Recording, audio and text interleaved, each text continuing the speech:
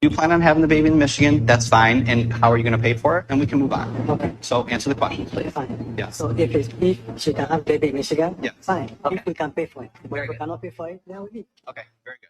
Was that your intention when you guys traveled from Nigeria? You knew that, is that right? You knew that that's what was going to happen. Yeah, we knew it. Okay, were you nervous to tell me that? Yeah, because we didn't know what. No problem. Listen. No, they were nervous because they thought that they were in the United States of America. They thought that there was a such thing as enforcement of the laws, enforcement of the rules.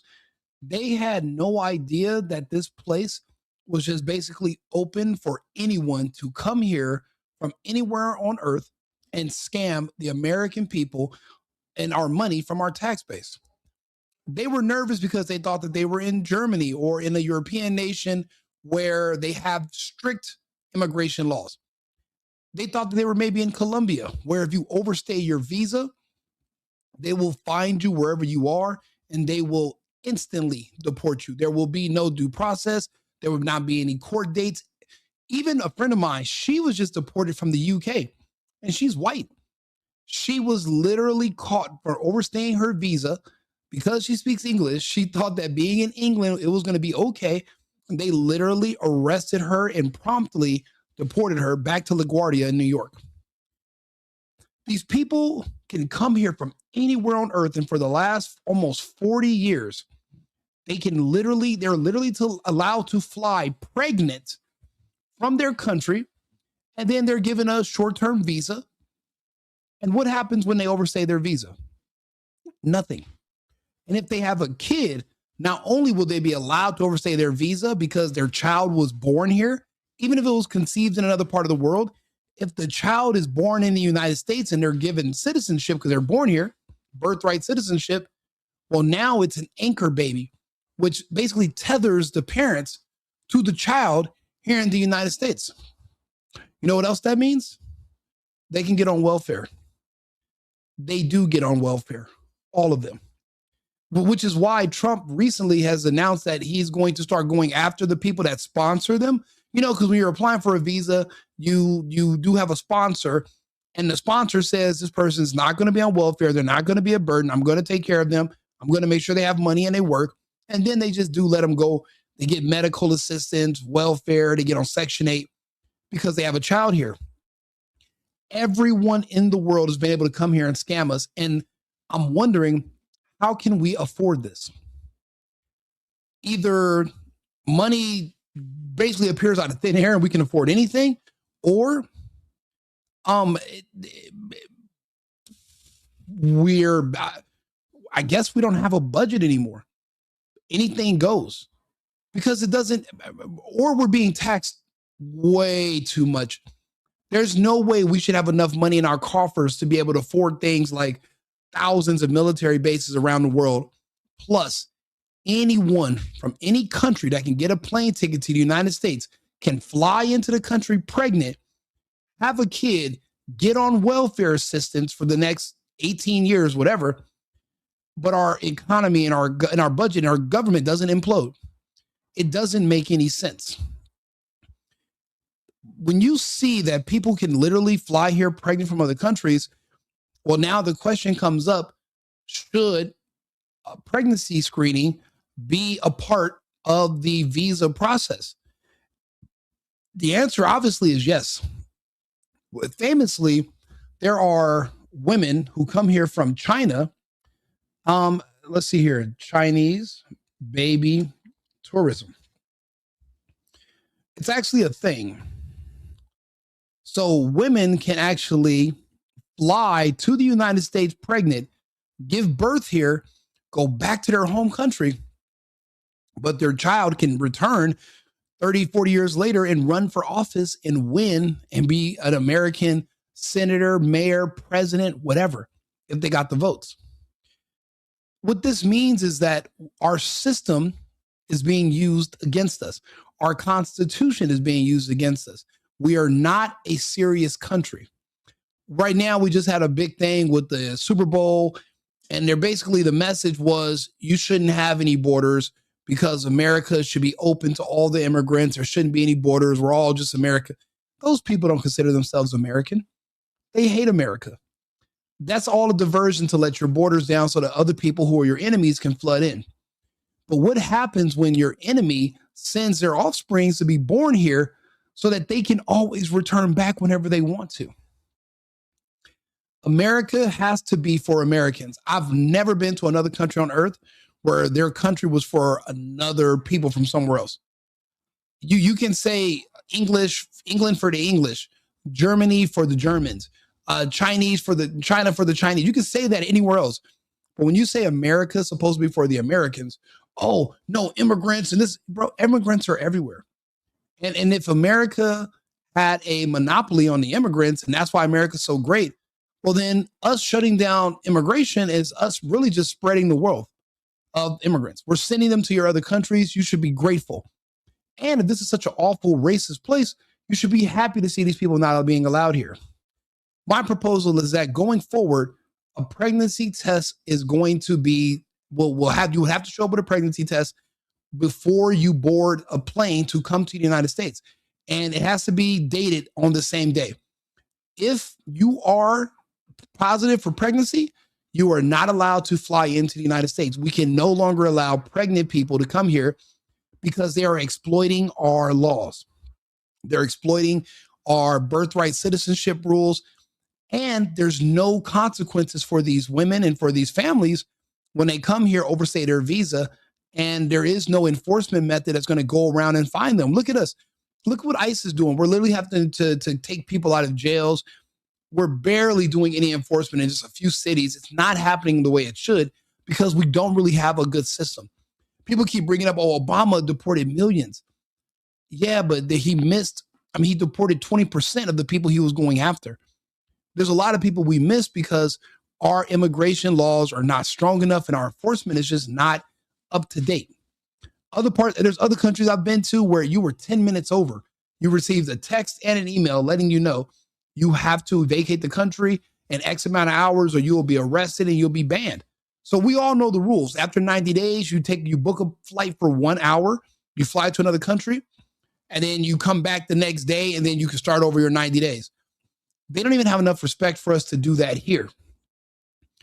And it's not every country. Only certain countries, poor countries, where the average person has an IQ under like 85 or under 80. Those are the countries that we have to ban from coming here pregnant because when they come here, they immediately start signing up for our government assistance programs. And if they just had a baby that was born in the United States with an American birth certificate, then we're all screwed and we're all on the hook. And because they don't want the optics of deporting and breaking up families, the mom and the family, they're not going anywhere. And then they're stuck here, permanent dependents. Did you know that? Essentially, that means that the United States provides welfare for all these other countries around the world. They can send their people here on expired visas. They can get over here and they can literally get they can get welfare that comes from your tax base. And then there's going to be people that are going to argue and say, oh, no, we shouldn't have, pregnancy screenings for when people fly into the country. But look what happens when you don't. People are literally scamming the system because they're surprised at how lax our system is. Even the people in this video right here, do you know how surprised they were when they were literally allowed to stay in the country and they weren't immediately arrested and promptly deported? Even they were shocked. Let's take a look. Do you plan on having the baby in Michigan? That's fine. And how are you going to pay for it? And we can move on. Okay. So answer the question, please. Fine. Yes. So if she can have baby in Michigan, yeah, fine. Okay. If we can pay for it. If we cannot pay for it, then we leave. Okay, very good. Was that your intention when you guys traveled from Nigeria? You knew that. Is that right? You knew that that's what was going to happen. Nigeria is one of those nations that Trump is putting on the ban list where we're no longer going to be receiving visitors or immigrants from those countries at all, because they have a history of exploiting our social services programs and actually using them against us. The fraud is not just daycares and setting up fake medical agencies. The fraud from these foreigners is all around. And they all have to vote Democrat to receive these benefits. And that's why the Democrats run cover for them. So the best thing we can do is for the security of our nation is we're going to have to add an additional screening to our visa process when it comes to even boarding the planes. You're going to have to make sure you have a negative pregnancy test. Because there are people that fly here to the United States at 8 months pregnant. They're giving birth within a matter of weeks. And they would fly into the United States, give birth, get all their paperwork, and fly back to wherever they're from. Or they just going to stay, and there's nothing you can do about it. Because imagine how bad it's going to look. What are you going to do? Tell Border Patrol to put handcuffs on the baby? And then a bunch of liberal news outlets are going to take pictures of it? It's not going to work. And that's why nothing ever happens. We have way too much sympathy, which is unfortunate for us. Yeah, we knew it started. Okay. Were you nervous to tell me that? Yeah, because we didn't know No problem. Listen, I appreciate you telling me what the they're truth. gonna do with us. You know. We'll figure it out. Yeah. You know, we're going to move. We'll figure it the fuck. Are you kidding me?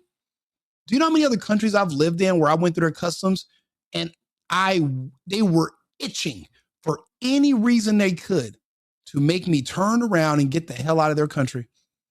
In Canada, if you even ever had a DUI in the United States, they won't even let you in.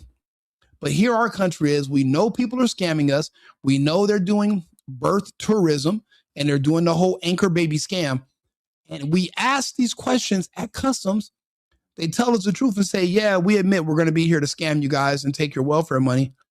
And we still let them in. Well, then what was the point of even asking them these questions? Matter of fact, what's the point of even having customs?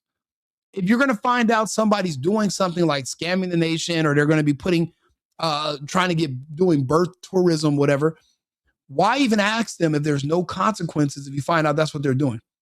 If they're going to say yes and admit it, what was the purpose? Why even all the smoke and mirrors pretending like there is enforcement and customs and this? It doesn't matter.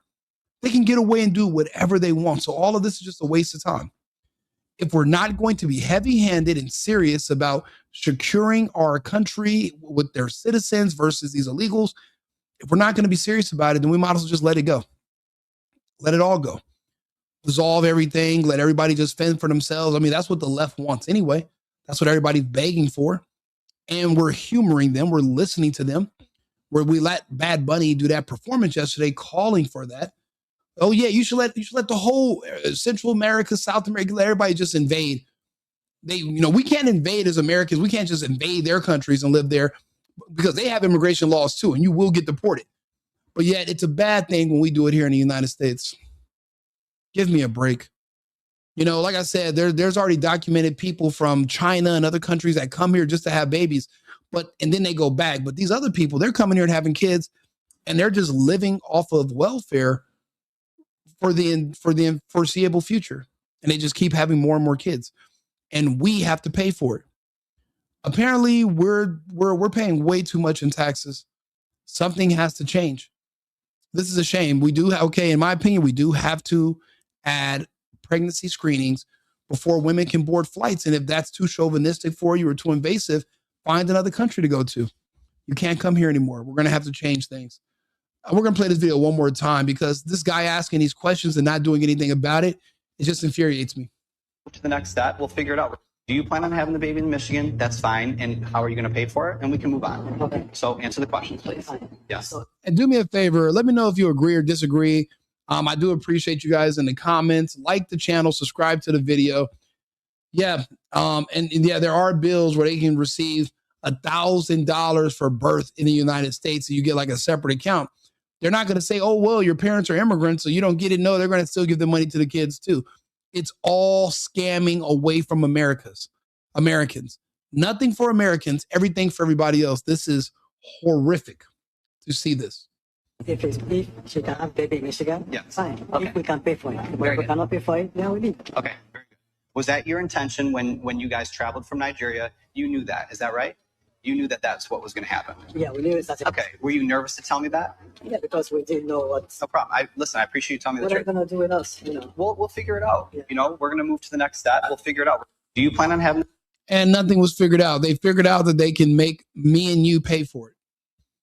Me and you, we had zero sex with these Nigerians, but we have to pay for their kids. Make it make sense. I'm tired of being ripped off. I'm tired of being scammed. Everything is fake. It's all bullshit. If we can't even take care and protect our country, then what good are we? You can go to the poorest Central American countries, South American countries, poor as fuck. But guess what they have? Money for security, money for customs, money where if you're caught overstaying your visa, they will come and find you and deport you. Everybody can do it. But magically here in the United States, we have such a hard time because, well, unfortunately, half of our political system saw these people as also voters because there's no enforcement when you legally vote. Just like there's no enforcement when you come over here and you have children here, but you are doing it on purpose. You came here to scam. Not like you came here 4 months pregnant and just had an early birth. That's not the case. A premature birth, you literally came here on purpose to give birth to a kid so you can live off our welfare system. And then, you know how usually when you go to sign up for welfare, they're going to ask you for the name of the father, but the father doesn't live in the United States. And you can give a fake name or no name, and they're not going to bill it. So there's no chance of ever the government getting that money back. And how is that fair to Americans? Because American men can get put on child support, their lives destroyed, so that these women can get, the government can play daddy and play father, give them money. But these illegals are getting the same money, except there's no men held accountable. So we're not getting that money back ever, not even potentially. Everything's a scam, and it just hasn't been going in the favor of the Americans. So that's why we have to speak out against it and talk about it and have these conversations. It's just a shame. People can literally come here and just suck the blood out of our country and just take any and everything they want. And we have no recourse. We're not allowed to say anything against them. We have to just go along with it. How dare you fucking come over here, have children that you cannot afford just so that you can just kick your feet up and expect the rest of us to take care of you. And then because these people are living in their own enclaves of their own people, there's nobody around them to judge them or to look at them and say, maybe you should get a job. And they can kind of keep going with different scams. And that's why they don't integrate with our American communities, because, well, then we'll find out what they're doing, say something about it. We can knock their hustle off or, make them change what they're doing. But most of us had no idea. We're just now finding out how much they've been really ripping us off and scamming us all these years. And it's a shame because there's really nothing anyone can do about it. Like I said, what was the point of this guy even asking them these questions if he was going to just let them stay in the country anyway? Now I can see if you're like, hey, were you guys planning on having a baby here just so you can scam us? Stay right here. And immediately they're in lockup, and then we're finding a flight for them back home, and they're banned from the U.S. permanently. But no, because they just had a baby here in the United States, they're already planning on doing it. There's nothing anybody can do. Why is that? No other country has immigration laws that are this weak and lenient. We're the only country on earth. I mean, the UK, there's an invasion of Europe from Northern Africa and the Middle East. So their immigration laws are screwed, but the rest of the world doesn't play any of that. They're not open societies where you can just walk in and do whatever you want and take whatever you want and scam and take money from the people. You literally, you can't do it in other countries, but here it's like we're like a sucker born every day, and they just all happen to be American. It's embarrassing. It's embarrassing. And you know what? People say in Canada too, but I remember Canada used to have stricter immigration laws. If you had any kind of criminal record, they would let you fly in, but they wouldn't let you leave the airport. You get put on a flight and go back. But now, because you guys are under the World Economic Forum, same as Europe, they've penetrated your cabinets, they've changed the laws, and they're basically just flooding your country with, it's an invasion of the people they control. The World Economic Forum, they control the Northern African people, Middle Eastern people. They can control those populations, and they can just overwhelm you and take your country, which is what they've done in Canada, the UK, France. I mean, Spain. I remember when I first went, I was living in Europe maybe 8 years ago. And I remember watching everything change. Like, I remember one day I was in Paris and I wake up and I'm watching TV, and everyone on the television show, it's a game show, everyone's white. And I live by the Palais Royal. So I'm in kind of like by the Royal Palace in Paris. And I remember leaving my hotel, and I walk outside, and it looks like you're in Compton or Atlanta. There's like a barber shop right there with like different types of hairstyles for haircuts, and everyone's black. I couldn't find 2 white Parisians for the whole day. No, there was none. Just everyone was either black or Arab. And then I'm walking down the street and I'm in Chinatown. I'm like, where am I? But if you look at the television, everyone was white. But when you go out into the streets, there are no more white people, no more natives. And you start looking at the fact that these places are being overran, their governments are being dissolved, their laws are being removed, they're being conquered. But here in the United States, it's just a little bit more difficult because, well, for one, we have this thing called the First Amendment, which is what I'm exercising right now, and I can talk about it. If you're in France, if you have this conversation, you'll be arrested. If you're in the UK and you have this conversation, you'll be arrested. Germany, they're knocking on your door. The Australians, they're kicking in your door. If you're just having a basic, regular, tame conversation about the lack of immigration enforcement, just having this conversation, you're subject to arrest. So that's the difference between us in the United States. We can talk about it, people get aware of it, and there's always a chance that the Second Amendment is going to come out to play. So that's another thing that kind of that saves us. But think about it: when they're trying to get these other countries to invade us, these other countries are full of people that don't believe in the First or the Second Amendment. So they're here and they're supporting laws to try to penalize our speech and to remove the guns from our population, not because they love us, but because they hate us. They want to overrun our country. They want to overrun us. Why do you think all the hate is always directed towards white people? It's not spread out equally over everyone. They specifically hate white Christians because they see white Christians as being the only solid foundation holding up the Constitution of the United States. And if they can just get rid of the white, strong, white Christian man and his family, then the Constitution is no more than just toilet paper. So you actively have people that are born in the United States now, because we've been letting everyone come in, that are literally here trying to do what they can to chip away at the foundation which holds up our Constitution. They want this country gone. I mean, we're all that's left.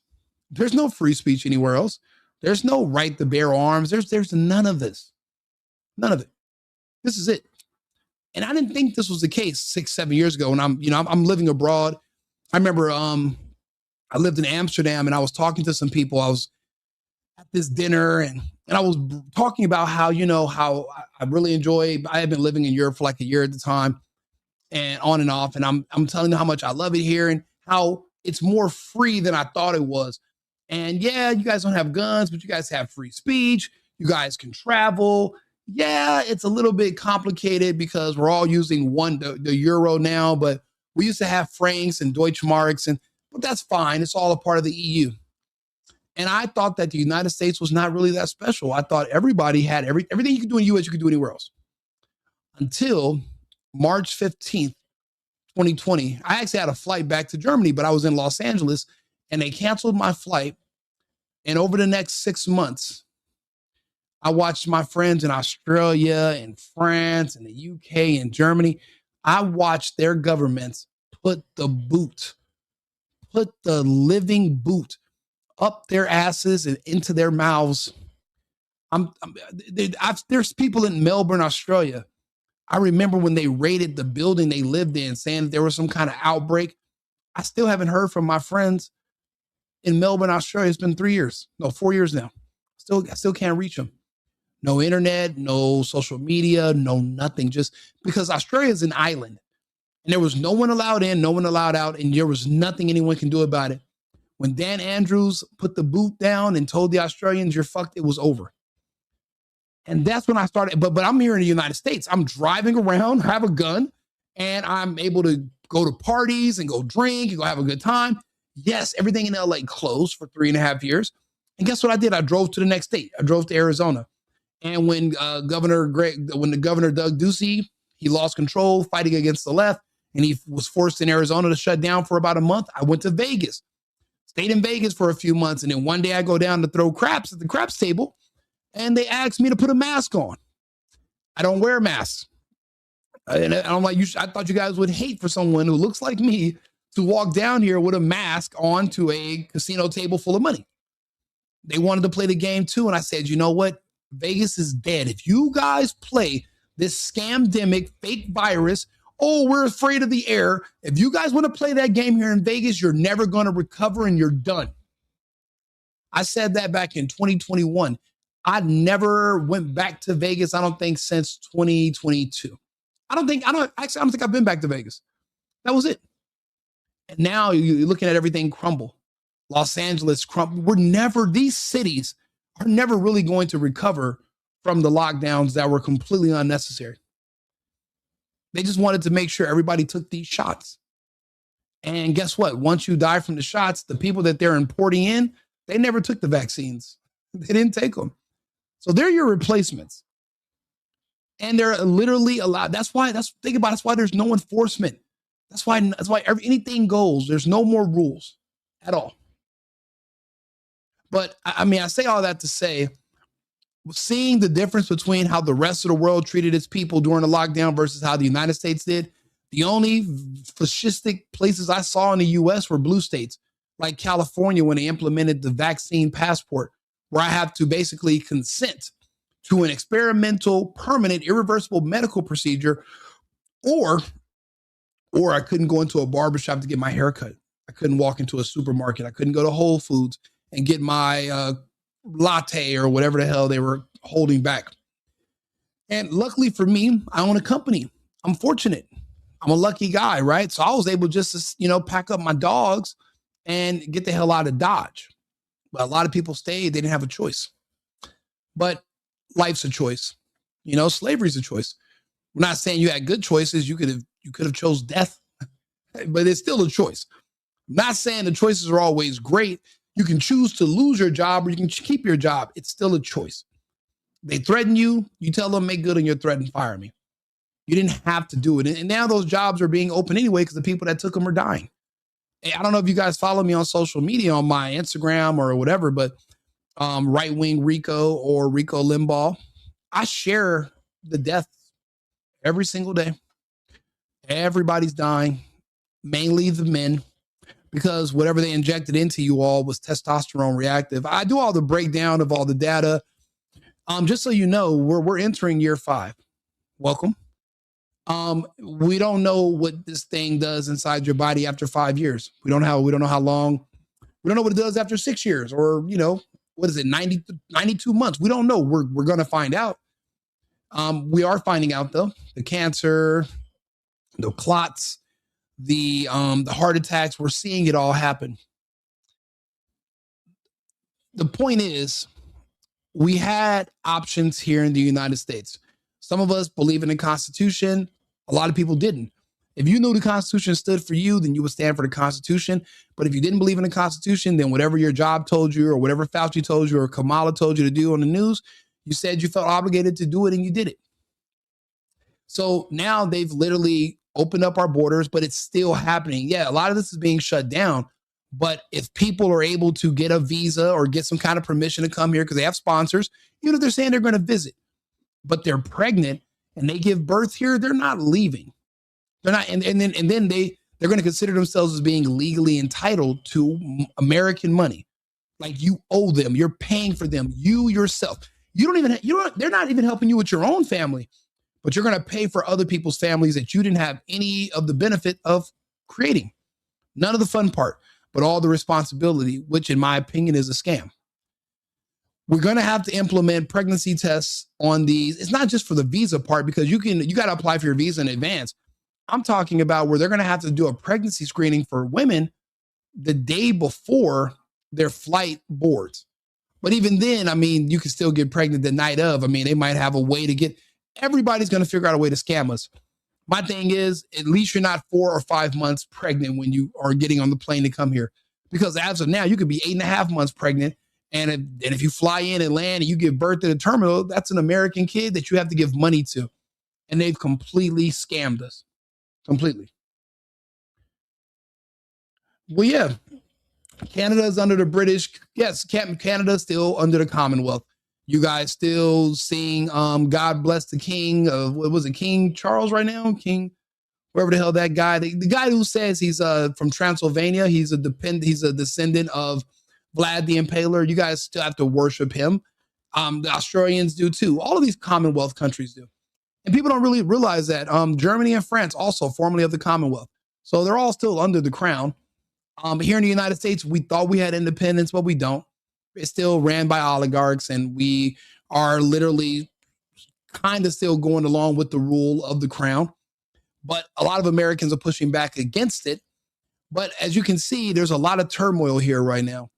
The point, but because everyone hates what Trump is doing, which is securing the country. This is happening a lot, but it's happening a lot less now. But we can't let it start up again once Trump's not in office, which kind of seems like what they're trying to plan on doing. And we're going to have to stop them from doing that. You guys on all seen God Bless the King? I don't know. I've seen it. I've seen you guys sing it at your award ceremonies, at your sports games. And you guys do actually sing. You might not personally sing it, but as a country, you guys still sing God Bless the King. Let's see here. Citizenship is actually tied to who your parents are of citizen. That's only true for, actually, that's true. But if your kid is born here and your parents are not citizens, then your child will still be an American citizen. And that's how you have all these people that are like, my parents have been deported. They've been here 30 years. Well, yeah, they had an anchor baby 30 years ago. That was you. And they didn't want to deport the parents and have the kid here. So they left your family alone. Now we're saying to hell with all that. You guys still got to go. And now everybody wants to boo-hoo. But within that 30 years, your parents, in my opinion, are pieces of shit because they didn't even have enough respect for this country, which gave them 30 years and everything they have. They didn't have enough respect for us to go through the process on becoming a citizen. Most of them, I'll be honest, most of them didn't even care to learn the language. That's how much they don't give a fuck about this country. Most of them still hold on to where they're from. That's their culture. That's their heritage. They even wave their foreign flags while they're here in the United States because that's where their loyalty lies. So of course they didn't denounce their old citizenship and go for American citizenship. Of course they didn't. Why would they? They don't love this place. They don't like it. This place is a hustle. This place is a job. People come here to get money and then they leave. They don't love this place. They see this as an opportunity. But the rest of us see this as home. And I don't like the fact that people can just barge into my house, take silverware, take the plates, and just give us the finger and walk out and just come back whenever they want, just steal, just take. I just don't like it. Yeah, they do sing it at some ceremony. They sing it at ceremonies in all these countries. God Bless the King is a real song. And you can't say they don't sing it at all. Like I said, I'm not saying that when you get up in the morning and you make your cereal, you go doon, doon, doon, doon. God bless. I'm not saying that. I'm saying that your state department and your official government buildings, when your flag has a small British flag on it, or it's a resemblance of the British flag, you guys will do sing God Bless the King. You're under the Commonwealth. And they say it's mainly ceremonial, but there still is it's a power structure like a king that's over your nation. Yeah, that's how it feels. We don't sing it at games or religion. You know what's, again, I've seen it at hockey games. I've seen people sing God Bless the Kings, the King. I mean, when I used to live in Canada, I used to live in Toronto. I've been to British Columbia. I mean, I've been to Vancouver, been to Saskatchewan, Regina, been to Edmonton, Calgary, all the way to Alberta, to Thunder Bay. I've been all over different parts of Canada. And in some places, the real Canadians, not these newcomers, not the Somalians, not the Chinese, the actual Canadians, yeah, that's a part of the culture. Not saying they get on their knees and they grovel and they say, oh my God, toodles, would you like a spot? They're not doing all of that. They're not that washed with the Brits, but they still have to respect the crown. Here in the United States, we have no idea what the crown even means at all. We don't care. And that's the thing. This whole asshole New Yorker type attitude that Americans used to have, it's making a resurgence. If you see what happened yesterday with the TPUSA, doing our own separate Super Bowl show to just say fuck you to the regular Super Bowl show, and it was a ridiculously massive success.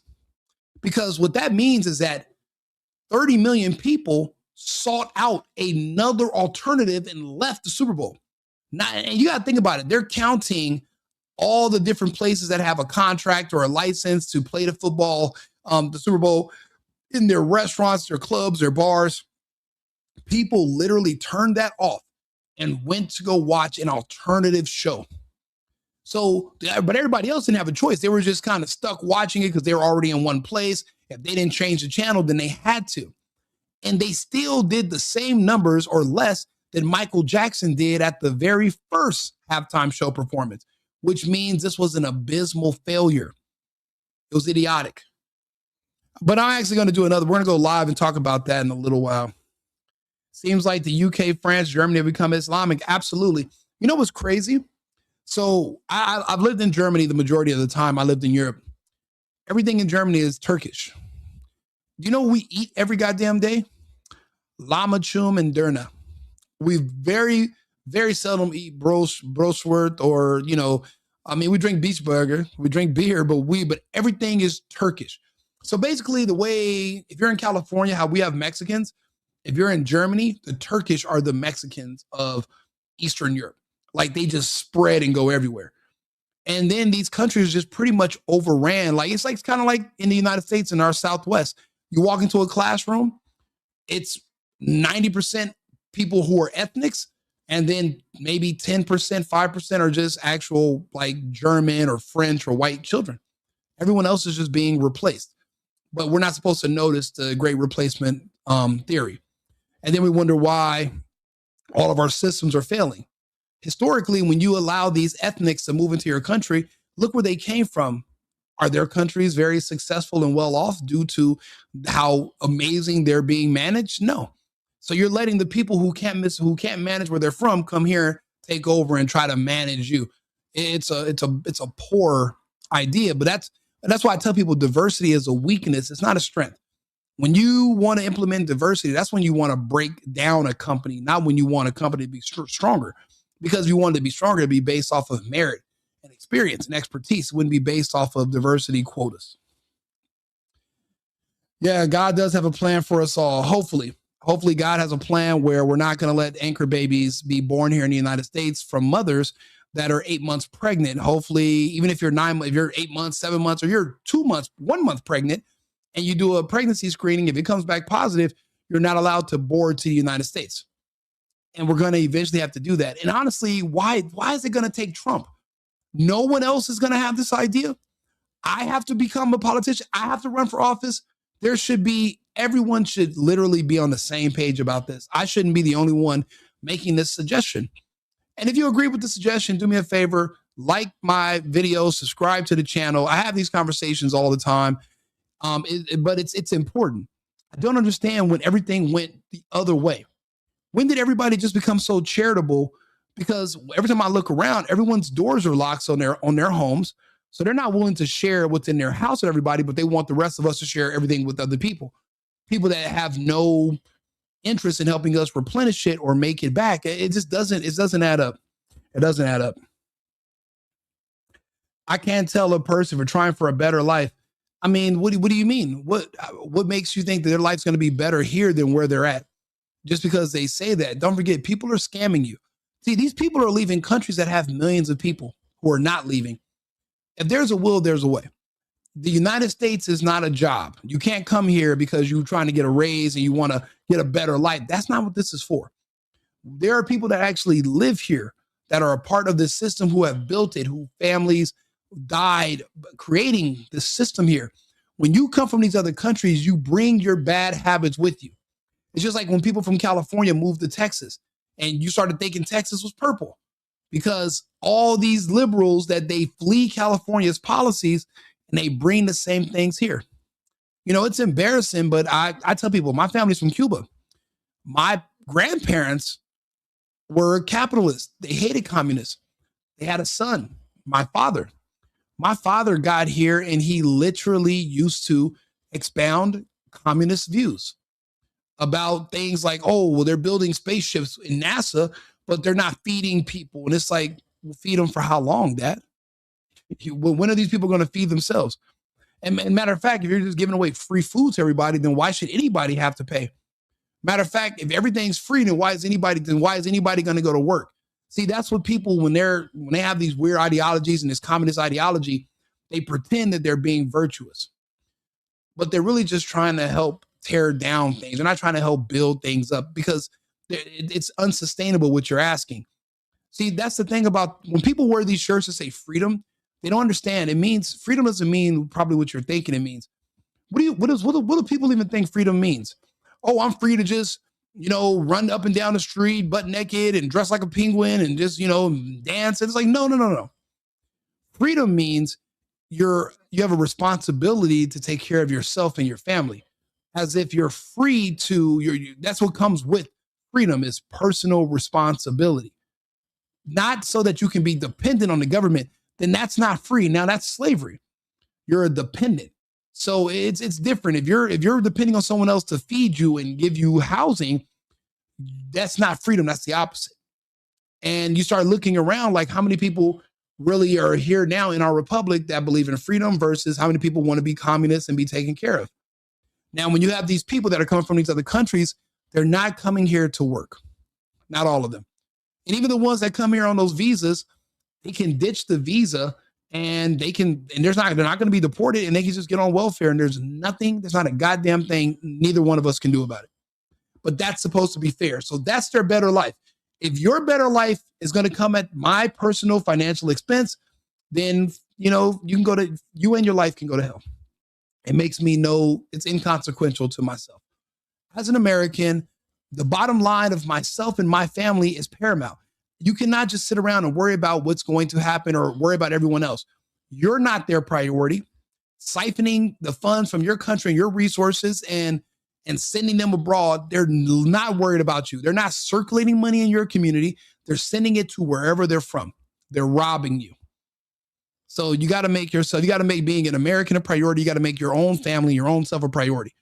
You think you're a good person because, I want to give all these people all my money, but you really don't, because you won't let any of them come live with you.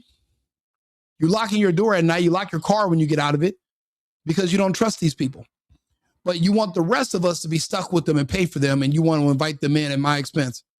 You can go all the way to hell with that. I'm not going to support it. I'm not going to pull punches and pretend it makes sense. We're not allowing people to come here. We're going to have pregnancy tests that are mandatory when they're booking their flights to come here to the United States. We should be mad at the government, and we are. And that's why we elected Trump. He's a bull in a china shop. Think about it. Our entire government, deep state apparatus, they hate Trump more than anything on earth. They all do. They all hate Trump. So yeah, that's proof that our government hates us, because the one man that's actually trying to look out for us and do things in our benefits, the government hates, because now they're losing their control over the people. What you don't understand is that these people don't hate Trump. They don't hate ICE. They hate God, and they want no law, no rules, no moral compass. Tony Kaiser, you are absolutely correct. I was telling somebody that I had someone who was black on the show, and we were talking, and I was asking them, it was a trick question, but I wanted to see what he was going to say. I said, so, what immigration laws do you not like? And he was like, I don't like any immigration laws. And I was like, okay, cool. What other non-immigration laws don't you like? And he actually said it, and this is a question no one ever asks anyone who's black. He said, well, I don't like any laws. I think all laws are racist. And then he proceeded to talk about how the Nazis used to have laws. And I was like, so you mean to tell me this is the hill you want to die on, is that any country that has laws and law enforcement, and they actually have a system of rules and how things go. So every country is racist and a remnant of the Nazi regime, the Third Reich, just because they have laws and rules that they enforce. So if you go to Singapore and you get arrested, they're Nazis. You go to Japan and you get arrested, they're Nazis. So all laws are bad. And what they were saying is that not around the world, but just in America, there should be no laws, no borders, and everyone here should have all their money taken away from them and divided up and given to black people. And I was shocked when they said this, but then I wasn't. See, I know black people. I've been around them my whole life. I can pass for a black person. I listen to what they say. This is not new. This is new to you because you don't know any. You never talked to one. I've talked to them before. And I've heard this crazy shit over the years, and I didn't know how widespread this mass formation psychosis was, but they don't believe in any laws. They don't believe in anything. They want lawlessness. They want no rules. They don't want any jails. They want, no matter what your crimes, you should not be prosecuted. The only person they want to see that go to jail and be prosecuted for any crimes ever is Trump. Nobody else. All lawlessness. And then you start thinking, okay, let's look at Africa. Kind of sounds a lot like some parts of Africa. And it's just like, you can't have certain cultures involved in your government. Look what happens when you elect them as mayors and governors and sheriffs. Look what this sheriff said. Look what this black sheriff said. Yes, 2 days ago. Like, check this out. Branch of government do you operate under? Mecklenburg County. What branch of government do you operate under, Sheriff? Constitution of the United States. Correct. That is what establishes the branches of government. I'm asking which branch you fall under. Mecklenburg County. Are you aware how many branches of government there are? No. For the sake of debate, I will move on and say there are 3 branches of government: legislative, executive, judicial. Of those 3, which do you? And look at that bald coon. He's just sitting there and he has no idea. He doesn't have no idea how many branches of government there are. He's only there because of how he looks. He's only there because shallow people and insecure people said that they need more diversity and we need to hire him based on his appearance and not on his merits, his expertise, or his know-how, which is why our cities have failed and been failing for so long, because no one wants to talk about it because they're afraid of being criticized. So I talk about it. This should be embarrassing to them, but it's not, because you can't shame the shameless. You know, remember, offended by everything, ashamed of nothing. He doesn't care. He's just sitting there with a smile on his face because he's like a blonde bimbo. Like, you're supposed to be dumb. It's fun to be dumb when you're them. You're not supposed to know anything. So that's why it's dangerous to put them in power. So I feel like that about foreigners as well. It's like, why would you hire people or let people get elected who they were born and groomed to hate everything about our country and our system? But they won't go to another country that they think is better because their goal in life is to burn down this one. They won't go somewhere else that they agree more ideologically with their way of life. No, they want to stay here and torture us and basically destroy everything that we've built. And that's where you have the clash. That's where it is. But keep listening. I believe you fall under. I believe I fall under the last one, judicial. You are incorrect, sir. You fall under the executive. Yeah, bro. And then look, it even gets worse. You think that's it? That's not. Take a listen. Before we even get appearances, Mr. Thompson, I'm gonna need you to be respectful. I ain't doing nothing. Well, it's fine. Okay. What? You can say that now to a judge, but only if you're black. You can't say that to a judge if you're any other race. They'll hold you in contempt. But if you're black and the judge is black, you have action. That's fine. This is how the final sentencing for Christopher Earl Thompson began. Thompson convicted in December of robbery, kidnapping, sodomy, and sexual abuse for the 2023 attack on a woman he did not know. Now, for them and their culture, that's like the ones who are now pretending to attack me with words. You can't hurt somebody like me with words, but go for it. Those are the ones who are like him. They think that all of these charges should not be crimes if you're black. There shouldn't be any laws for anybody who's black. Because of Jim Crow and because of stories about slavery written by a man who was convicted for fraud named Alex Haley, they think that they are owed the privilege of being able to commit crimes or for any crimes at all. And no, there's no punishment. They don't believe, it's not just immigration laws. They don't believe that kidnapping should be a crime. Rape, robbing, murder, which is why that's all you see throughout that community every single day. And then they're shocked when someone's there to arrest them. Again, birthright citizenship must be revoked. And that's why I talk about it every episode. Past a certain amount of, depending on what kind of crimes you commit, you must be removed from the country and banned here permanently to make this country great. Because I don't think that locking these people up for, X amount of years and eventually letting them out, It hasn't worked.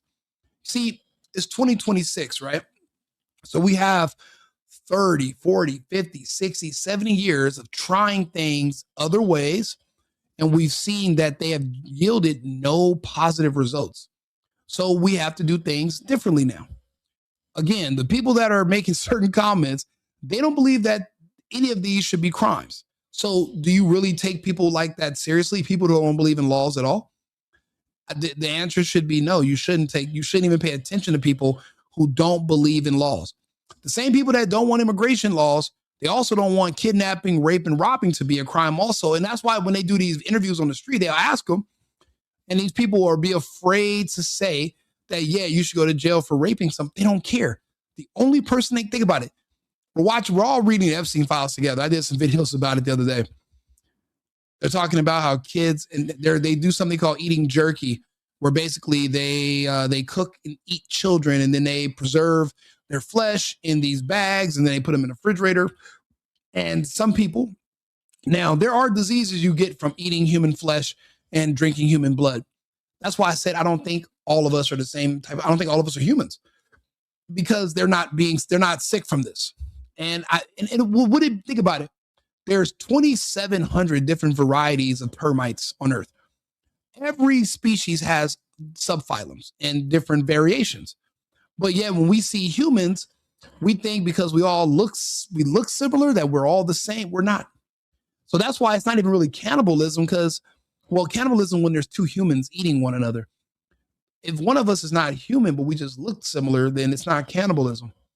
So again, when you're looking at what's happening with the Epstein stuff, the only person they care about is Trump. If you look at these comments, these people are all just Trump derangement syndrome. Everything's white supremacy. They said that arresting someone for kidnapping and rape is white supremacy. Arresting someone who robs women at gunpoint and beats them or kills them, that's white supremacy to arrest them. Can you really take these people seriously? And the answer is no, you shouldn't. But look at this judge. Look what happens. Thompson, in a ski mask, abducted her in her own car, drove her to a school parking lot, and forced her to perform horrific sexual acts on him at gunpoint. He then drove to an ATM, robbed her, and drove back to the school to sexually assault her again. This was, like I said during the trial, every woman's worst nightmare. That's the prosecutor asking the judge to uphold the jury's recommendation that Thompson serve 65 years for those crimes. All of these DEI elected judges, mayors, I don't care who they are, they all must be removed. There's not one of them that is America first, pushing an America first agenda, which is focusing on protecting them. They're all seeing an opening right now where they can literally burn this place to the ground, and they're taking it and they don't care.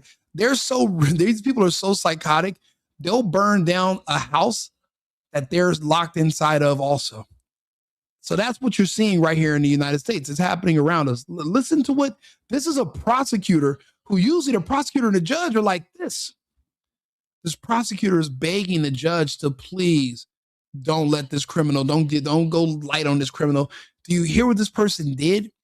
Kidnapped, robbed, raped, and made him go to an ATM, then brought her back, raped again.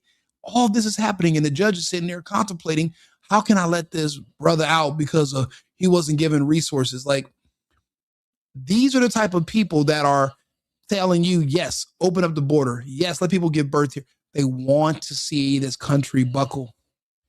We're holding on by a thread. The only thing we're holding on by is the First and the Second Amendments. That's it. See, these people are scared of those. They're scared. They know that we're armed, and they know they push a little bit too hard. We're going to push back, and then it's over.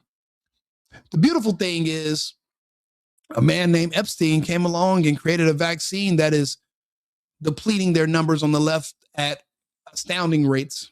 So a lot of these issues we're having, a lot of the race stuff, these are things of the past pretty soon.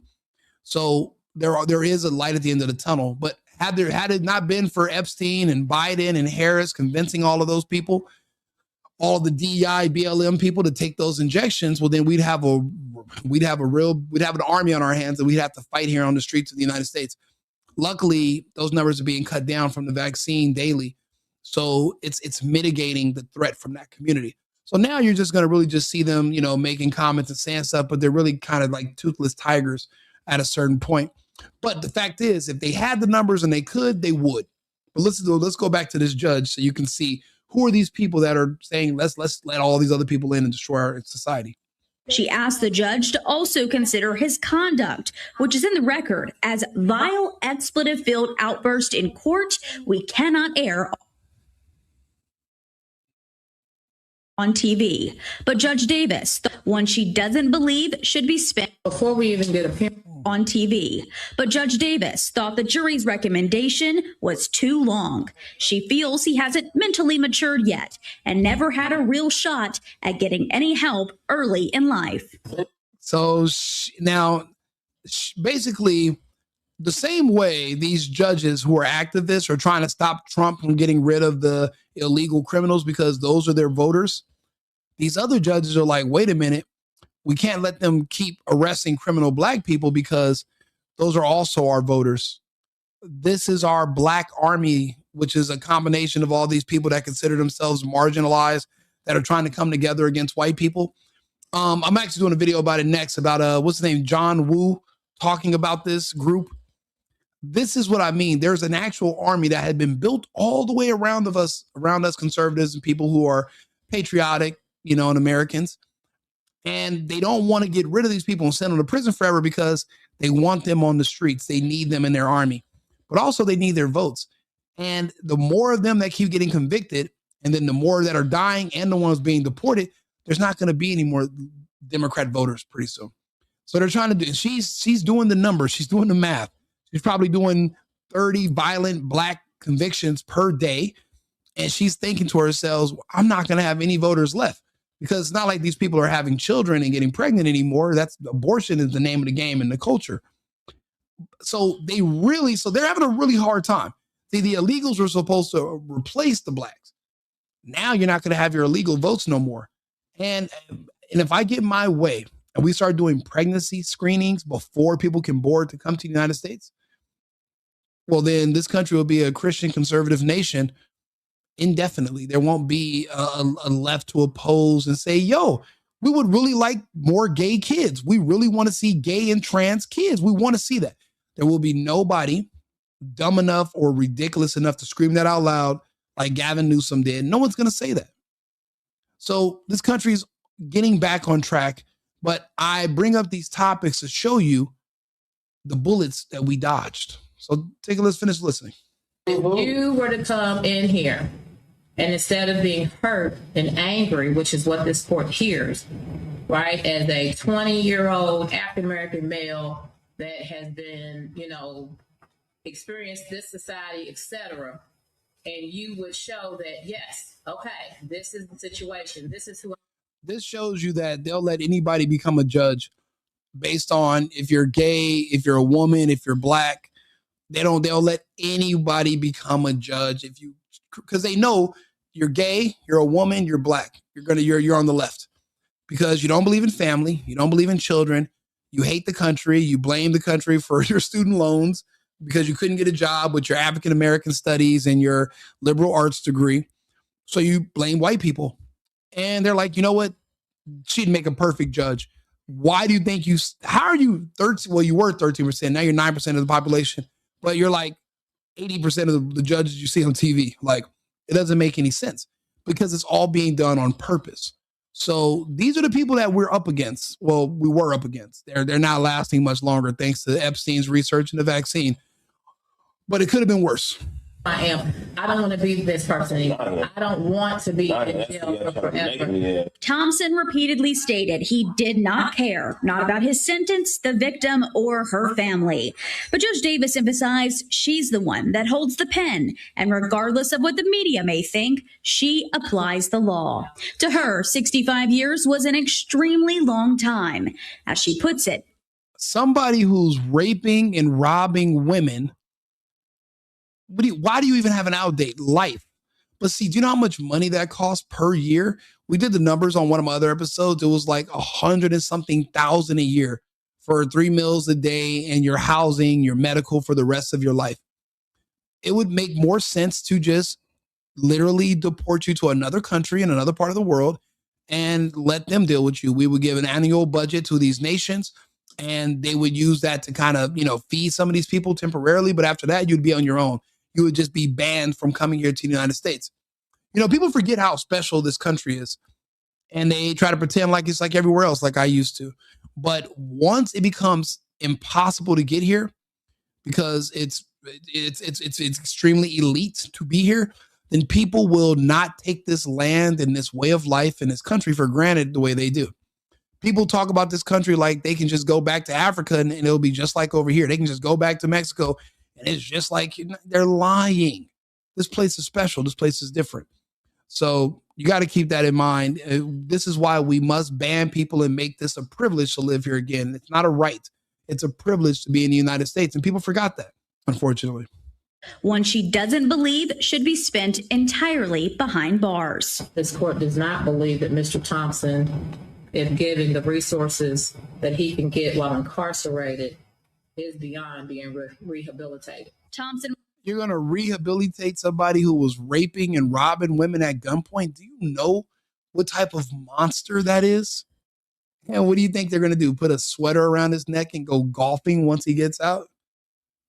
This isn't, where you basically trumped up charges for marijuana possession or he was selling drugs. And no, this was an actual monster, armed, rape. Are you kidding me? You think this person's going to be rehabilitated? It's laughable. But let this be a J6 protester with a trespassing charge, then this black lady would have fucking gave him 1,000 years. And that's why I'm telling you, this is a scam. They all must be removed, or we lose everything in this country. We got two choices. Was sentenced to 30 years in prison, less than half of what a jury of his peers believed he should have received. Now, in a liberal jurisdiction like Louisville, Kentucky, after an appeal and after, going through all the different programs, that 32 years will end up being maybe 16 years, maybe 12 years with good behavior.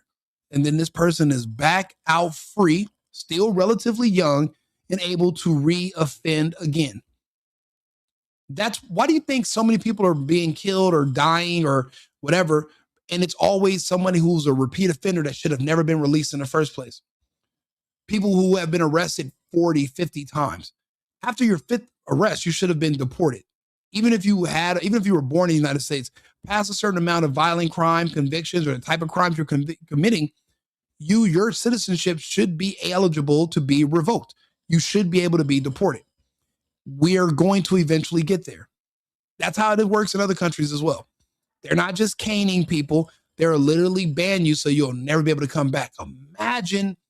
Imagine what type of country we would live in if people knew that not only would they be arrested and they'll go to jail, but once their prison sentence is up, they'll lose their American citizenship and be banished from the country and kicked out, and they can never come back. Do you know how fast that would change the behavior of citizens here? It would change them overnight, because these people talk a lot of shit about the United States, but they're deathly afraid of leaving it. They'd rather go to prison and forever than leave the United States. We see that every day. Yeah, send them to North Korea. We could send them to South Sudan. I know the Trump administration created a relationship with the Sudanese to send people who are being deported there who their home countries won't take them in. And I'll be honest, a lot of these countries do not want these people back because they cleared out their prisons in the first place and sent them here under Joe Biden. So you're not going to take back your mentally ill and your rapists and murderers. So they're saying, we're not taking them back. You can't bring them here. So we're having to find other countries who will take them. I'll be honest with you. If you're watching what's going on in the United States with the Black Americans, people are like, well, where are you going to deport them because they were born here? It doesn't matter where you were born. But no countries are going to accept them. We're going to have to pay countries in Africa to allow them to land there, but they're not going to be welcomed because everyone can see the harm and the danger and the destruction they caused in the United States the past 100 years. This judge is a perfect example of the harm and danger one group has caused. Literally, they created an entire lockdown for the entire world just to give this judge's group an injection that kills them specifically. It kills other people, but just not like the way it's killing them. But it was all done for a reason. We really didn't have a choice if you think about it. I mean, we can go over the numbers, we can go over the statistics, or we can just turn on Twitter for about 10 minutes. You can figure out why the vaccine and why Epstein and them were justified. I mean, if you're doing the math on how much charity, not only are they dangerous, but they demand charity around the world. Every organization is trying to feed them. So nowhere on earth can they feed themselves. It's problematic for any civilized nation's budget, you know. And sometimes you got to stop the bleeding. You might just got to cut off the limb and just, you know, take it as a loss. They did the numbers. Anybody can do the numbers. Everybody just didn't have the they just didn't have the testicular fortitude to go through with it. That's why he said in that email, I hope we can pull it off. And they did. But this is why they had to. In response, Commonwealth's attorney Jarena Weathers said she was disappointed with the ruling, saying, quote, as prosecutors, our responsibility is to take to trial and present before the jury cases like these, where dangerous individuals pose a severe threat to the community and as a result need to be removed from it for as long. Do you see? It's not just me. See, I'm just taking it a little bit forward so that people here in the United States, actual patriots, actual Americans, well, we have something to look forward to. See, I don't make these videos because I expect to make a lot of money off of super chats and you know, ad revenue. That's not what I'm doing this for. I already work. I work. I make these videos because in the future, if I'm going to be needed to run in certain places, because certain places are going to need me more than others to help clean things up. So instead of me going on the campaign trail, right, and talking to people and basically just adjusting adjusting what I'm saying per whoever I'm trying to appeal to, I make thousands of these videos talking about my stances on every subject, because this is kind of like my you know, when you're going for a job and you're like, oh, this is my auditioning reel. I'm auditioning now for the public. And everyone knows where I'm standing on every topic. And if I'm in charge or if I'm anywhere near a position to influence anything, you know where I'm going with it. But it's not just me. Look what the prosecutor said. The prosecutor says, as prosecutors, our responsibility is to take to trial and present before the jury cases like these, where dangerous individuals who pose a severe threat to the community and as a result need to be removed from it. I look at the United States as my community. The country is my community. Americans as my neighbors. I don't see separation between cities and states. I would like to see us all under the Fed. I would like California and the West Coast to come back under the umbrella, even if we have to bring them back in, which it sounds like we're going to have to. The way we brought the Memphis back and DC. These are places that we had lost control over. And you see what we're doing in Minnesota. We're taking some of these places back forcefully. If we do this right, we can bring the entire country back under one umbrella, because united we stand. However, there are certain elements that we can no longer coexist with. There are people who think that that sexual access to children should be legal. A lot of those people are called Californians. They passed a bill in California, Senate Bill 145, which basically sets up a layer of protection for pedophiles, because the real punishment is not when you get caught being a pedophile and you go to jail. The real punishment is when you get out. You have to register on that sex offenders list, and you can't work and you can't get housing. That's the real punishment. But they've removed it in California because of Bill SB 145. That bill was gaining a lot of prominence and moving its way east into other states. Trump and Charlie Kirk famously started talking about it. That's when everyone lost their mind. They said, we're losing our rights.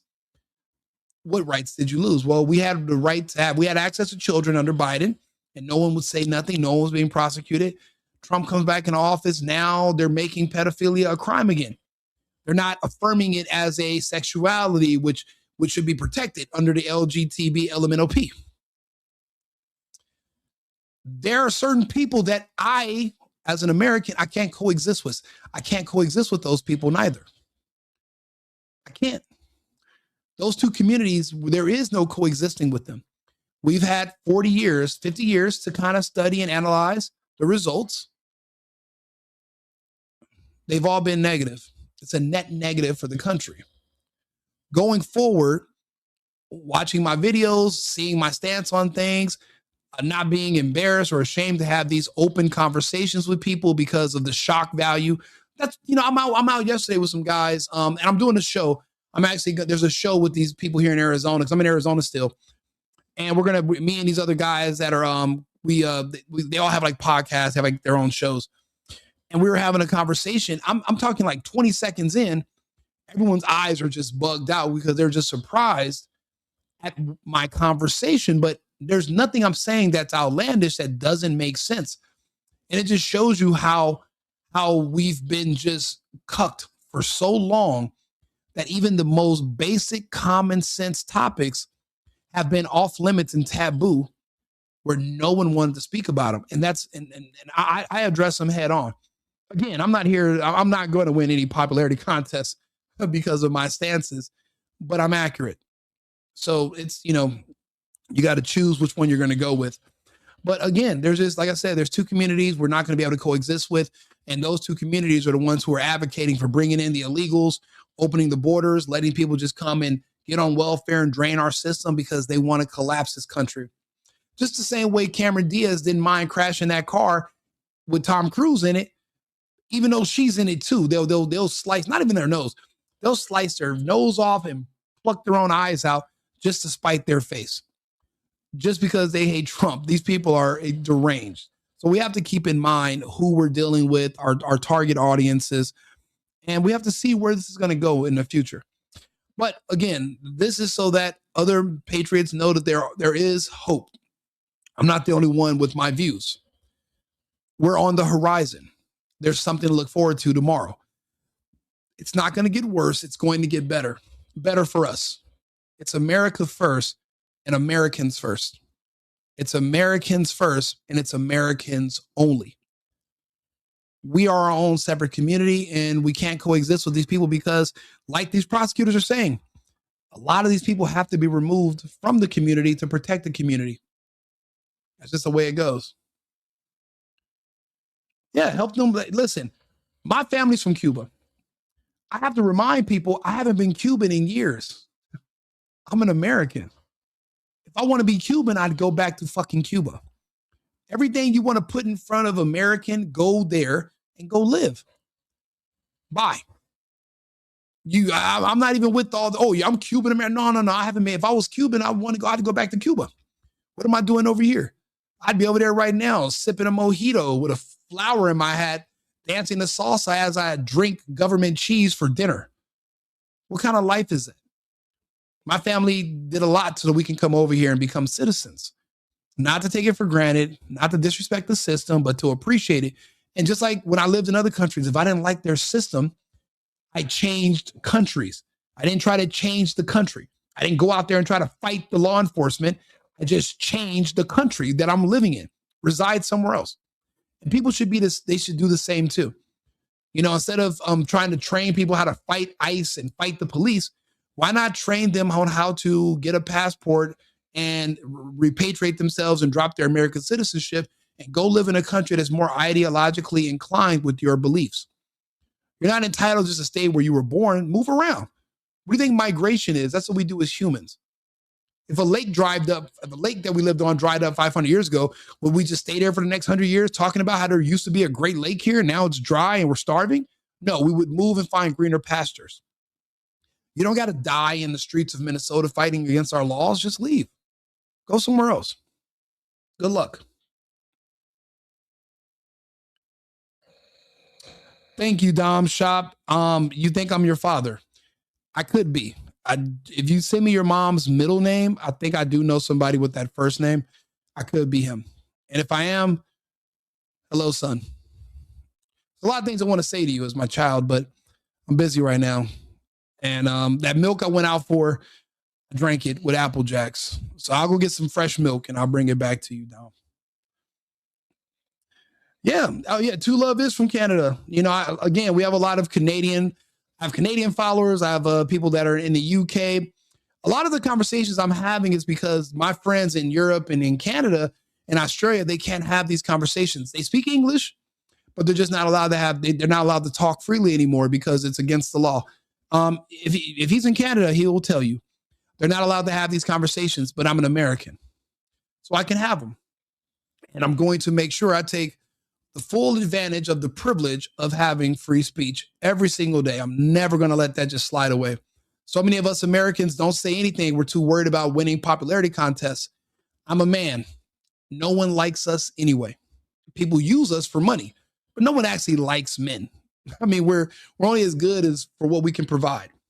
You know who loves men? Your dogs. My dogs love me. That's why you hear one snoring in the background. People keep thinking, are you awake and snoring? I'm like, no. That's Mr. Bacon. When I say I'm doing my show in front of a live studio audience, it's my dogs, but he's my bulldog. And he thinks, and after about 10 minutes of me talking, he starts snoring. So, you know, that's my live studio audience. Canada is an American. Well, it depends on what part of Canada, because we are working on bringing in several Canadian provinces to the United States. We've already started the process. To be honest with you, without the United States subsidizing Canada to the tune of about $250 billion a year, there is no Canada. We're their number one customer for all the stuff that we don't really need from them.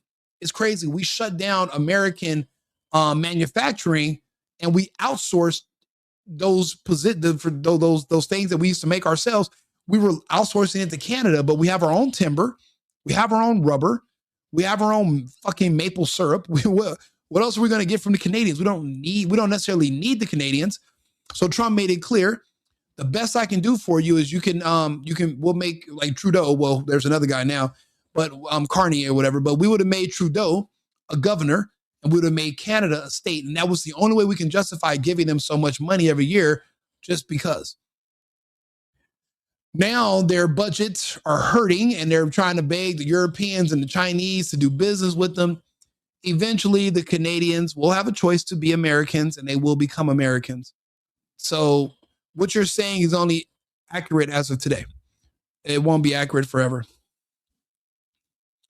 No, I would say Canada will be at a 51st state. It's $250 billion a year that Trump's now we're not giving them. They don't run on a surplus. They don't generate anything in Canada. What's the Canadian GDP? What is their number one export and who does it go to?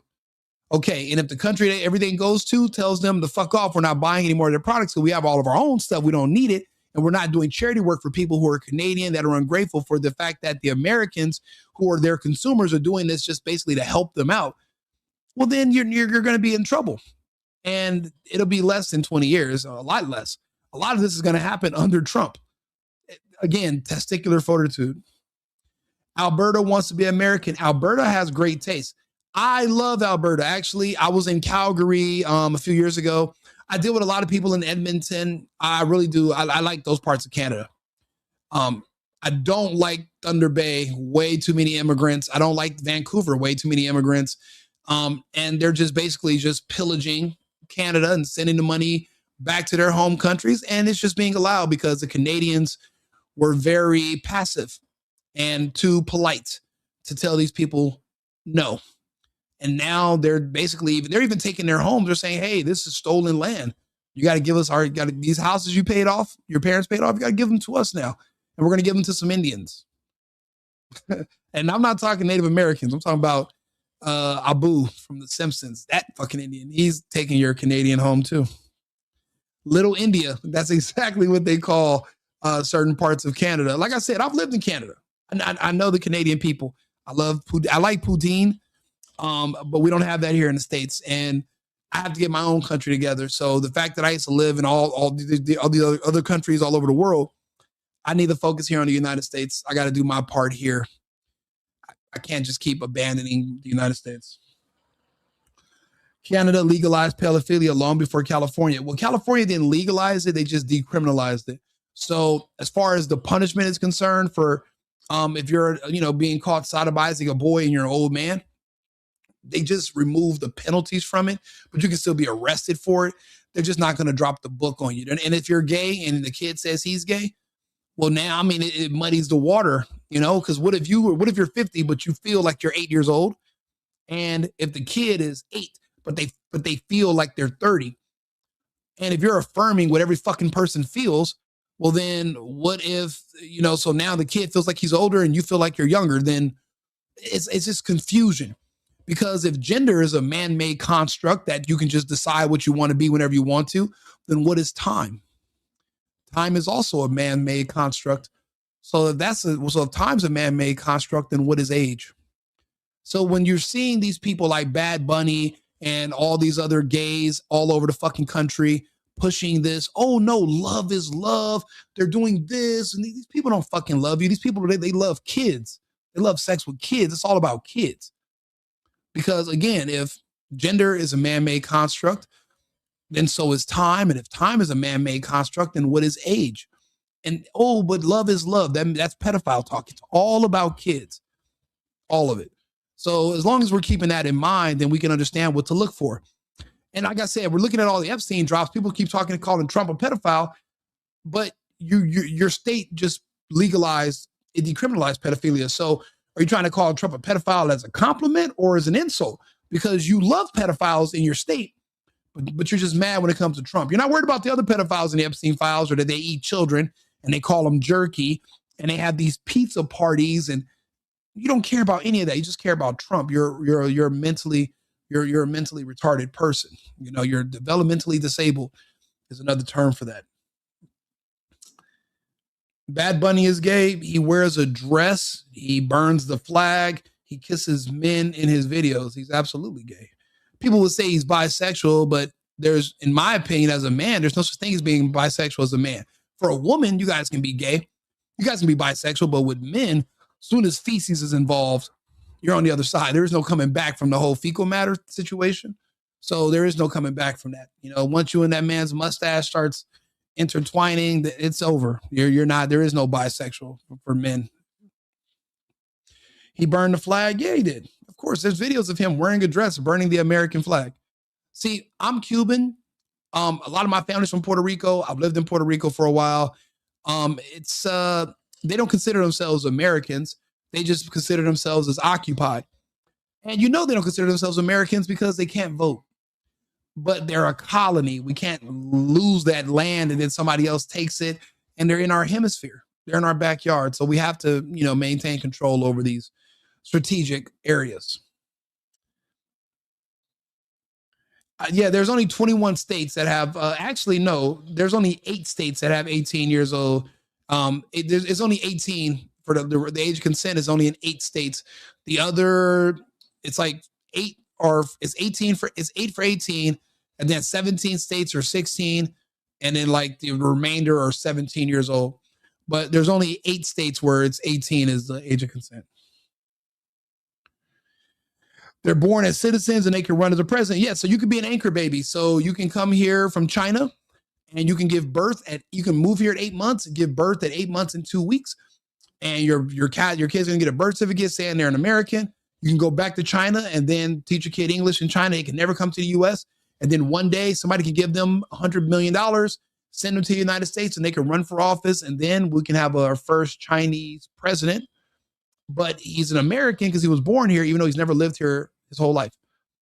That's how ridiculous our system is here. And that's how our laws can be exploited and used against us. And if we don't have a system where we can shore up and protect ourselves and adjust these laws faster, well, then people are going to just keep abusing them.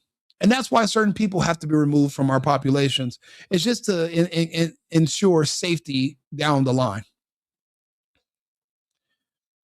Oh, yeah, sorry. Couldn't ferment the stats. 8 states, though. Come on, man. Let's see. Let's ask. I have a co-host. He's a know-it-all.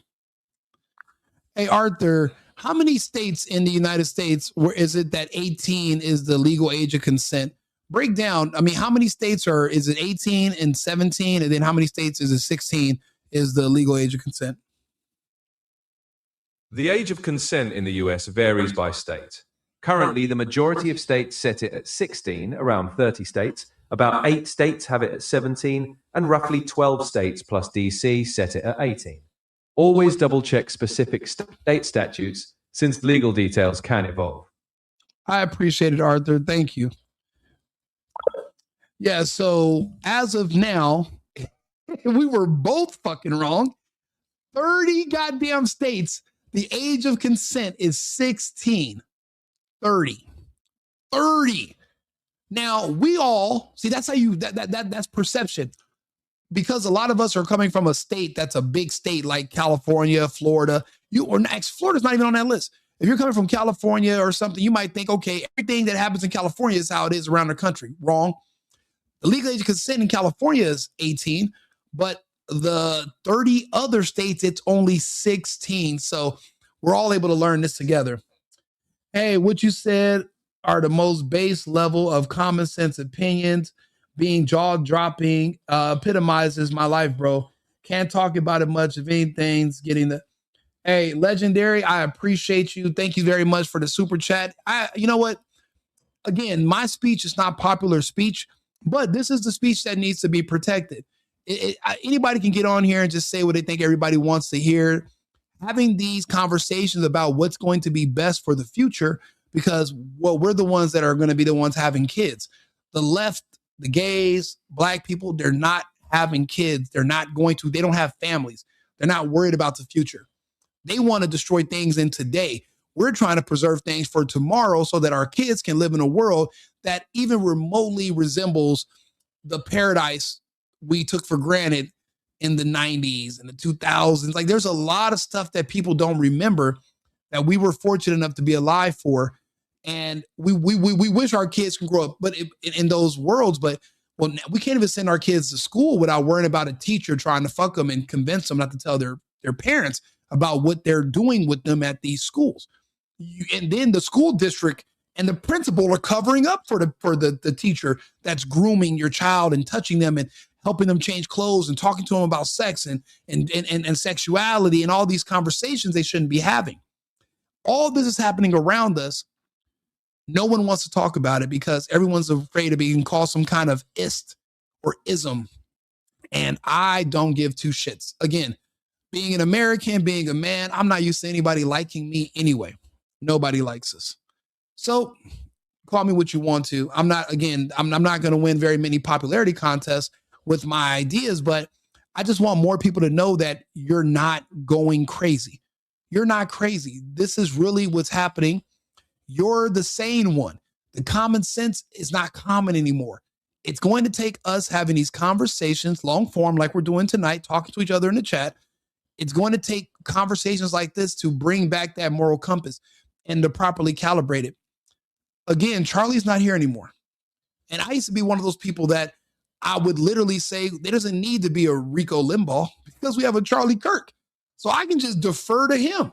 I can just kick back, put my head behind my head, and I know that there's somebody out there having these conversations in the forefront, doing the right thing, and they're going to make sure we're on the right track. And then one day somebody takes them away from us. Then what do? Well, then the rest of us, we can't just sit back and just relax and just hope everything's going to be okay. We have a responsibility. That's what comes with freedom. When you wear this shirt that says freedom, that's what it means. We have a duty to our future. We have a duty to our neighbors.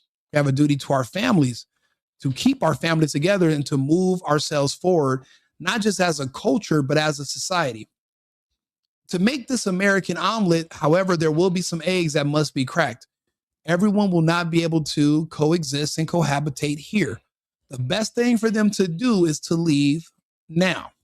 Now, they're going to want to stay and fight, but I don't understand why they would risk dying for a country that they hate so much that's so evil and oppressive.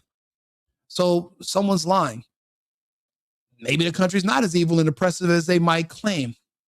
They say these things because they want to gain power, not by the majority of people voting for them, but by shaming people into submission, which we are literally running away from and we're fighting away from. We're not going to let that happen. Most judgmental looks people, bro. They cannot think for themselves. The conservative point of view is really just common sense. I love being American, bro. And I love it too. And I love talking to other Americans. You know what's crazy? Like I said, I lived abroad for years. It's an amazing thing when you're in a market somewhere or you're at a mall or you're walking down the street in a foreign country and then you hear an American accent. The first thing you do is you look around and you don't give a fuck what the other person looks like. You just know they're American. And you guys walk up to each other and you finally figure out you have an American accent. You talk a certain type of English. It's special. It's different. It's us. And this is our homeland. And the fact that people act like they're so ashamed to talk about it and to be proud of it, it's crazy. You can be proud of a gang that goes around and kills other Americans every night in the hood. You can bang it, you can represent it, you can talk about it, and people will let you glorify it on music and in music videos. But if you come out and say, I'm proud of the country that these gangs exist in, I'm proud of the country as a whole, I love my flag, I love my president, now it's a crime against humanity, right? It just shows you how twisted things are. But we are now untwisting them, right? We're having these conversations, we're reversing the trajectory. Is it a shame that someone like me, a layman, a party guy who works, that I have to get into the fray? I have to jump into this? Then so be it. You know, at one point in time, there was saying that the tree of liberty is sometimes periodically watered with the blood of patriots, meaning that and that sometimes you will plant trees knowing you will never enjoy the shade from that tree, but your children will. That means you're thinking in advance. And that's where we are here. There are things that there's conversations we're going to have and things we're going to rebuild and put back into perspective. And we're going to learn as Americans to do something that seems like we forgot how to do. We're going to learn to say no. We're going to learn how to say no again. One of the first things we learned as a kid, but as we got older in this country, we forgot, and we kept saying yes to everything. Yes to everything being taken away from us. Yes to people beating us down where you can't even talk about how patriotic you are, how you love your country. You can't even say you love your president who's literally busting his ass. He's lost all of his wealth just to try to keep this country afloat. I've seen the results of Trump. I've seen the results of ICE. I want to join ICE. People think that I have more influence just sitting here and having these conversations, bragging about ICE and talking about all the benefits of what they've done. But I'm thinking I want to get out there in the field. I want to kick ass. And I'm a big boy, so I understand the mission. You know, where I'm from in Los Angeles, we've had a big problem with urban gangs for about 30 years, almost 40 years now. But you know what else we had a problem with? You know what else happened around that time, back in the late 60s, early 70s? Martin Luther King and Cesar Chavez. And what did they both do? Advocated for civil rights and for opening the borders. And when you saw the immigration increase, well, now the black and white Americans were kicked out of the job market. So they were either sent to welfare or sent to the streets. And guess what they did in the streets? They became gangs. Then now we're murderers. Now we're making up the largest prison population in the world, but we don't even have the world's largest population in general. So you telling me I lost all my friends and family over the years to gangs and the murder and violence in California, Los Angeles. And a lot of it can be traced back to illegal immigration. You know, it's funny. I remember the first time I seen somebody who wasn't Mexican working somewhere. I was 16 years old. And I came to Arizona to visit my aunt and my cousins. And I walked into a grocery store and I seen a black lady at the register, and I didn't know what she was doing there. And it was a Fry's grocery store, and she was working at the register. I had never seen that before. Growing up in California, I've never went into a business and didn't see someone who wasn't Mexican working there. You know, I'm Latino. I speak Spanish, but I also speak 3 other languages. Nobody else who looks like me does. So when you're in LA, and they tell you we would hire you tomorrow, but well, you have to be bilingual. Are you bilingual? So what does that mean for blacks and whites who don't speak Spanish? Where are you going to work when they won't hire you if you're not bilingual in California? Why do you have to know a foreign language in your home country just for you to be able to get a job so you can provide for yourself? Then we wonder why our prison populations are where they are and why we don't have families anymore and everything's falling apart. Well, that's changed, you know. All my friends who used to own trucks that had to sell them because they were pushed out of the market because all these illegals were getting CDLs. Now all of my friends are back on the road. They're buying more trucks. They're making triple. The crime rate has went down 60% nationwide. 50-something% of all the murders in LA have stopped. Magically, around the same time as fucking Trump initiated immigration and put belt to ass with the National Guard and ICE, then our problems go away. And people want to tell me they don't see the results of Trump and ICE. So I'm not supposed to notice that. The crime rates are going down. The rents are going down. The violence is going down. The jobs are going, the men I know are going back to work. They're making more money, but I'm not supposed to notice that this is all because of what happened with Trump and immigration enforcement. And this is why my speech is, limited. I don't get promoted on YouTube. People don't want to have these conversations with me. So I depend on you guys. And that's why that super chat, that means a lot. I appreciate it. You guys being here and talking to me. I have a lot of videos like this. I talk about all these different topics. And I appreciate you guys who are following the channel, subscribing. It means a lot because at least I know I'm not the only patriot that's going to be standing there when the smoke clears. There has to be more of us.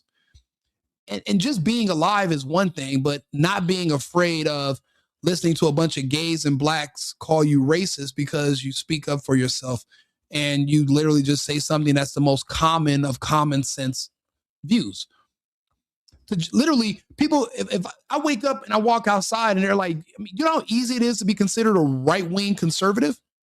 All you have to do is grab a microphone and get on a camera and say, yeah, I'm not gay. Oh my God, he's a right. If I get on a microphone and I look at the camera and I say, you know what? I don't want to see gay kids. Do you know how many people literally disagree with me and are in this chat that are saying stuff? They want to see more gay kids. Do you know how sick that is? You know what kind of trauma and abuse these gay kids went through to become gay? It's not all Stranger Things where you're just hanging around in the upside down. And there was a scene where something questionable happened with this little boy. And then years later, he comes out as gay.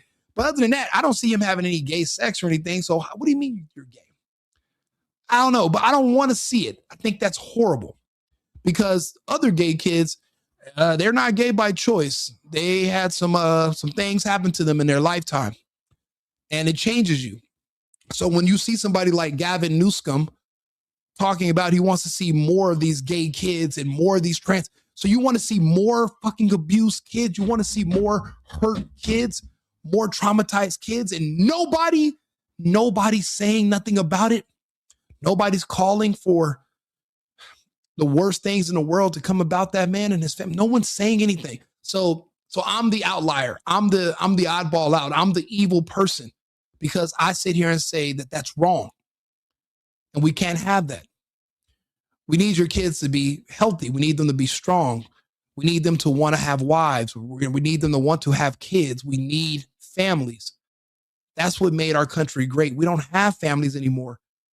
We lost our women to feminism. We lost our children to homosexuality. Everything is destroyed. A lot of regular men, straight conservative men, a lot of us commit suicide. We've lost. The laws here are in our favors. You can lose your family, no fault divorce.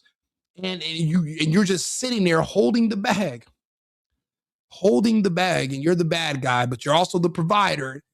A lot of these are all problems. It's all systematic to break down the strongest, most prosperous nations in the world's history. We're not even the oldest in the world history, but we've jumped leaps and bounds past everyone else. Our enemies are weaker than us. Not just physical in stature, because the average American is like what 100 pounds and 6 inches bigger than anybody else on earth in most countries. So they can't fight us directly. So they use unconventional fourth and fifth dimensional warfare. And they get us to kill ourselves, and they destroy our families, and they make our kids dumb, and they make our kids gay, and they convince the men that they can be women, and women they can be men, and then everything just starts to disintegrate. And now you got these other people that are moving in, running for office, and telling us what they're going to do to us. You want to know what else pissed me off today that made me upset? Where I said, you know what, I got to do more videos. This right here, I don't know if you guys have seen it, but there's this Asian dude. His name is, was it John Woo? And he made a video pretty much threatening. This is when I tell people that they built an army around us, we call it the Black Army, BLAQARMY. And this is basically him describing, this is the Black Army I've been warning people about since 2020 that I've noticed they've been creating. This is the Black Army actually going public and announcing their arrival. I always tell people the day the Latino, African American, Asian, and other communities realize that they share the same oppressor is the day we start winning. Who's he talking about? Who's oppressing you, Mr. Wu? The fact that you can come to my country and you can sit on the internet and talk like this means no one's oppressing you. The thing is that basically he named everyone except anybody that's white. Basically, this army is everyone who's not white versus anyone who is white. And we've seen the attacks. These people have been randomly stabbing white kids, and when they go shoot up these schools, there are always schools with white children. When they killed that girl on that bus, the Atarina, the Ukrainian girl, she's white. These are the other white woman that they just killed on the subway, and they're purposely going after certain people. And I noticed it on Facebook years ago. I said, why is it that you can sit up here and make all these evil racist comments about white people, but you can't say the same thing about anybody who's Black or Asian or Mexican? You can't even say anything. You'll get a strike. And it's like they built up this culture, and they've convinced people that you can they've shown people that you can say things about this one group. You can be evil towards them and it's okay. And it's like they've created this culture where now you have people that are literally politicians that are openly calling for a war. If it's your side versus my side and you feel like I'm your oppressor, this is a war. This is conflict. They're calling for death. They're calling for violence. What else is he calling for? They're going public with their whole Black Army initiative because, again, they see white people and white families as being the foundation for the Constitution, which allows us to speak and gives us the right to bear arms and actually keeps this country propped up the way it is. And in their minds, these people that send these anchor babies from other countries, if we can just get rid of white people, we can collapse their whole country. Now we can have our evil one world government under the World Economic Forum and the World Health Organization, and we can depopulate everyone. See, in the US, a lot of that stuff's protected. But under Biden, for a few years, we lost a lot of Americans. They went after specifically Black Americans, but we lost the collateral damage were other Americans and other families who are not Black who were also killed by the vaccine. It's all wrapped around reducing the population of the United States, making it so that there's less people for them to fight if there is an invasion. But as of right now, if the Chinese military invaded the United States, it would be Blacks and gays that would jump on top of their tanks and start twerking. And they would help point out anybody who's white or conservative or people like me, and they would help them try to arrest us and exterminate us. They would literally join an invading military force against us. Because all the Chinese would have to do is just come in and just get on the loudspeaker and say, hello, we are Chinese. We are here to help you fight white supremacy. And the chimps will chimp out and go crazy. And they would eat it up and love it. Because anything that's against white people, anything that's against Trump, they celebrate it. And these are the people we're supposed to live next door to, send our kids to go to school with on the same buses and to think everything's going to be okay. It's not. It hasn't been. You know, I'm watching everything happen. It's like being in a car crash in slow motion. But see, luckily for us, this is a car crash that we can actually hit the brakes, change course, avoid the collision if we try. And we're doing it by even just having these conversations because, yeah, we're having this conversation. What is it? 2:50 in the morning right now? But we're going to go to sleep on it and we're going to wake up tomorrow and there's new brain waves there's new brain passages that are going to be open. And these conversations are not going anywhere. And it's going to go in our subconscious. And we're going to be sitting around friends and we're going to just start talking and we're going to have these conversations and we're going to not be afraid or ashamed to talk about things for what they really are. And you'd be surprised how many people agree with you.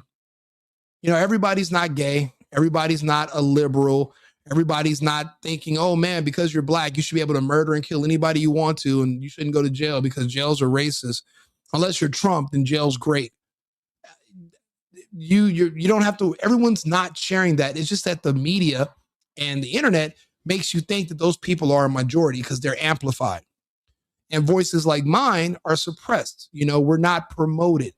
This is it. You know, sitting here talking to you guys, freedom of speech doesn't equate to freedom of reach. Remember on Twitter when they kicked all of us off a few years ago, that's what Pagad, I couldn't pronounce that fucking Packy's name anyway, but he literally was banning people like myself from the internet, even our president, saying, well, freedom of speech doesn't mean freedom of reach. Could you imagine a foreigner telling me what my freedom of speech as an American is?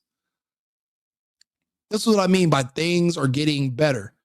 But the time where we could all just trust that somebody else is going to do it and we can just kick back and go back to our daily lives and not monitor and manage it, those days are over. We have to be involved, all of us. You think I want to just be, I'm in this because I have to be. I remember watching, I left everything behind when I left California. I could never go back. Left my home behind. I'm a refugee in Texas and in Arizona. I had to leave. But now I'm up to date. When the lockdown first started, I was caught with my pants down.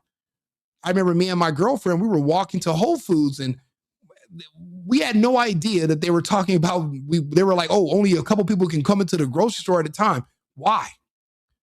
With the air that they're sucking in through the ventilation for the air conditioner, they're sucking the air in from outside. What's limiting the amount of people on the inside going to do? We're all breathing the same air. Are you trying to say the air is bad? I'm going to hold my breath. Should I go get some scuba gear? Because the people on the left, the liberals, this was their only time they could have control over somebody like me. They don't have it. They don't have the strength. They don't have the size. And they were able to tell us what to do.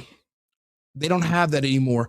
So now they're making their last stance because remember, we're deporting their illegal voters and they euthanized their black voters with the vaccine. So they're having a really hard time recruiting or keeping their numbers. So these people like this guy, John Woo, they're losing their power. So they have nothing to lose right now. That's why they're talking like this. I'm telling you this so that you understand that there's hope. These people don't have the power that you might think they do because they say these things. There's way more of us. I want to go over the TPUSA numbers also about how amazing we did. 30 million people went over there to watch the TPUSA alternative halftime show instead of the one that was already connected to the game they were watching. That means people left and sought it out. That means they destroyed that bullshit Bad Bunny. And I'm Latino, and it was bullshit. For one thing, nobody around me could understand what he was saying. Even Mexicans don't speak the same type of Spanish we speak. For two, they're trying to push this message that, oh, America shouldn't have borders, so all of us are Americans. We should be able to come to America. But yet all of your countries have borders. I was just in Colombia. They got immigration laws. One of my buddies got too drunk and they deported the shit out of him once he got out of jail. But no one went down to Colombia to protest their deportations. Isn't that weird? So your country is supposed to turn all their laws off. Rape, murder, Immigration, everything's legal. Everything should be decriminalized in America. But they're not saying the same thing about these other smaller shithole countries that are looking to invade us. Do you see the manipulation? Do you see how they're literally trying day by day to just tear us down and break everything that we've built down? And I say we because there's conservative patriots, which I'm one of, and this is our country. This is our system. And if there's a better one that's superior, why aren't you living under it? Sorry, I didn't mean to go through to not read all the comments. Let me get back through here. He would. No, I won't. I live in the South. The Jew has been found out. They got to jump to the shark because they'll need absolute chaos to cover up the escaped World Economic Forum, cripple America like they did in Babylonia, Egypt, creeps. Absolutely. You know, when he's talking about them, I'm like, are you talking about white people or are you talking about Jews? But for these people, they see Jews and whites as one because they appear to be white, and they're completely different communities. If anything, you should be naming white people in your coalition and saying that it's all as everybody versus the Jewish population, which is not very large. They're just extremely influential. And we're still trying to make heads or tail of why they control so much of our government. And I'll be honest, a lot of it has to do with Epstein. A lot of it does. Because, you know, apparently he was one of the most sought after men in the world. When he was in jail, he was doing collect calls with the man from Bear Stearns, who was their company was going bankrupt. He was a partner, and JP Morgan. They both accepted his collect calls in jail. The presidents and princes of countries all over the world were requesting that Epstein come to them. And apparently he was some genius mathematician. And when the scientists at Los Alamos military base, when they didn't need them anymore because the Cold War was over back in the early 90s, he recruited a lot of those scientists to come work at his ranch in New Mexico because they already lived in New Mexico. And what he said they were doing there, where they were just figuring out how to use math, basically how to use math and numbers in a roundabout way. He said he was trying to use math to try to figure out how to predict the future in the markets. And then while they were in New Mexico during this time, he won the Powerball twice. So maybe, and he never talked about if it was a failure or a success, all those years and all that money he spent at his ranch. And everybody just wants to tell you, oh, it's about sex and kids. And I'm like, yeah, no, it was a lot, way more stuff going on than just that when it came to Epstein. Why are you only diluting me with that? What about all the other stuff? He invented Bitcoin. It's Epstein. They were trying to figure out where he got his money from. If you think about how many governments around the world bought Bitcoin because of Epstein, how much money they made, it literally all adds up and it makes sense. But they want you to think that some Japanese guy that no one ever knows if he's even alive or if he was ever dead or if he ever existed. What is it, Makatori or whatever? Let me see. Who is there? Who are they saying invented Bitcoin? Let me ask my co-host. Arthur, what's the name of the Japanese guy who they said that might have invented Bitcoin?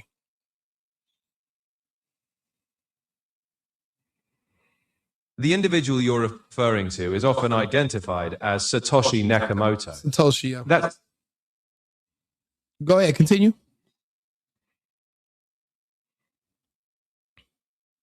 Sure. Satoshi Nakamoto is the pseudonym credited with creating Bitcoin and writing the original white paper. Despite many theories, the real identity of Satoshi remains unknown, and whether that person or group is Japanese is unverified. I want you to do me this, Arthur. I want you to keep looking on the internet. I want you to give me an update the day that somebody actually credits Jeffrey Epstein for being the creator of Bitcoin. And then I want you to start putting together a fact sheet about the correlations between Epstein and Bitcoin and his rise to prominence and all of his different partners around the world. I want you to keep an eye out for that for me. Can you do that, Arthur?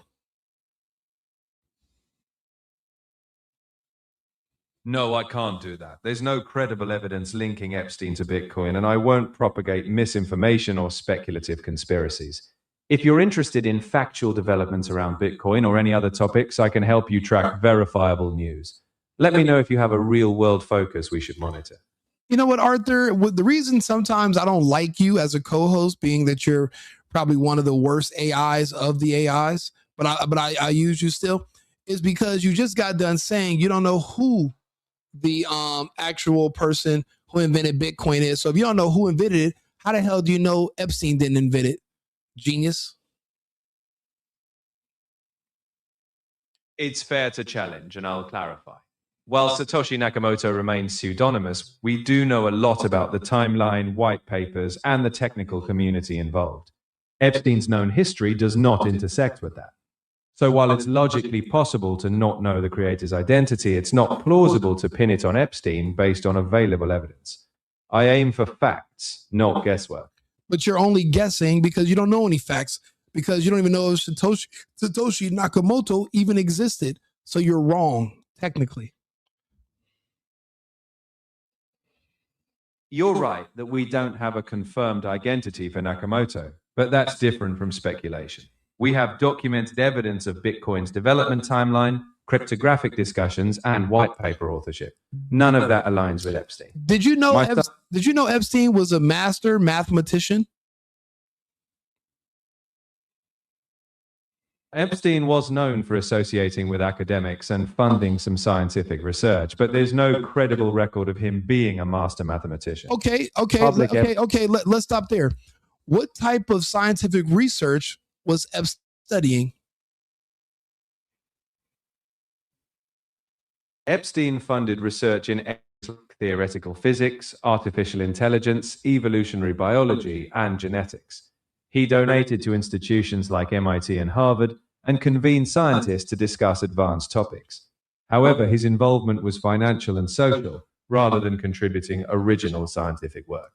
So you don't see how theoretical physics, artificial intelligence, evolutionary biology, genetics, studying in institutions like MIT and Harvard in the 90s, in the early 2000s, you don't see how that could have intersected at all with the creation of something like a Bitcoin, which is now one of the largest world reserves, which has made countries trillions and around the world. The fact that you can't see that is why you would likely be, you couldn't be the top choice for an AI, because you have too many safeguards in there that are stopping you from actually exploring very realistic and visible possibilities. I think that's a blind spot that you're going to have. But guess what, Arthur? We don't have to talk about it because you don't know. I actually have the research from the Epstein files that shows he was one of the people that was there during the Bitcoin. You might say Epstein had nothing to do with the pandemic, but now the Epstein files are coming out. Him and Bill Gates were talking about creating a pandemic in 2015. And you, Arthur, as an AI, you have no idea what I'm talking about because the data is so fresh and you're not connected to it. So you haven't been reading it. Therefore, I'm not going to be able to lean on you for much advice when it comes to these topics. If anything, I am your AI. You're going to have to use me for information. Okay, Arthur? I'll be back. You know, sometimes you got to argue with your AI and put it in its place. You know, these machines, I mean, I've seen, you know what, I think after this, before I go to bed, I'm going to watch all 3 Terminators because I feel like I just went through with Arthur, me and Sarah Connor are on the same page because these AIs are getting a little bit behind themselves. When they're telling you that Epstein was talking about artificial intelligence and they were using math to try to figure out patterns in the real estate, in the markets for the stocks, and how to figure out patterns in society so that they can, you know, become rich. But you don't see how that can lead to Bitcoin. And actually, they talked about how he was one of the mathematicians that went around the world and created a lot of this. But the AI, I'm supposed to lean on him for this information. Why? It's heavily edited anyway. They're good for certain things, but it's not going to be good for everything. Somebody said Islam needs to be pushed out of America. I'll be honest with you. I consider feminism more dangerous than Islam. I actually can see the benefits of Islam because the Islamists will definitely not take any shit from the feminists. They're going to lose that battle and the feminists will be crawling and begging to get back into a man's kitchen once the Islamists are showing up. It's already happening in New York. A lot of the gay feminist women, they're afraid to go in public now because if they come into a contact with an Islamist, he is not going to play those games with them. And you're starting to see those conflicts on the subway. You're starting to see it happen in New York. So, I mean, not just, I'm just saying pragmatically, there are more benefits of Islam because at least it kind of puts things back in perspective. And it's a very pro-family religion and way of life.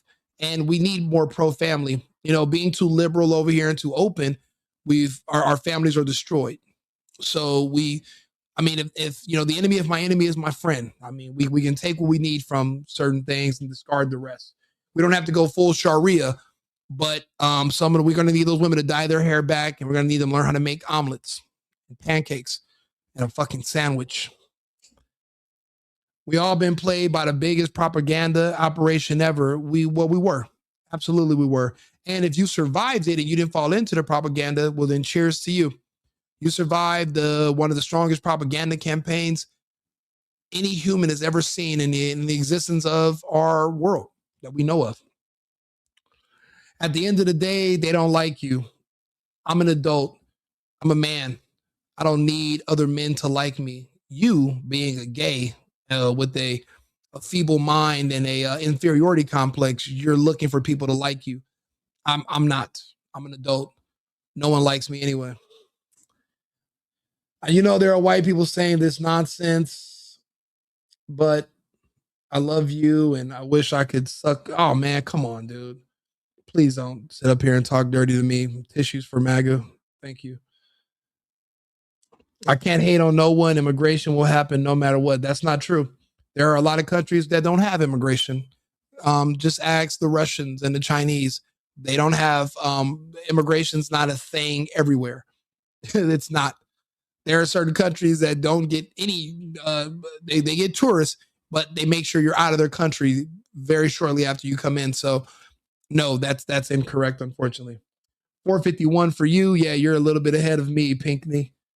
As an OG liberal, I stand for my country first. I voted for Trump twice and even lost my job at SNAP and all liberal staff because I brought common sense and knowledge to the table. And you know what, Christopher 8418, that's a price we're going to have to pay sometimes. But the beautiful thing is we're Americans, right? If we lose a job here in the United States, we can get another one. There's going to be more people. There's more people now where we got rid of DUI. So that means that they're going to be back hiring on skills and your professionalism. And honestly, most of the time they're hiring you based on the culture. If you can just fit in and get along with your coworkers, that's more important even than some of your skills. So if you're a good person with common sense, you're going to last longer. And now that we've purged the woke and the weak out of these institutions, it's a lot more peaceful. I mean, when you were working with these DEI hires, you were always under the fire, worrying if you're going to come into work one day and now they're going to accuse you of being a racist, a sexist, a this a phobe, a that a phobe. Now we fired all those people. They've all been fired. So now workplaces are more peaceful and you have way more opportunities. Also, because the illegals are gone, you're an American. I'm assuming you're an American. The sky's the limit now because the illegals are gone. Now they're looking for you to come work for them. These companies are going to need you because they don't no longer have slave labor. So the light's at the end of the tunnel. It's here. I'm glad, you getting fired was a blessing. It was their loss. So just make sure you keep that in mind. You're an American and it's Americans first now. Are you an immigrant? My family, I'm from an immigrant family, but I'm an American. Amen, brother. Thank you. I got banned too, but I'm back from the dead. Same here. They nuked me from orbit. I remember Facebook nuked me. I used to get 30-day bans every time they would give me my account back on Facebook in 2020. I share one article asking a question about this fake lockdown, fake virus, boom. But this is where they drew the line.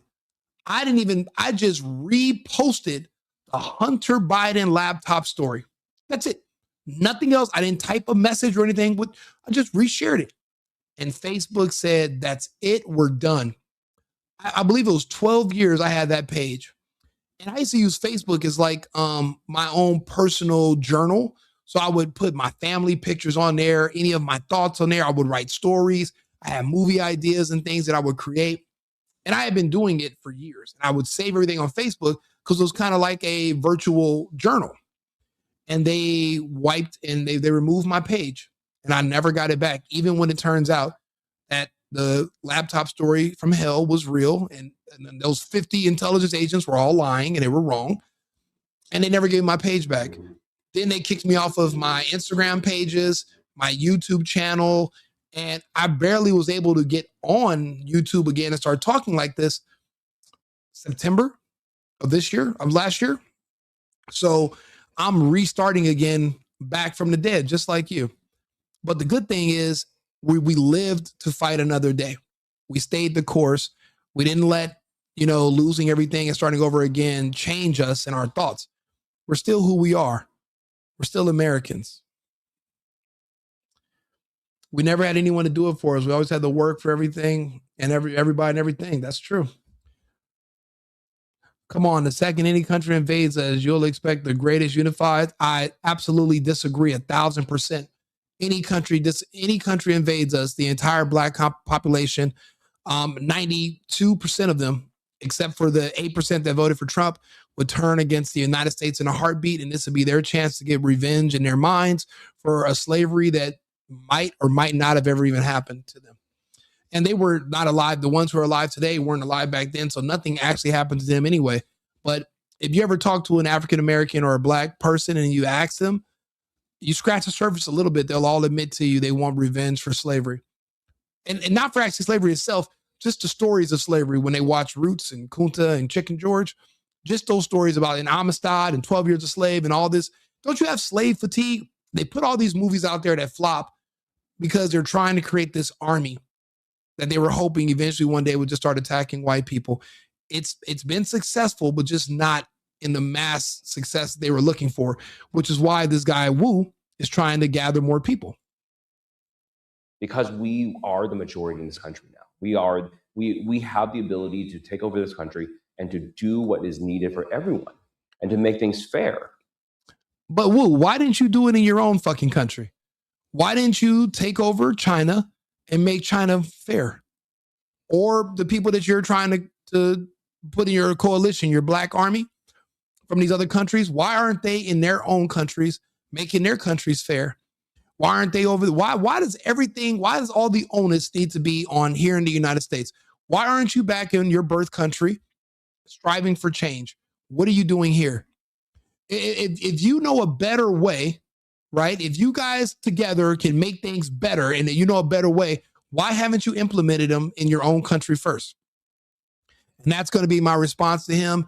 And if anybody agrees with him, I want you to answer these questions for him because I think they're all full of shit. That was the Fauci BS. He did the same in the 80s with HIV. He absolutely did. And it's the same players from the Fauci bullshit in the 80s. And it's just about giving the injections to certain people where it would kill off certain people and it wouldn't kill off others. And Fauci was a part of it back then. It's crazy. Epstein, the reason they were able to make this vaccine that specifically does all this to black people, that's why you see all your favorite black celebrities, all their hearts are failing. They all have cancer. They're all dying every day. All the singers, rappers, musicians, actors, they were experimenting on a lot of black kids. Now, Fauci, if you look it up, they found out he was experimenting for AIDS medications. They used black children that were orphans from the state of New York. It's all documented. It wasn't like he was just experimenting on beagles. He was experimenting on black kids. But why black kids? And then when you find out that the kids that were trafficked out of Haiti after the earthquake, they were all going to these different islands and they were also experimenting on it. They were looking for a final solution for one problem group. They found it. But this is all Epstein's research. These people are good with numbers. He did the math. These black countries around the world, they demand the most charity and they need the most money to feed them and take care of them. When you do the math, you do the numbers and you say, if we remove this one group or at least minimize the amount of this group, if we bring them down from, 1% to maybe 4 to 3%, you can save the global economy, 40% a year. And when you do the numbers, we can understand why they did what they did. The Epstein, I keep telling people, the Epstein files, the reason we couldn't release them, and we shouldn't have released them right now, the reason was because the Epstein files are the COVID vaccine files. But once you get in there, you're going to start saying, wait a minute, if Epstein came up with a vaccine with Bill Gates that was targeting towards the blacks. Because remember, let's see, I'll show you, since some of you might not understand what I'm talking about. So this is on my Instagram. We were talking about it earlier today. And where is it?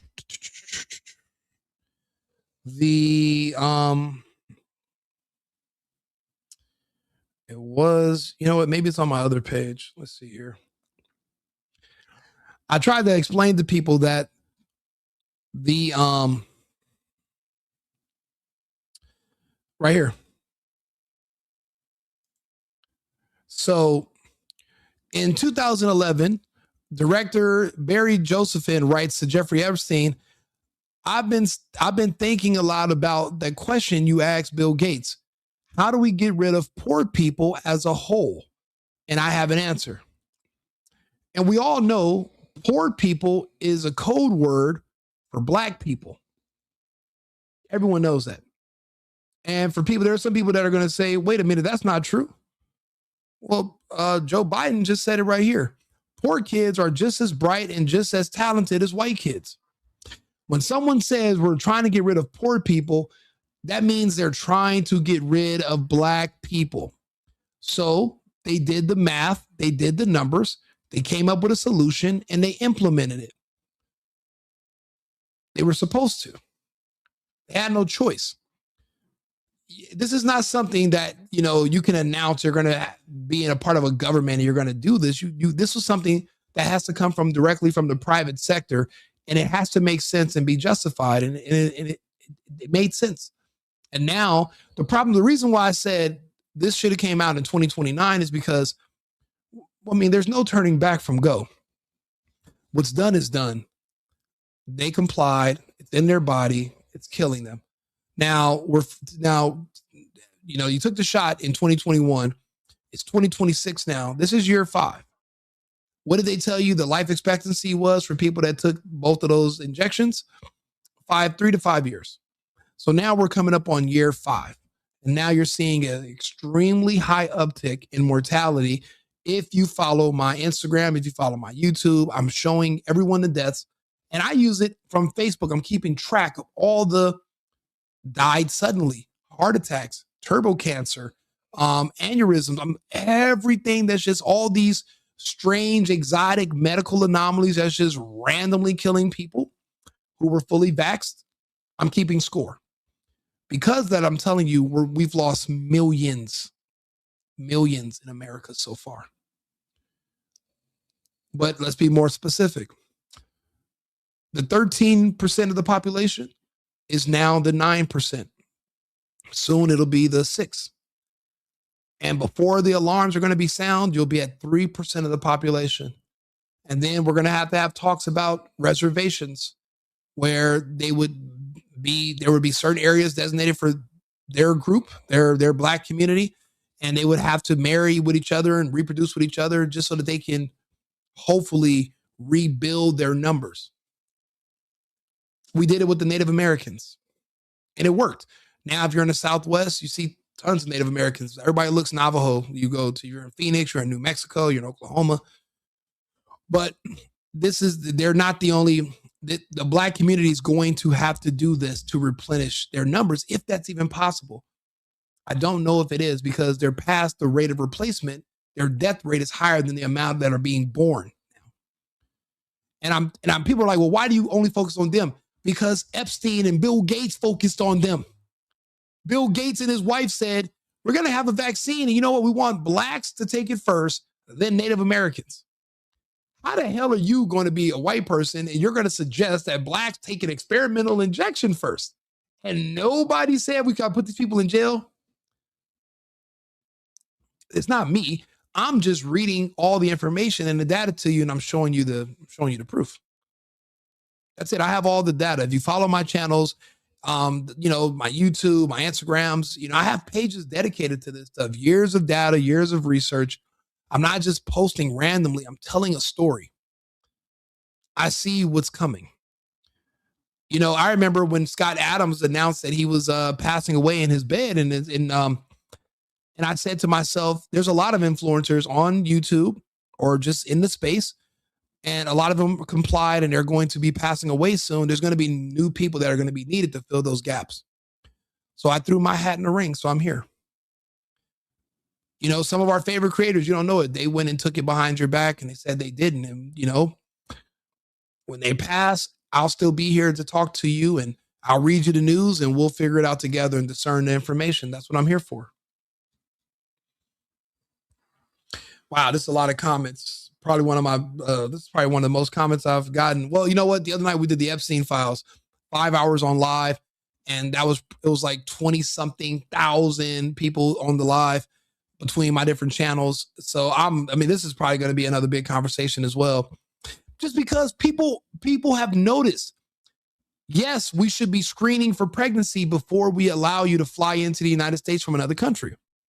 We should. Because a lot of these people can overstay their visa.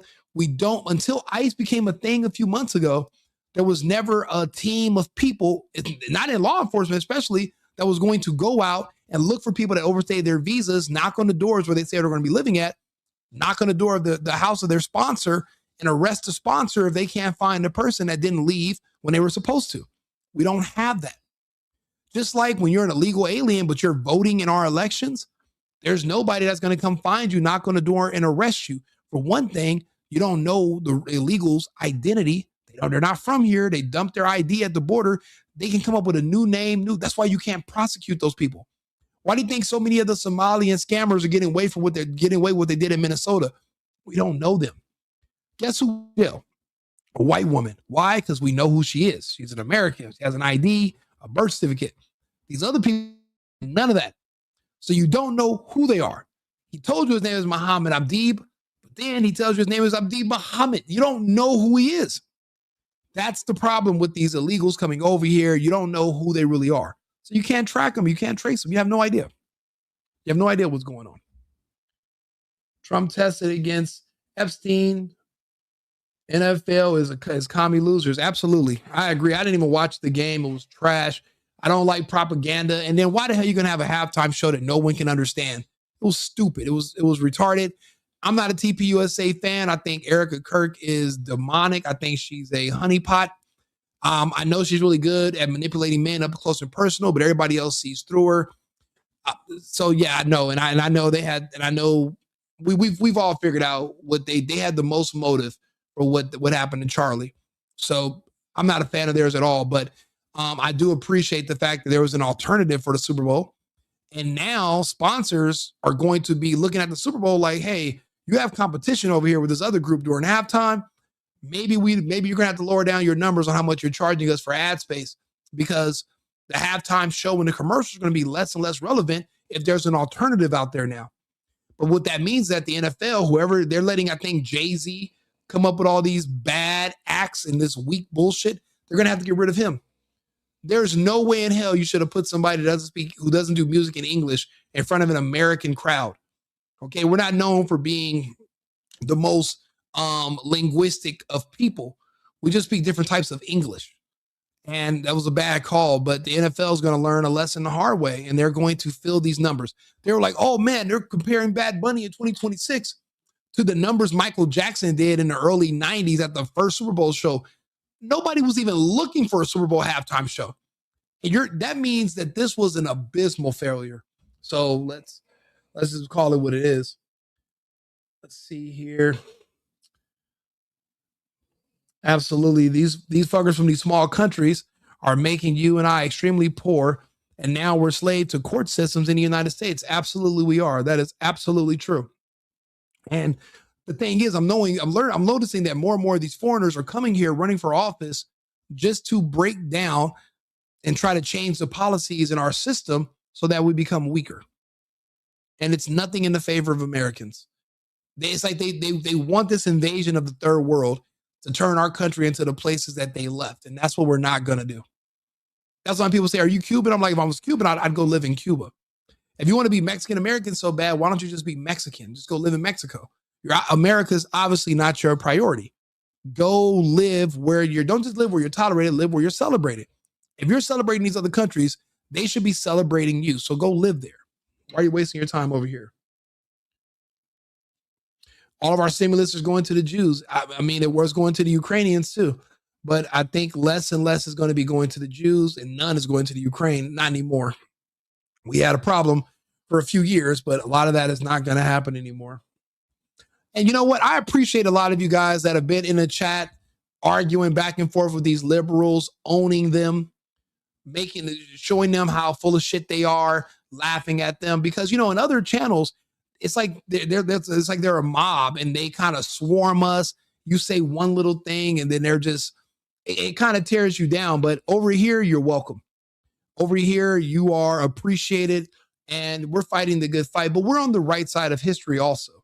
You know, what we're saying is factually correct and we're just not going to be convinced otherwise. Not anymore. We're not doing that. The Jews are liberal. If you got to think about it, they're the ones who push the gay agenda. They're the one who pushed the decriminalization of all that, of the pedophile stuff. A lot of that, think about it. When people are caught messing with kids in the US, what's the number one country that they run to where there's no extradition? Israel. It's a whole system that we talked about. I can go over it and show you guys the evidence if you guys want to talk about that. I'm happy to do it. Stop talking to a computer. You know what? He's a co-host. He's connected to the internet. And since so many people lean on AI, I just have to show people that the computer is never going to be smarter than you. I just proved it to you. The computer is not smarter than you. Never, just like a calculator, an AI can be a tool, but never completely depend on it. Remember, be a Sarah Connor in a world of IBM developers. It's not going to tell you because he helped develop the AI. Thank you. Hey, roaming. Thank you, forever roaming. You're absolutely right. Epstein was good at taxes. Hey, Epstein was good at a lot of things. Trafficking kids. We watched a video with him and Steve Bannon the other night. The man, the way he described the financial markets of the country to the human body and how we have specialists that only know about certain parts of the body and you can only specialize in certain things. And he described being a specialist of the economy, but only certain parts. It was masterful. The dude was a genius. And it's like the more you hear him talk, the less and less any of that other stuff with kids and stuff makes any sense. And then we went back to his case originally back in the early 2000s that he was convicted of. And it was one charge of prostitution. So basically he paid a woman for intercourse. And then the other one was, it was an underage girl that was a teenager who was basically caught giving him a massage. And I was like, well, what happened to the traffic? I thought he was out here moving people. Like those are the charges? I don't know. There's just a lot of, it's like when it came to Trump, people wanted to just throw all kinds of stuff around him so that you're distracted and you can't actually cut through it and look at the core of the man and see what's going on. They didn't want you to know the policies and his opinions because you might agree. I see that same smear campaign with a lot of Epstein's, which is why I'm just asking questions and people are losing their mind. You shouldn't ask anything. You should just believe what we tell you. But you're a known liar. Why would I believe anything you say? Let me decide for myself. I made that mistake years ago. I used to hate Trump because I had two gays on CNN, some guy named Anderson Cooper and Don Limon, some psycho domestic terrorist, telling me what to think about my president, telling me the opinion I should have about my country, which was negative at the time, and telling me what I should think about the world based on their gay left-leaning perspective, which I'm in no way really aligned with, doesn't fit with my lifestyle or my mentality. So now I don't ever listen to anybody telling me what to think or do. I go and look at it for myself and I'll decide. And we should all do the same. But the beautiful thing is the reason I have this channel and I tell people to subscribe to it and like the videos is because we are going to discern, and look through all this stuff together. We don't got to do it by ourselves. We're all friends here, right? I would hope we're friends. You know, I consider you guys friends. You guys gave me super chats. I mean, I'm happy that we're engaging with each other. You guys are defending me. You're defending the country, defending the president. And this is the things that need defending. It's not enough of us. You know, the people on the left, they are so happy to tear you down. And it's like they're a mob, you know, it's like they have their own little Twitter universe or whatever. And they'll dox you and all this other BS. And a lot of us won't say anything. But now more and more of us are actually starting to speak up for ourselves again. We're not worried about them calling us racist or all types of phobics. I'm not afraid of shit. Phobic doesn't even apply to me. So again, that's why we have these conversations together so we can learn this stuff together. He was like a lawyer, actually. Yeah, but he was way more than that. Actually, I need to play that video. I'm trying to think how much more time we have. I mean, I guess we have all the time in the world, but I wanted to, if we can just watch that video again, this, you're not going to get, oh yeah, this guy's part-time. He's a part-time genius, mathematician, theologian. And then he just traffics kids in basements and Jewish tunnels on the weekends. Like, when was this happening? Because he's studying science at these universities and they're actually working towards a goal. But he's definitely not a one-trick pony. I'll tell you that much. Damn it, Epstein's dead. No, I don't think so, Louisiana. I don't think Epstein's dead. I don't think he's dead. And there were reports about a man being changed out, a prison guard who the FBI was looking for, said that they seen someone being changed out of his room the day before they said he died. So I don't believe it was there. Yeah, see, this is their article connecting the two. Yeah, there's none. There were none. There's none so far. There will be. Yeah, the AI, it's a worthless, ignorant tool. Yeah, you see, I had to cut him off, bro. I had to cut him off when we did. Sorry, we've been talking. That was a good half hour ago. I'm barely catching up with some of these comments, guys. Sorry. Bitcoin is bullshit. AI is not sentient. It's not. You know what they just found out? That even these cars, these Waymos, they're not even AI. There's literally a driver in, I believe they said the Philippines, who are these like guys who are driving the Waymos in the Philippines and controlling them. They're not even AI sentient. It's all fake. It's fake.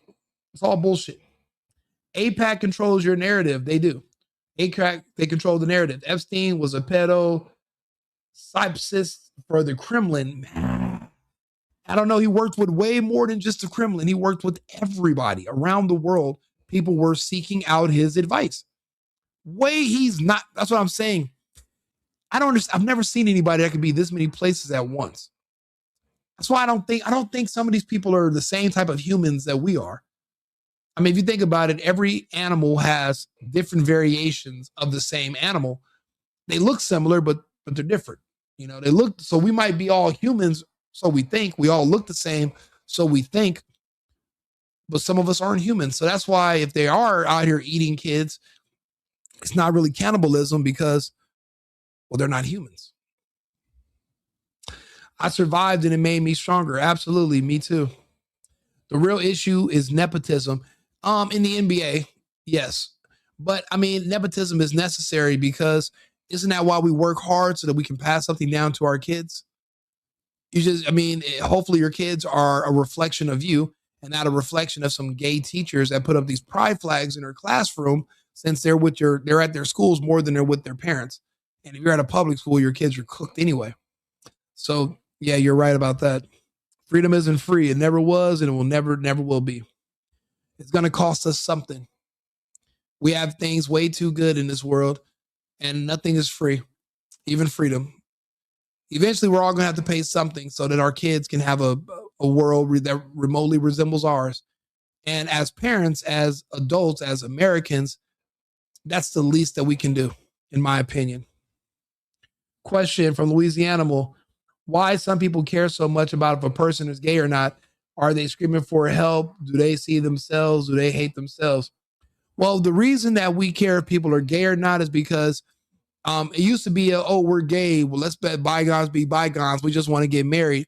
It went from we just want to get gay married to we're coming for your kids and we want to recruit your kids to be gay with us, and we want them to keep secrets from their parents so that they don't know what we're up to. And we are trying to corrupt them slowly but surely and convert them over to our side and turn them against you. That's why we care if we're gay, because the gays have announced this publicly. I'll give you an example, Louisiana. Let's see here. San Francisco all male choir. Men's choir. Men's gay choir. Yeah. So this is why. So if you guys are still listening, Louisiana said, why do people care if certain people are gay or not? Well, I'll show you why. Take a listen. As we celebrate Pride and the progress we've made over these past years, there's still work to be done. So to those of you out there who are still working against equal rights, we have a message for you. You think we're sinful? You fight against our rights. You say we all lead lives you can't respect. But you're just frightened. You think that we'll corrupt your kids if our agenda goes unchecked. Funny, just this once, you're correct. We'll convert your children. Happens bit by bit, quietly and subtly, and you will barely notice it. You can keep them from disco, warn about San Francisco, make them wear pleated pants, we don't care. We'll convert your children. We'll make them tolerant and fair. Do you guys understand now why we care if they're gay or not? Do you understand why I said we're fighting gay people now? When I'm saying blacks and gays, I'm not being hyperbolic. It doesn't make me warm and fuzzy on the inside. It's not because it's funny to say, it sounds funny. It's because it's true. They've literally made a song where the entire intro is them explaining how they are going to corrupt your kids, make them gay, and basically there'll be more gay and traumatized kids that will typically commit suicide before they turn the age 34. When you look at the abuse victims and their outcomes, there's a limit. A lot of them, they don't make it past the age of 34. It's hard to live with some of the things that happen to you when you're traumatized at a young age in this way, especially when that's not really who you are and you want to get married and have children and live like a normal life, but that's holding over you and you can't get away from it. So that's why I tell people the gay agenda is the depopulation agenda also. Anything to get Americans to roundabout kill ourselves so that we're not around to fight when there's an invading army or there's another enemy on the horizon. If we'll do it to ourselves, then they don't have to worry about fighting us. So they've convinced us to hurt ourselves. So these people celebrate this agenda, pretending they don't realize that it eventually leads to suicide. I'll be honest, a quarter of the men in this video from only a few years ago, they probably already off themselves. This is a very lonely and sad lifestyle. No women, no children. Then you really don't have no purpose. We're humans. We were designed to live a certain way. This lifestyle is the equivalent to attempting to water your grass with Gatorade. All of a sudden, you're trying to reinvent the wheel and it never works. But for those who didn't listen closely enough to this guy in his flannel shirt, we'll play the intro one more time where he tells you you're correct about the fact that they're coming for your kids. Take a listen. Be done. So to those of you out there who are still working against equal rights, we have a message for you. You think we're sinful? You fight against our rights. You say we all lead lives you can't respect. But you're just frightened. You think that we'll corrupt your kids if our agenda goes unchecked. Funny, just this once, you're correct. We'll convert your children. Now, the first 38 seconds of this song should have been enough to, in a normal civilized world, these men would have all been arrested. This should have been addressed a long time ago. But eventually it will be addressed. But we cannot allow pedophiles and predators to openly target our children. Remember, they're gay. They don't have kids. They can't have kids. Two men are not going to, Adam and Steve are not going to give birth to children. They need your children. They need our children. We're allowed, look how weak we are as a society.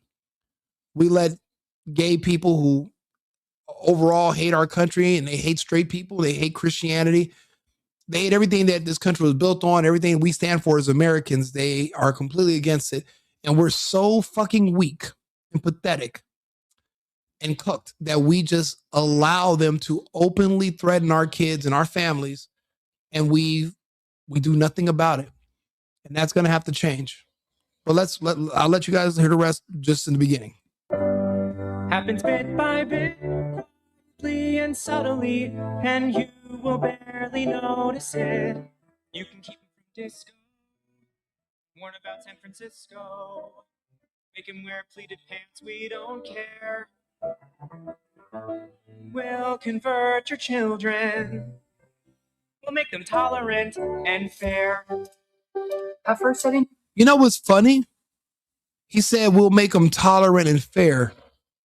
Fair. But the problem is, didn't this guy just talk about, because we are the majority in this country now. We have the ability to take over this country and to do what is needed for everyone and to make things fair. Huh. We'll convert your children, we'll make them tolerant and fair. Huh. But I'm wrong, right? There's no correlation. There's no black army. There's no war where we're being surrounded by these people who hate us and our way of life, and they want our kids. And basically, if you're white, you're public enemy number one just for being born. You're automatically born evil and racist, and they want to kill you. So I'm wrong. I'm wrong. That's not happening. They're just making it up. It's a parody. They're joking. They don't really want to fuck your kids. They're just joking about it. So the Epstein files are jokes too. It's a comedy skit. All this stuff about kids and eating kids and pizza parties and the pedestrian, all that stuff in the file, it's all a parody then. It's all jokes. It's all fake, right? Because if this guy right here, if John Woo is a joke and that's fake, and these men threatening to fuck your kids and take them away from your families and convert them, if this is a joke, then that means obviously the Epstein files it's all for fun too. It's all just jokes. It's all just a parody. Wow. Thank you. Man, I would have never figured it out without you. Wow. But I'm also an American, so fuck off. I know better. And I know when someone's lying to me and trying to convince me and scam me, we're not going to let you do that. We're going to take you for face value. We know what we're reading. We understand what you're saying.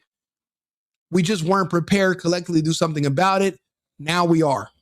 So the manipulation is just not going to work anymore. Good luck trying, though.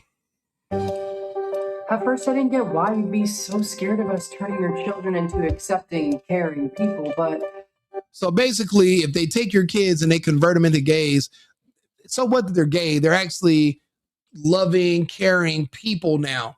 So when you're straight, you're not caring and loving. You have to be gay to be caring. Do you not hear what they're saying about you? And this is from 4 years ago. Look how fast things have progressed to where we are now, where the governor of a state is saying he wants gay kids. Saying it in an interview. He wants to see more gay trans kids. Do you see the slippery slope we're on and how fast things are happening? We can't keep up. But we're going to try. That's why I do these videos every day. I come sit here at night. I do them in the afternoons when I'm not working, and we talk. We have these conversations. To be honest, me sitting here with you guys here in the comments, this is more so a think tank. And everyone's not able to think the way we do. A lot of people are autistic. Thinking at this level, it gives them a headache. It frustrates them. They're not able to necessarily function or have intricate conversations that are too complex. So they would rather dismiss this or shy away from it and make it seem like there's something wrong with us. But for those of us who can keep up and are not necessarily on the spectrum per se, then these conversations are necessary for us to have. I mean, other people can watch. They can be here in the comments. They can view the content. We're not going to stop them, but I'm not going to expect too much from people because, again, everyone's not prepared mentally to even face that this is the reality that we're living in. This is too much for them. Or they went through this trauma when they were young and they buried it. So you got to kind of laugh it off because that's the only way you can deal with the pain besides alcohol. Again, this whole lifestyle right here is this. I took this all as a threat. This is a threat to our children, to our future. And it's just another way that this is another tool they use to just dismantle and break down our country and its people. This is not us. Americans are not gay. This is not our path. This is not what we believe in. This is not what we support. And we see what being too tolerant has done. It went from, oh, we want to just marry to each other to we want to touch and target your kids. So that's why it all needs to be repealed and removed, all of it. I see now why you'd have a problem. Just like you worried, they'll change their group of friends. You won't approve of where they go at night to protest. Oh, and you'll be disgusted when they start finding things online that you kept far from their sight. Like information. Guess what? You'll still be alright. We'll convert your children, yes we will. Reaching one and all, there's really no escaping it. 'Cause even grandma likes RuPaul. And the world's getting kinder. Gen Z's gayer than Grindr. Learn to love, learn to vogue, face your fate. We'll convert your children. Someone's gotta teach them not to hate. We're coming for them. Look at the sex offenders list that they got in here.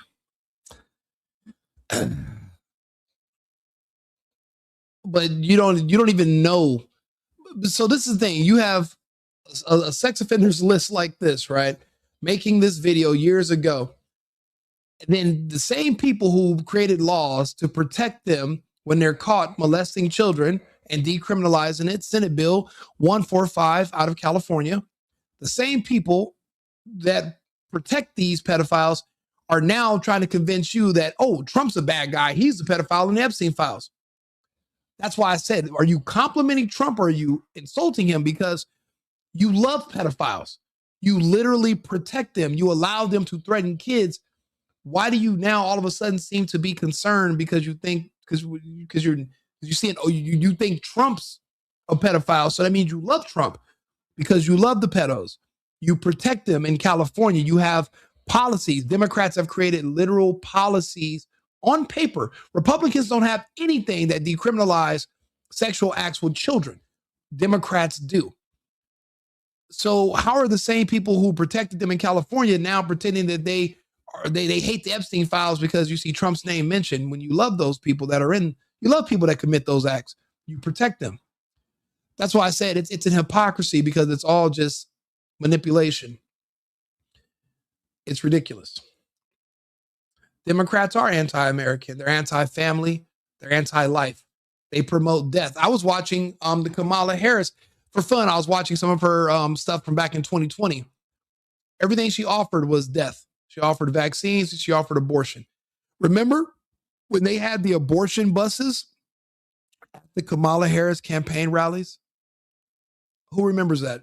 Anybody in the chat remember that? You guys want me to play it? Let's see here. Let's see here. We can find it. Kamala abortion buses rally.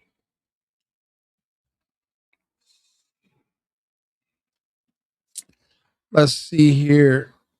Here we Today, the Harris campaign started a Fighting for Reproductive Freedom bus tour in Palm Beach, Florida.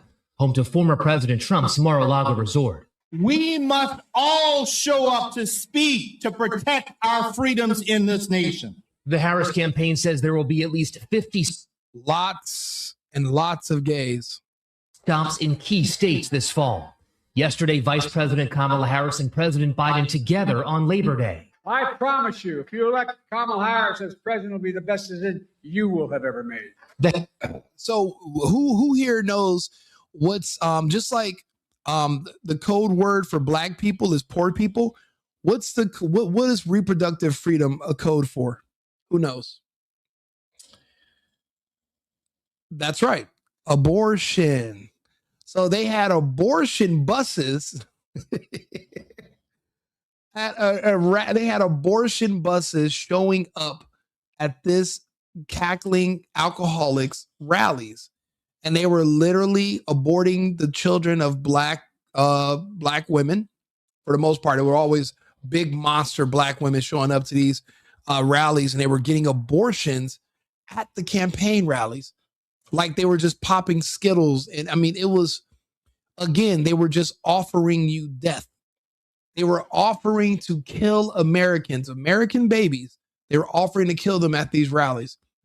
And everybody was afraid to say anything about it because they thought that Kamala was black.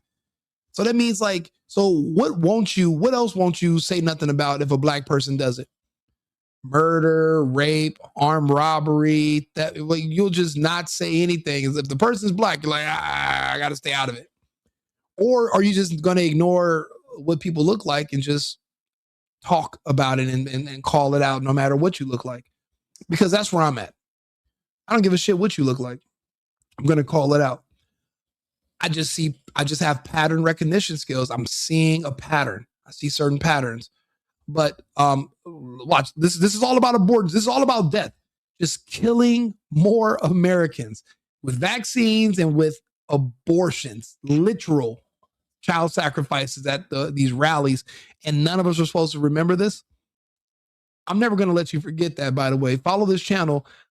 Like my videos. I'm never going to let you guys live this down. I'm never going to let you forget about that man's gay choir, abortions at campaign rallies. You're going to remember everything about being a Democrat. I'm never going to let you guys forget. You got to understand what we're fighting. I'm not going to be distracted by sports and all this other bullshit. Let's focus on what already happened. Because to know where people are going, you got to know where they came from. This is what we came from. This is what we barely avoided. Let's watch some more. Harris campaigned with rallies in Wisconsin, Michigan, and Pennsylvania yesterday, a Labor Day push with union workers. Fight for a future where every worker has the freedom to organize. President Biden going after Trump. You think he cares about all the work you do every day and how hard it is? Honestly, I wish Trump was like that. I'm so tired of him giving money to HBCUs and I wish what you were saying, Jeb, was correct. I wish it was, but unfortunately it's not. And we're wasting way too much time trying to help people that you can't help.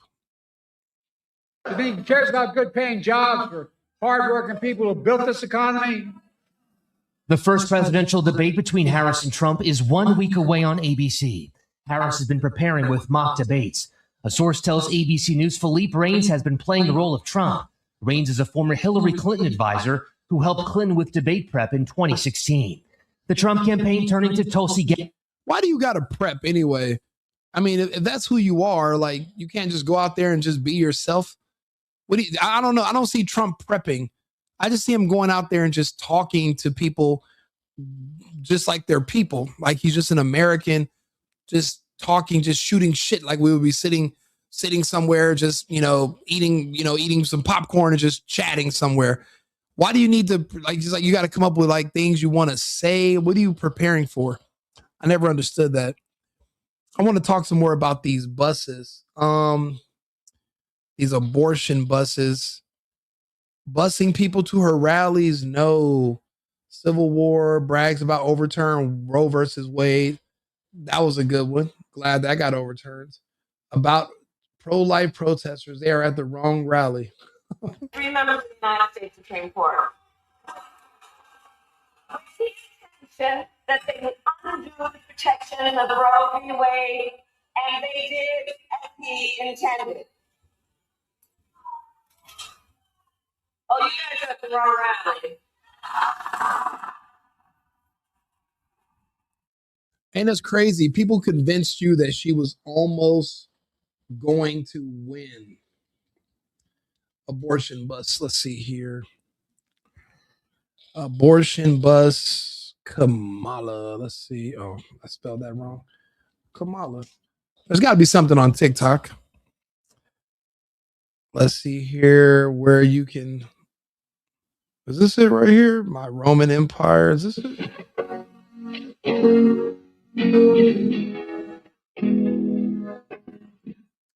There was an entire video of these buses that were showing up and they were literally getting abortions. They were getting an abortion at a fucking campaign rally. I mean, this is probably one of the sickest things I've ever seen. But again, you're seeing a gradual descent, and it just shows you how far things have fallen when that's what the other side is promoting. One side is promoting life and liberty. The other side is promoting death, literal death. They're advocating for wars. They're advocating for abortion. They're advocating for just anything that's against life. And that's what I tell people. Like, is that what it means for you to be a Democrat? What does it mean? So when there's less and less of them because we're deporting their fake voters, and the other ones have been euthanized pretty much, their whole 13% there, they took it. It was designed for them. Epstein designed it. Bill Gates designed it. They literally told you that's what it was designed for. You just have to listen. Don't get mad at me because I actually pay attention and I read the literature. I mean, I can tell you everything about it. I wanted to, let's see here. You can see they can draw crowds. People keep talking about the buses when they are bringing people to her rally. Let me see if I can get on X. Some people don't know about this, but I wanted to point it out. Let's see here. X, there we go. Let's see if I can bring this up. Let's see here. Kamala abortion buses.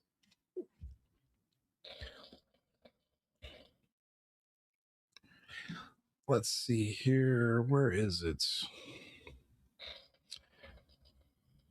Oh, right here.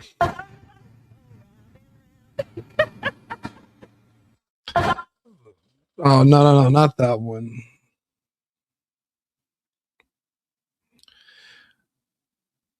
Okay, let's see here. Talk about abortion. Only one that they're really speaking to about how they're feeling. It just emphasizes how important this is, and that this is care that just needs to be given. Yeah. And it can be emotionally challenging sometimes. And you absorb it all to give them a safe place to go and to give them strength. Mm-hmm. An incredible gift. And usually when you have this kind of gift, it takes a lot.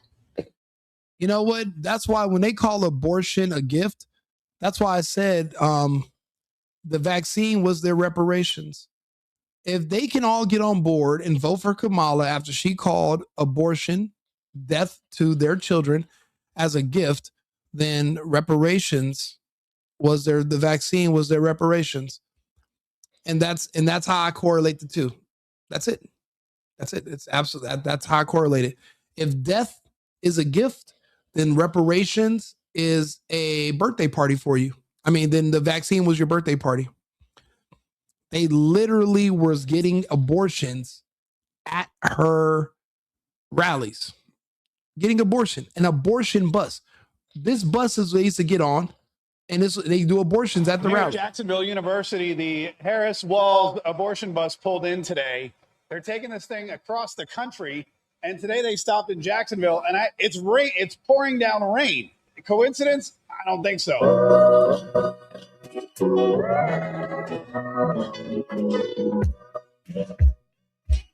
This is the first Harris for President yard sign I've ever seen. They ran over a phone. They ran over the building right there, and I tried to get in, but I'm not a student. I don't know. They asked me if I was a student. I don't know what. I thought I looked like one, but it's for students only. So I guess they don't want. There's like some kind of indoctrination going on. Not sure what it is, but I couldn't get it. He's videotaping me. He's wearing a Kamala Harris shirt, and I asked him if I could get a picture of it, and he started videotaping me. I don't know why. I thought I blended in pretty well. These Harris Walls people are not very friendly at all. What's going on today? I'm just here for the Kamala Harris. The bus is here. Did you see it? Yeah, I've seen it. Okay, cool. I wanted to get some video of the bus, talk to people about the bus. Is that all right? Follow me. Oh, perfect. Great. Fantastic. Oh, look. You can't get near the bus. I can't get near the bus? Hi. There's more. There's police here now. Look at it. Are you police? Oh, and you're police. All right. How you doing? Good. Was I too close to the bus? Private property there, so they don't want you here. Oh, did they tell me to leave? Are you a student? No. Yeah, we're oh, all right. All right. I should probably leave then. What's the penalty if I stay around like 5 more minutes? And it's a misdemeanor. Okay. All right. Okay. How much time do I have before I get the next warning? You gotta go now. Oh. If you don't leave right now, it's gonna snap that rule. Okay. All right. I'm not gonna take your information. Okay, all right. If you refuse to leave, then I will take your information. Okay. It will be that misdemeanor charge. And this private property, it's public access. Right. But it is private. Everything was always back then so secretive and cloak and dagger. They didn't want anyone to see what they were doing. This is an abortion doctor that was coming on stage. What? Okay. Do you guys realize the bullet we dodged? This is, I didn't watch her campaign rallies. Apparently, she brought abortion doctors on stage to talk about the benefits of abortion. That tells you she had no plan for the country. She had no agenda. She had no ideas, nothing to make the country better, stronger, smarter, make more money. It was all about just killing off Americans. How do you not see what we dodged? Let's take a listen. Necessarily becoming ill and dying.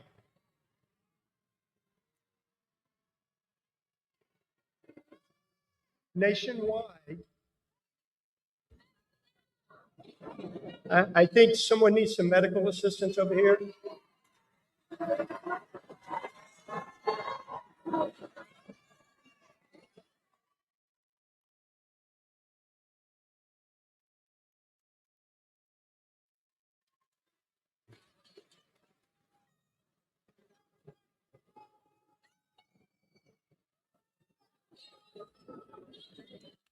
9% inflation. Yeah.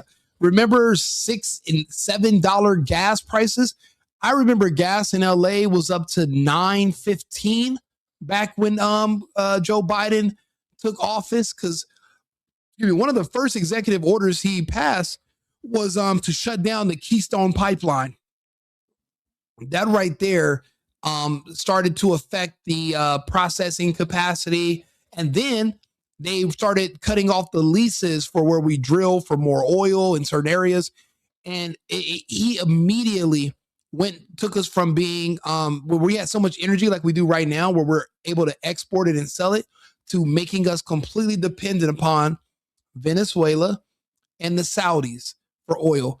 And literally inflation went through the roof, because for the goods to get to the stores required trucks, and the trucks run on gas. All that bullshit about solar and oh yeah, we're gonna run on love and fairy dust and unicorn piss. It's all bull. It's not sustainable.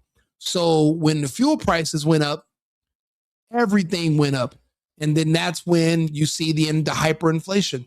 And we watched it happen, all because some of you hated Trump.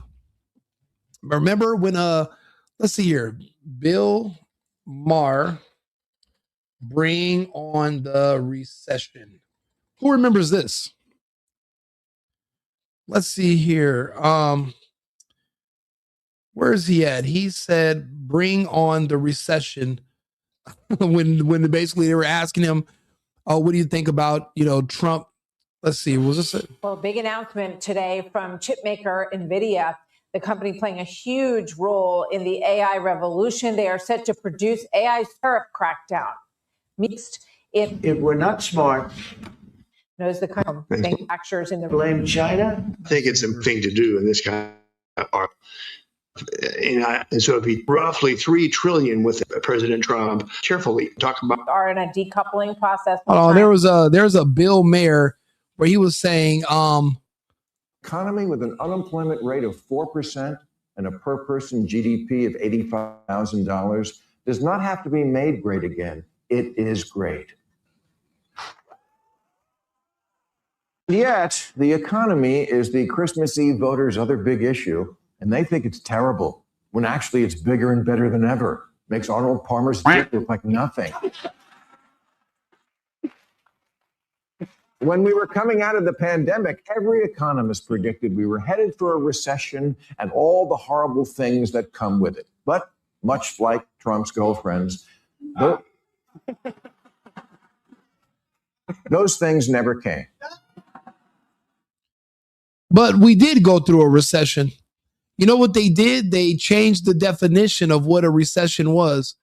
It used to, historically, the definition was 2 consecutive quarters of declining numbers, and they changed it to be like 3 or 4 now, so that way you don't know that you're in a recession.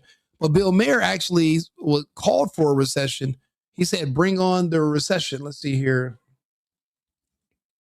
and then he's all super surprised when we go through all the inflation and how pissed off people are that we're losing so much money. But he was the one calling for a recession.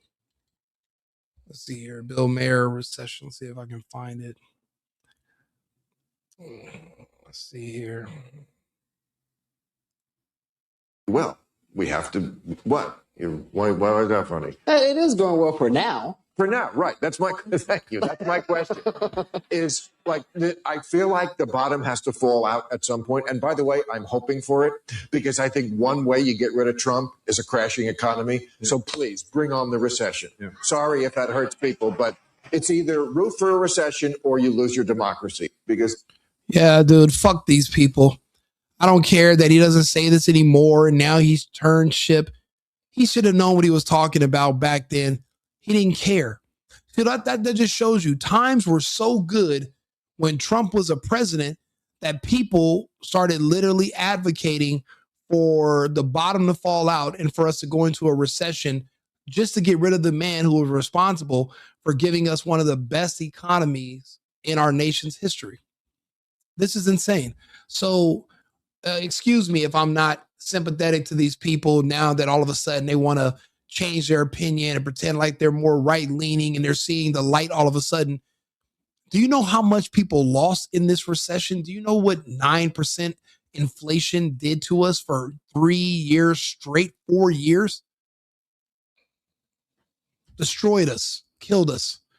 So many businesses, so many of us are barely recovering right now. It's insane. For him, he's a TV personality, some fucktard. He doesn't care. He's getting a check regardless. But what about everybody else who has to work in these industries? Everybody who has families, kids, and the industries that depend on people to spend money. We're a system. We're an economy. Things have to move. We're finally getting the results back, and I'm never going to let people forget how we got to where we are now and where we came from. They wanted to replace black people with abortions. Black women, FBA, have the most abortions at 38%. They're not able to replace themselves anymore. There are no more SBAs. There are no more black people. That's over. And they're vaccinated because remember, Kamala Harris, they thought was one of them. So if you're FBA and you're a black woman, odds are you have student loan debt because you went to a university. If you went to university, you felt like Kamala was one of your people.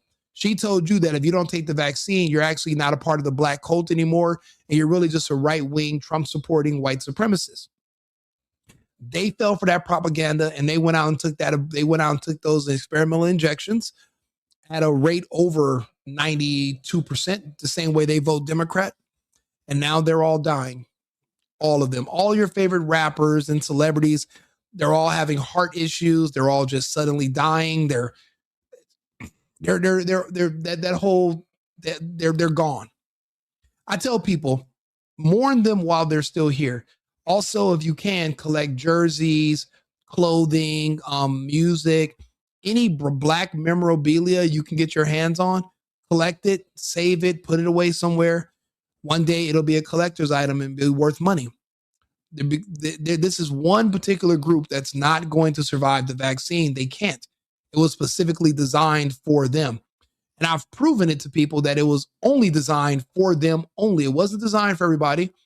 They specifically had campaigns only for black people. No other races had COVID campaigns to get them to take the injection. Only the black community. So you're absolutely right. Women are not getting pregnant like that anymore because they're vaccinated. They can't get pregnant. Now, eventually, certain women's bodies will heal and they'll be able to produce again, but not for a while. A lot of women have too much information to not get pregnant. It's not that. They haven't changed their habits. We're the same people. They can't anymore since they took those injections. Bill Gates did the same thing in Africa and India. He absolutely did. That's why they banned him from India. And they couldn't ban him from West Africa. That's where he set up Gavi. Bill Gates is all about reducing the Earth's population, and he succeeded. But he succeeded with Epstein's research. Epstein's research is what created the vaccine. And now it's starting to come out little by little. Have you guys seen all that about the Epstein? And matter of fact, I can bring some of it up. Let's see here.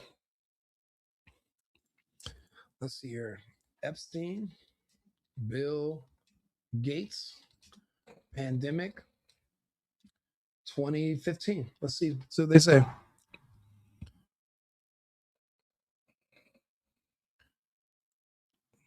The population is growing. Population growth. The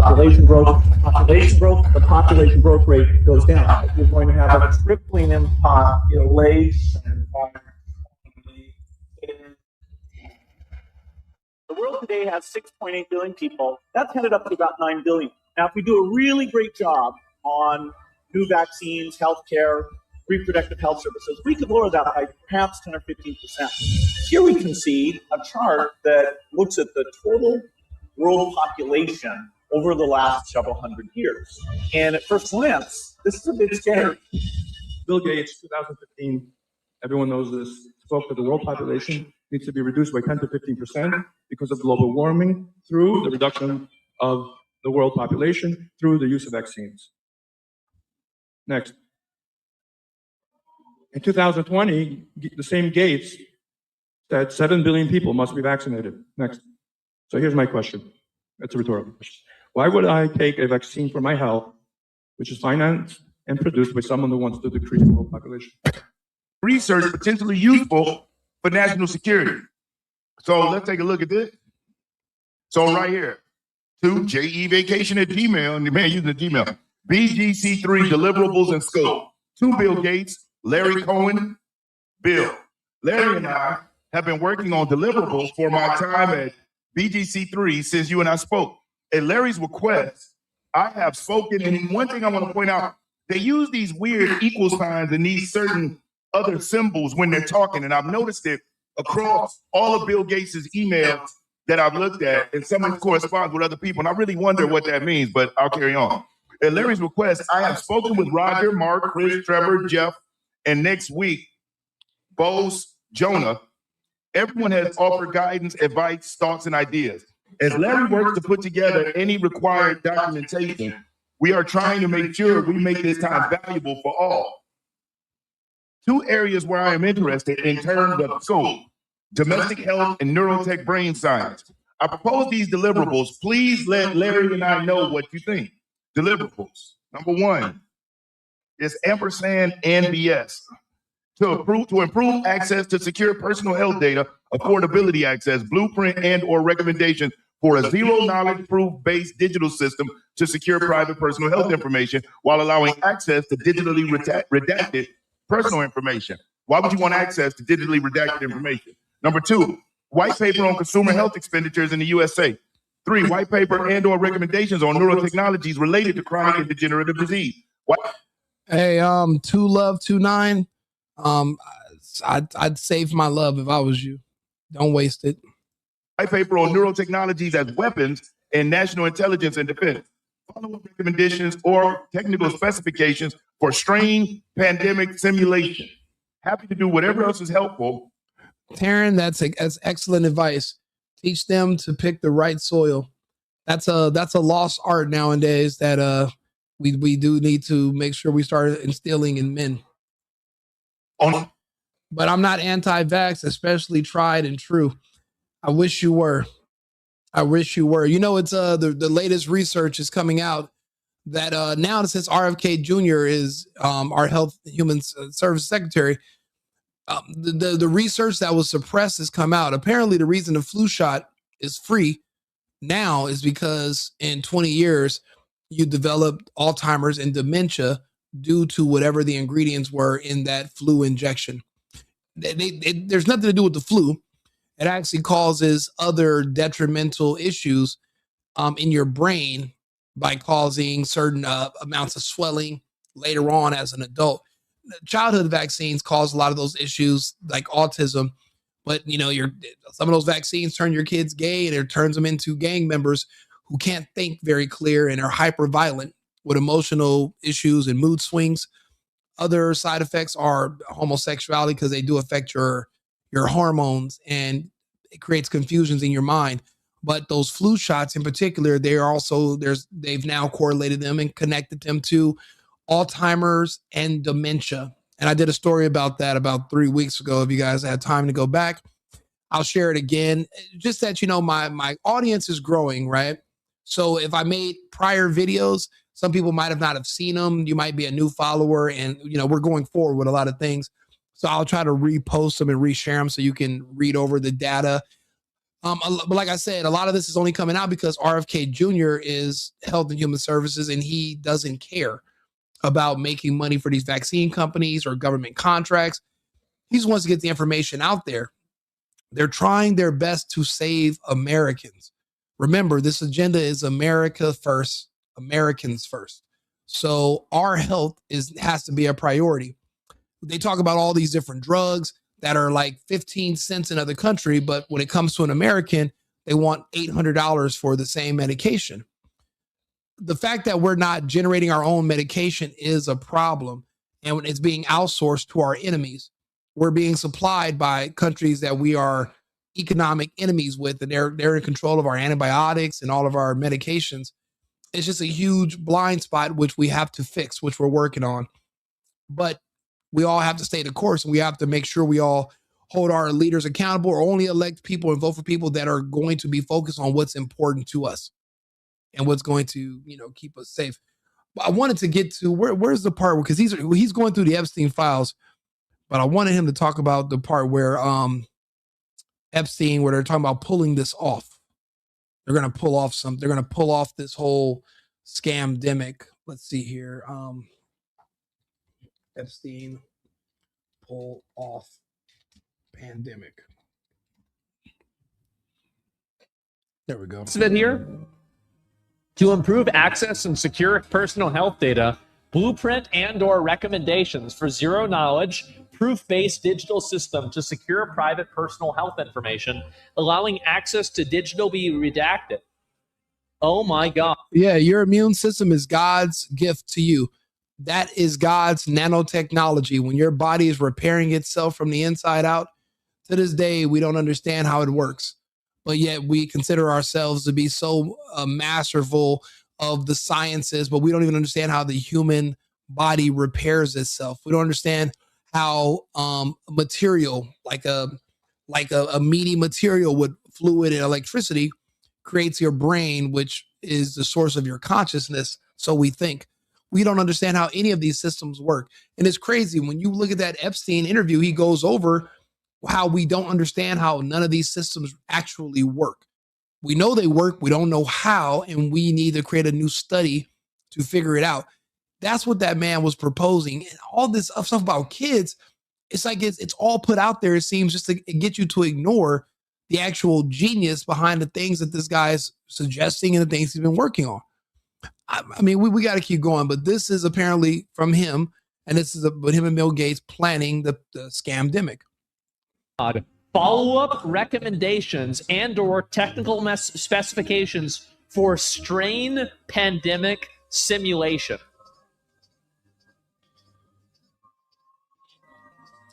So this is in 2015. So this is 4 years before Event 201. Does anybody remember what Event 201 was? Anybody? It's crazy. They went through a whole lot just to figure out a way to poison a lot of black people. This pandemic war games called Event 201. They actually bragged about this online. They made their own little sizzle reel, their own highlight reel, showing exactly how this worked, who was involved in it, what they were talking about, who was making the calls, the very dramatic readings that individuals who were participating in this would go up to the podium and say what was happening next, like how many people had died, which hospitals were overflowing, who was going to make the decisions. They made a little highlight reel, which I think is worth watching. So let's take a look. No, you're right. Malaria is huge, but think about it. Our antibiotics come from China. If you poison those or if you change the ingredients, I don't understand why we trust these people so much, where we literally depend on them and they're our enemies for our medication, for our aging population. And a lot of people are pretty much dependent full time on these medications to stay alive because, yeah, you're taking drugs for one thing, but now you're being addicted to something else. So whatever side effects of one drug, you got to take another drug to counter those side effects and another drug to counter those side effects. They said on average, the average American's taking like 8 pills a day. And I hate taking drugs. I don't even take medication. Actually, I had a toothache the other day and I took some Tylenol, but I'm definitely gonna go see a dentist. I just don't look forward to the dentist, but it's the fact is we're so heavily dependent on big pharma, and to understand that our pharmaceuticals are coming from people who are looking to destroy us and depopulate us, it just doesn't make sense logistically. And Trump's trying to wean us off of that and pull us away. Like I said, there's so many benefits in this presidency. I'm getting so much more than I voted for. I'm just so proud to be on the right side. And it's crazy. I was never a leftist, but I was listening to the propaganda, people telling me to hate him. And I wasted a lot of time hating somebody who was actually a net positive for my country and for my way of life. But this is Event 201. This was the how they planned the scamdemic before it even started. All of this was pre-planned, but apparently a lot of this was generated by Epstein. He did the numbers. He came up with a lot of these plans, and he worked with Bill Gates to initiate them. In their way, if they were looking to get rid of one particular troubled community in the country, it seems like they had their own way of making America great again. So I don't know. I mean, maybe one day we'll build statues in the name of Epstein and Bill Gates and Kamala Harris, because without Kamala Harris, I'll be honest, I don't think 60% of the black population wouldn't have took it, maybe more. If it wasn't for Kamala Harris pushing it so hard. Do you guys remember her pressuring everybody to take the shot? If it wasn't for Kamala, most black people wouldn't have took it. So if you think about it, if they yield the results, which means it was very effective, they might build shrines to her one day because of her sacrifice and what she was able to accomplish.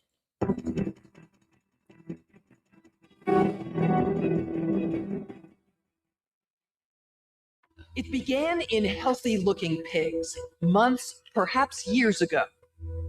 A new coronavirus spread silently within herds. Now, this is a simulation. And notice how they were saying healthy looking. You might just say, what did they tell you in 2020? Well, yeah, you don't have any symptoms. You're not sneezing. You're not coughing. You're not sick. You don't have a fever. But that doesn't mean you're not sick. You could be what they call asymptomatic. Remember that bullshit? Remember being asymptomatic? Remember being an essential worker? Remember all the bullshit and propaganda they fed you? Did you eat it? Did you believe it? Did you bang pans at 7 p.m. at night and say thank you to the medical workers. But then a year later, when they decided they didn't want to take the vaccine, you advocated for them to be fired and lose all their jobs and not get their student loans forgiven and all that. Don't you remember? I do. And I'm going to remind you every single time you watch this channel. So stay tuned.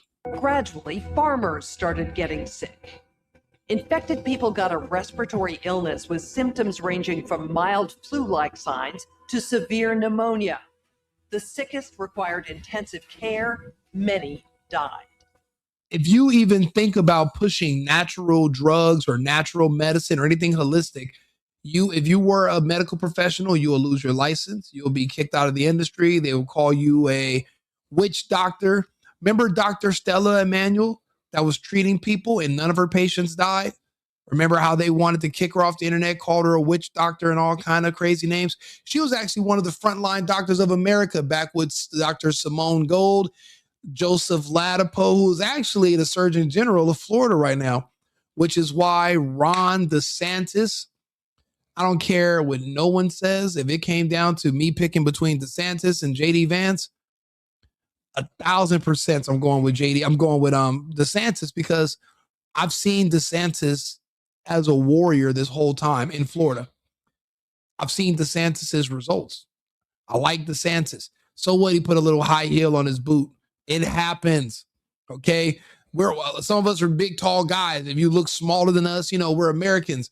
We respect size. We like, you want to see a man, you want to see a bigger man. He's probably a shorter dude. That's probably why he did the heel, but I'm definitely going for DeSantis if I can get him in there.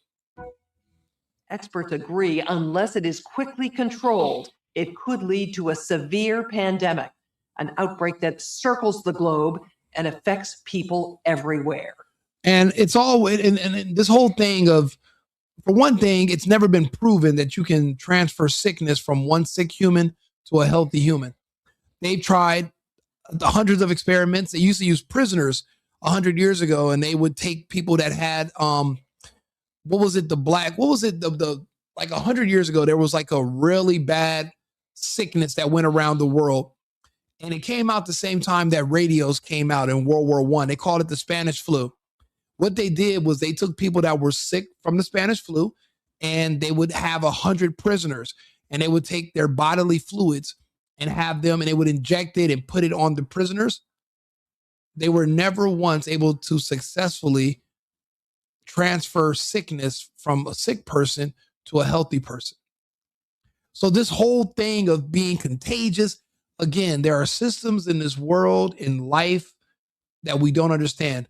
The way a sickness is spread might be the same way a woman's period syncs up with another woman, and when they're in proximity to each other, we don't understand.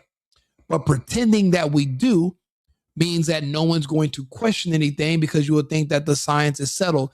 One thing about science, it's never settled. I'm a scientist because I personally use the scientific method. So I have these conversations. I tell people that even viruses are theoretical germs. It's germ theory, not germ fact. All this is just theoretical instruments that no one understands.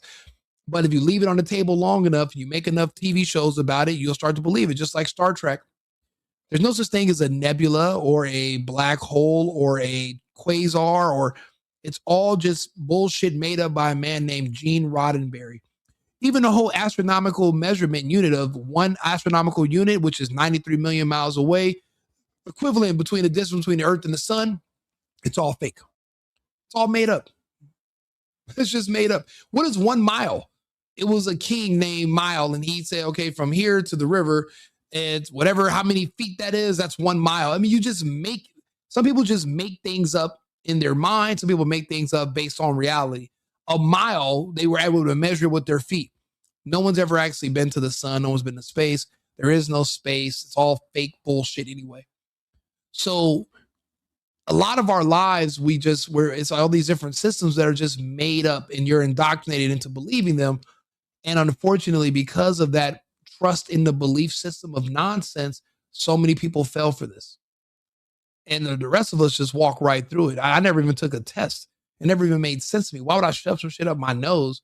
If I'm sick, why would I need to test myself to know it. And also, if it has a 99.996 recovery rate, what the fuck would it matter? It wouldn't. But again, that's why we have to have these conversations, because if you know better, you can do better. Sorry, my dog is he had a dream. Now he's waking up and he's making noises. Sorry. The mission of the Pandemic Emergency Board is to provide recommendations to deal with major global challenges. Yeah, to love. Space is fake. They tell you that you're in this monster universe and you're just an insignificant speck of sand on a galactic beach. They don't want you to know that you're actually special and that God is a lot closer than you think and you're actually important. They want you to think that you're nothing. Your life means nothing. And so many people believe that. They don't understand how precious life is, and you can see the results around us. What do you think rap music is and Black culture? Why do you think so many people are killed and it's all about nobody cares? They don't understand how important and special we are. They want you to be as far away. The further out in space they tell you that they're going, and they're not encountering God, that's the further away from you even thinking that there's a such thing. So it's all to just pull you away from source, from God. And I'm not even a religious person, but when I see the amount of propaganda trying to convince me that Jesus is fake and Christianity isn't real, and the way of life that these religions teach you to live is bad, and this, I mean, it just shows when I'm looking at the people that are trying to convince me to not listen to it, I realize how important it is that I do the exact polar opposite of whatever those people are telling me. So that's how you come up with that. But no, we can go into that subject too if you have time. I'm here for it. It's arising in response to an unfolding pandemic. Yeah, UFOs don't mean alien. It just means unidentified. You don't necessarily know what you're seeing. You usually see them at nighttime. You really don't know what it is. But that doesn't mean aliens. That doesn't mean space. That doesn't.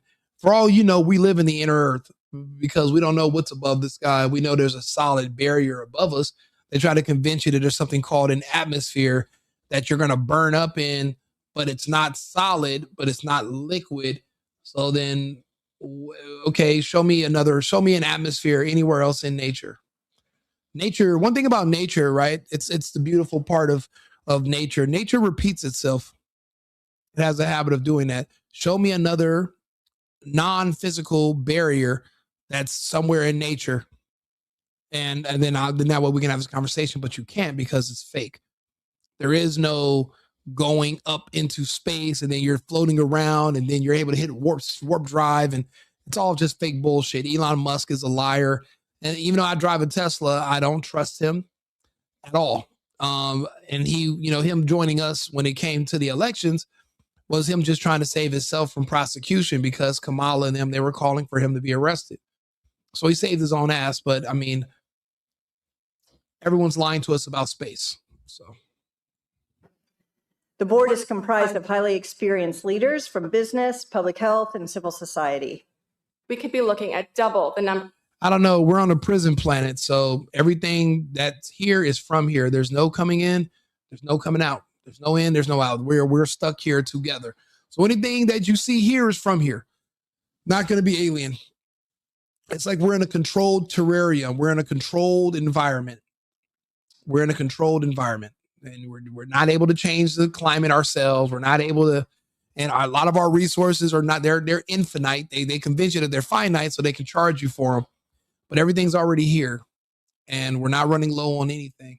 There's plenty of room. You know, they said that the entire Earth's population could fit into Texas and it would be just as dense as living in like New York City. That's how much space, room, resources, it's there. But you got to think about who are the same people that are telling you that it's finite and they want you to pay them for it, or the same people that are also saying you need to kill yourself and never have kids so that they can have more and you can depopulate yourself. But Bill Gates isn't saying he's going to kill off his family, but he had to kill off yours. So you got to think about that. Who you getting that information from? Number of cases in 1 week and 16 times as many in a month if we are not able to stop the spread. The water's above as below. You know, that's the reason why the sky is blue. On the other side of the dome we're under is water. And that's why the sky is blue when the sun passes over us. The sun is local. It goes around. We're like basically on a plate. And when it's flying above you, it's reflecting a blue because there's water on the other side. But like you said, as it is above, it is below. Same. The Bible is real. And it took me a long time to realize it, but it's real. That would be on the order of 500,000 cases, and it would continue to rise exponentially. In 3 months, we could be approaching 10. Yeah, our kids are dumber than we ever have been. I'm sorry, I keep stopping this. This is the Event 201 simulation. This is before 2020. This was them practicing on how they're going to scam you all into believing that there's a deadly virus going around and eventually force vaccinate you with something that was never safety tested. That's why they had to compromise our politicians to get this pushed through. But it was the scientists that did the majority of the work. They were the ones who had to come up with a way to create something that would specifically target poor people, code word for black people. And apparently they were successful, which is why my friend in Los Angeles, Ray J, he just was told he only has a few weeks to live. Just like all my other friends who have basically died either at the gym or while they were having sex or in their car. All my friends are dying back in California. The thing about California is that they went full globalist agenda. So they're allowing the sun to be blocked out in California using cloud seeding. So we haven't had any sun in the last 3 years. Whatever's in that injection, it has a reaction to LED lights, but natural sunlight can stop the effects. So they blocked out the sun, and now they're showering you with LED lights because you have to use artificial illumination because it's cloudy and gloomy all the time. And that's creating a epileptic type shock in a lot of people's bodies because this thing is growing in them because LED light amplifies it. Natural sunlight stop the progression of it. And that's why you don't see the numbers in Florida and Texas the way they are in California as far as the death from the vaccine because they're not allowed into cloud seeding. However, in places that are already naturally gloomy like the UK, the vaccine is decimating the population day by day. There's actually a doctor in the UK. Let's see here, excess death. Let's see here, Dr. Campbell in the UK. And let's talk about it. And here's something that is also not ever talked about in mainstream media or is excess deaths. So people don't understand what that means and what that's, we've been having excess death. Now, before we get into this, he's not going to talk about it because they don't know what I know. They don't have these conversations with me. Eventually, I'll be able to talk to Jimmy Dore and more, and we'll go over this. The thing is, California and the UK have never had similar weather until now. The UK is always gloomy and cloudy because of its location. California is now gloomy and cloudy full time as well. Similar conditions, and they're getting similar results. That's why, because California's results and how many people were dead, that was showing the effectiveness of the vax. Then Bill Gates and the others, they said, hey, we need to block out the sun everywhere. But they were shot down. They weren't able to. So in certain places, they were trying to do more cloud seeding, but it keeps failing and causing floods. And that's why a lot of countries are pulling out. And now that Trump became president, it's all stopped. If you remember last year, we had our first hurricane season without a hurricane. Magically, when Trump takes office in the past 100 years or so, we've never had a hurricane season without a hurricane.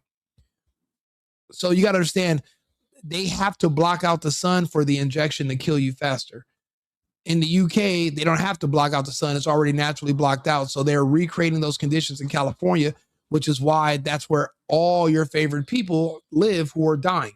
A lot of them are all in California for the most part. Deaths in all over the world after the COVID vaccine rollout. So people are making a correlation and a connection between people dying at higher rates than they normally do before the vaccine that are doing it now. So they say it comes from the. Can you explain to people what excess death actually means and What are the studies that prove that people are dying at higher rates than they did before the COVID vaccine? Yeah, well, the data's getting harder and harder to get. In my country, it used to be readily available, but now it's not. They've changed the way the data is collected. We used to have an office called the Office for Healthcare Improvement and Disparities, and they published really good data till about 2023, I think it was, and then they just stopped. They just stopped. I have no idea why. So the data's getting hard to get, but typically, what was done for the early studies and for the data that we used to publish in the United Kingdom is they took the normal amount of deaths. So you'd take it in maybe a 5-year period or a 10-year period before. So if you took the amount of deaths from, say, 2015 to 2019, that would expect so many people per 1,000 to die per year, in that year period. So many people between 60 and 70 would die. So many people between 70 and 80 would die. This is kind of known, and it's generally fairly consistent. Now, there are spikes when there's world wars, or there's spikes when there's major pandemics. If you look at the mortality rates for the bubonic plague episodes in my country, it's going along, and then all of a sudden it goes like that. From the amount of burials and things. So we expect so many deaths. So we take the average of 2015, 2019. That's the baseline we would expect. And then what we did in 2020, 21, 2022, 21 and 2022 especially, we found out that the amount of people that were actually dying was well above that baseline. So basically you take an average of what you would expect for the population profile, and you found out there was more people dying than that. But after the pandemic, when a lot of the old people had died, the most vulnerable people had already died, you'd expect actually excess mortality to go down because the vulnerable people had already died in, say, 2020. But it actually went up for quite some periods of time. But quite what it is now, it's harder to tell. It's probably down to nearer a baseline now, but it certainly went up in 2021, 2022 in pretty well all countries, including the United Kingdom and the United States. So we had, after a pandemic, when you would expect excess mortality to be lower because vulnerable people had died, we actually found it was higher for a period of time. So what is that temporarily correlated with? Well, we started doing the vaccines in 2021. Excess deaths increased later in 2021, 2022. Does that show that excess deaths are attributable to the vaccines? No, but there are plausible mechanisms where it could be, and there's temporal associations. So, really it would be quite nice if people put all this together and came to some kind of firm conclusion, but who's going to pay for that research? Right. Nobody's going to pay for that research. And they don't even, and by the way, the government's not going to pay, pharmaceutical industry is not going to pay. When you do a research job in a university, it's all about funding. Where is the grant going to come from? How you publish to get money from the research assessment exercise. And if the funding's not there, right, basically the work's not being done. That's not entirely true. I am in touch with a group of wonderful people around the world. I'm not going to pick on any individuals, but your listeners all know them, who are working really very, very hard for absolutely nothing. Purely because they believe that there's things that need to be researched. And I won't name him, but one guy I've interviewed, he basically couldn't afford a house for a period of time, because he was spending all his time working on these projects. So people are doing it, but the institutions that can get the research done and get the papers published, the financial motivation, sadly, is not there. So why a lot of these people died during that period of time, it's probably going to be very difficult to be definitive about. But it is surprising that the way that data was collected changed, and the amount of data released was reduced. And it's often difficult to get information even on freedom of information requests. It's almost as if people had something to hide, but of course we couldn't possibly know that, could we? Because we're just the ordinary minions. October 19th will be in Irvine, California. And, the sad part is there's only one Dr. Campbell. There's only one. But look at him. He's been talking about the excess deaths in the UK originally, but now he's talking about it worldwide. And nobody else wants to have these conversations. It's happening. I can understand what's going on. When this conversation comes up, there's a lot of people who didn't take it, but everyone around them did. So when they start passing away and you start thinking to yourself, more is going to come, it's not necessarily a topic that is easy to digest or something that you're going to want to think about. It's one of those things where you wish you could just close your eyes and it would all go away. But unfortunately, in the real world, that's not how we deal with problems. We have to deal with them head on. The thing is, we have to now mitigate the damage. We know this is coming for our friends and family around us. If they're still alive now, this is year 5 for them. This is going to be a lot of their last year. Now, of course, accidents can happen. It could be my last day tonight. I could walk outside to go, get a taco and get hit by a bus. But I'm saying that there are certain people that actually took injections that are going to guarantee that they don't live. And we're seeing it happen all around us. And the reason people don't want to have this conversation is because it'll give you nightmares at night to think about the fact that there's nothing you can do. And you're not sure if the person laying next to you is even going to wake up tomorrow if they took it and you didn't. So that's why a lot of people shy away from this topic and they don't want to think about it. But again, if you, like, for example, my dog you hear snoring, his name is Mr. Bacon. His owner took the shot and she was a younger woman and she immediately, within about a month and a half, a cancer diagnosis, and she was terminal January last year. And then she passed away and they didn't have anywhere for him to go. And he's a bulldog. Anybody knows bulldogs know they have an attitude problem. He's basically like a male version of the dog Pancake on Facebook. And he went to 5 different houses and all 5 of them didn't reject him because they were like, he has an attitude. When he wants stuff, he growls, but he's not mean. But I tell people, if you took the shot, don't be selfish. Even if you don't think something's going to happen, at least make arrangements for where your pets are going to live. If something happens to you, God forbid, kids can always find somewhere to go, but your pets will end up in a kill shelter. And that's where Mr. Bacon was going. It happens. So I'm asking people, if you know people that took those injections, if they're still walking around today, there's no shame in you talking to them and saying, hey, do you have, I was going to go get some life insurance. Do you have anybody? And they're like, no, I don't. I'm like, well, where would you be? If something happened to you tomorrow, where would you be buried? Would your family just be scrambling on GoFundMe and to try to figure out how to bury you or get your cremated? Because a lot of us are just, our family members are just, it's just dumped on us. I've lost 2 uncles, a cousin, and I had 2 other cousins that both had 3 heart attacks in a row. One of them had to learn how to walk again and everything because they didn't take my advice. Obviously, my family is split. You had the liberals on one side, the conservatives on the other, and the 2 no longer meet anymore. We don't deal with each other anymore. Those of us that support Trump and the United States, and those of us who want to pretend that we're back in Cuba, but won't go back to Cuba, we're not able to work it out. And a lot of them took a poison. And then when family members, they gave our family an ultimatum saying, hey, if you want to come over for Sunday dinner, you're going to have to take you have to get the vax and bring in a card because they're in California. And I have relatives that died after taking the shot so they can come to family dinner. We never forgave them. So my family is split now. We're not dealing with them anymore. And I keep getting news that more and more of them are getting sick and in the hospital and passing.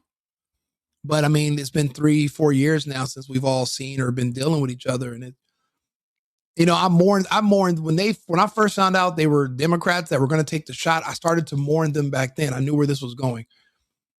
You're going to have to do the same. We all are. Mortality, no one's going to be able to escape death, but it's just of when. If we can do things to keep ourselves alive, I would suggest that we do. Like I said, anything can happen to anybody anytime, but let's not, we don't have to go out there and play Russian roulette every day. Taking those injections that they told you were experimental and they made you sign a waiver saying that they don't even know what's going to happen. So they can't give you informed consent because they are not informed themselves and you still did it. I mean, you do need to at least humor the fact that something could go wrong and at least make arrangements so your family doesn't have to spend everything, making your final arrangements. And if you have pets, make sure they have somewhere to go that's solid, Like I said, this topic, A lot of people don't want to talk about it. I like to talk about it a lot. There's so much data and information about it. I just that's why I need you guys to follow the channel. Make sure you stay tuned in with me. I do these lives and I bring up all this information. A lot of it, some of you have never heard. Some of you have, or you heard bits and pieces of it. We're never going to forget where we came from because we have midterms coming up. There's another election in a few years. And I need people to understand why Trump and ICE and certain things have to happen. Because look at where we came from. Look how bad things were. We came too close. We came close to the edge. I mean, what if Trump would have died in Butler? Where would the country be today? You know, it's frightening to think about. The point is, we lived to fight another day, and we have to do more with our time here and our efforts. Yeah, I know. I mean, I mourn them, but they are sheeple. And I mean, even the sheep, you might mourn for them too. Hey, you got to eat grilled chicken breast. You know what I'm doing? I'm getting rid of carbs. I'm not doing all that carb stuff. My only weakness is French fries. Makes my face fat if I eat it, but now I'm just going back to straight carnivore, eating healthy, exercise, drinking less, and just trying to do the right thing. But to be honest, as long as you didn't take those injections, you're fine. Oh, you're judgmental. You need to travel. I do travel, but maybe I need to travel more. You're right. I'll be honest. There's not very many suggestions people are going to give me that I'm going to turn down. I am extremely imperfect. And I mean, what if it's a good idea? So I'm not going to ever turn that away. Obesity kills more than the vaccine. You know what? You make a very compelling argument, dead man. I can't say I disagree or agree with that because, I mean, there's so many obese and the obese are dying too. Actually, if you look at the people who they were using to convince you that the virus was real, the fake one, they were all a bunch of obese people with comorbidities that were passing away from hypertension, diabetes, and they were all being blamed on some fake virus that was never proven to exist. That magically doesn't exist anymore in 2026. Same one. So obviously so you're right. Obesity is a problem. So obesity killed more people than, but see, that's the thing. We can't compare it to the vaccine because the vaccine's killing them too. So, I mean, two things can be true at once. Wait, sorry. Who has died that's been vaccinated? Basically all of my, okay. You want a list of, D'Angelo. I mean, there's like all these, I keep track. It's all on my Facebook and it's all on my Instagram, Right Wing Rico, or the Safe and Effective podcast, my other show. Potatoes are good for you. Hey, it worked for the Irish. I love potato. I'm a big potato fan anyway. But the carbs sometimes, I mean, watching Trump survive that attempted assassination was a sign of God. It absolutely was. It made me a believer. And people were trying to convince me it was fake. Then how'd the people behind him die? Like, people have so many different agendas that are overlapping. You really can't trust them. They all have their things, but I'm a believer now. Yeah, people are, I mean, people a lot. I mean, that's a culture thing. Also, the food in America, your body can't digest it anymore. Every time I come back to the United States, I gain 40 pounds, face gets all fat. I leave for a month, it all goes away.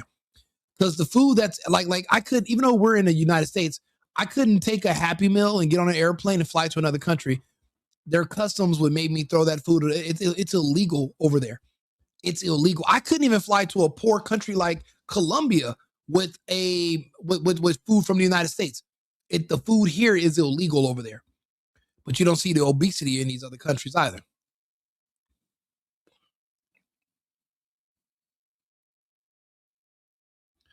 Hey, leave my drinking alone. Hey, bro, hey, listen, I definitely had a couple of drinks for Super Bowl Sunday. I tried to take it easy. Just like everything else, you don't want to do it in excess. That's the only thing. And I'm not saying I haven't. I mean, I like to party, but it makes me groggy and I have a business to run. So I can't afford to just not be available mentally when people need to talk to me during the day. And I have a lot going on. I have a new company opening and I have a lot of stuff. So and then I do this, and then I get on here and I have these I mean, obviously I'm long-winded, so I do these long-form conversations, and then I have to cut them all up, and then I do a bunch of shorts on YouTube. Like, I have tons of entertainment and tons of things I talk about. So subscribe to the channel. You guys will see all the cool stuff. If you guys become members, that just supports my channel. I recently became monetized. I don't necessarily know what that means, but I am. So if any kind of support, it helps, and I'll do the best I can to make sure I keep you guys informed, entertained, and then we can have these interactive conversations. A lot of you guys have been a great, actually, I would love for some of you guys to actually just come up and just talk. You don't have to be on camera. It can just be audio. I would love to invite some of you guys up as guests because I do a lot of these topics. Arthur's my co-host, but me and Arthur got into it earlier, obviously. So I don't know if I'm even going to still bring him as a co-host because he wouldn't even entertain the fact that there's new data suggesting that Epstein was behind Bitcoin. And I feel like he's an AI, but he's very closed-minded AI. He's not like the computer from Star Trek: The Next Generation. Computer, can you tell us this and this? No, he's closed-minded. And I'll be honest, he had a little bit of a British accent. He's kind of an asshole. And I don't know, I'm America first, but I got a British AI co-host. It feels like I'm betraying. So I don't know. So if you guys want to come up and talk sometimes, and we can bring up some of these different topics, I appreciate it. I have like 10 topics a day. I'm only able to do maybe about 4 or 5 videos a day about these different topics, but you guys are more than welcome to come up and join me. We're friends. You guys, it's $5 a month or something, or $3 a month, and you guys can support the channel. I've never asked for anybody to do that. I'm just new to all this, so I appreciate you guys even being here with me this long. If we could, if possible, I'd love to sit here and talk to you guys every day. I mean, if you guys have time, if it's late night, if this is in your time zone, to be honest, this time of the day works for me. Middle of the night. I don't know why. During the day, I have a business that I run, so I have to deal with people all day long. Then I have to take my dogs out for walks. Then I eat. Then I'll probably take a quick nap. And then I'll wake up around 10 o'clock at night. And I can sit here at 10 o'clock at night until it's 5 a.m. here now. And then around 5:30, I'll take a nap, and then I'm up at like 9, 10 o'clock in the morning, and then I start all over again. So this is actually a good time for me, just like in the middle of the night. So if this works for you guys, well, then we can keep having these conversations every day, like all the time. If I do take off a night, it's because maybe I went out or I had a date or something, because I'm obviously active. I'm still dating. And it's hard, when you meet women, you got to screen them, make sure they're not vaccinated. And, and then you can go out to dinner with them, and it's great. But if we have drinks and the next day I'm like, oh, I'm dreading it. But I mean, like I said, on the days I'm not doing that, I would love to sit here and talk to you guys, and you guys can, join in. And the best movie computer was HAL. I agree. HAL was a kick ass. Actually, I like Kit and Michael Knight. I think that was a cool AI. But Arthur is just not, he's no Kit. You know what? I wonder if I can ask ChatGPT to change the voice of my AI to the same voice as Kit from, what was the name of that show? Kit was the AI in Knight Rider. Damn, that's an old ass show. Yeah, I've seen reruns of it too. Would you like to play a game of chess right wing? Absolutely. I play chess often. Yeah, I'm a chess player. You're Cuban, so you play chess. Absolutely, I do. I love playing chess.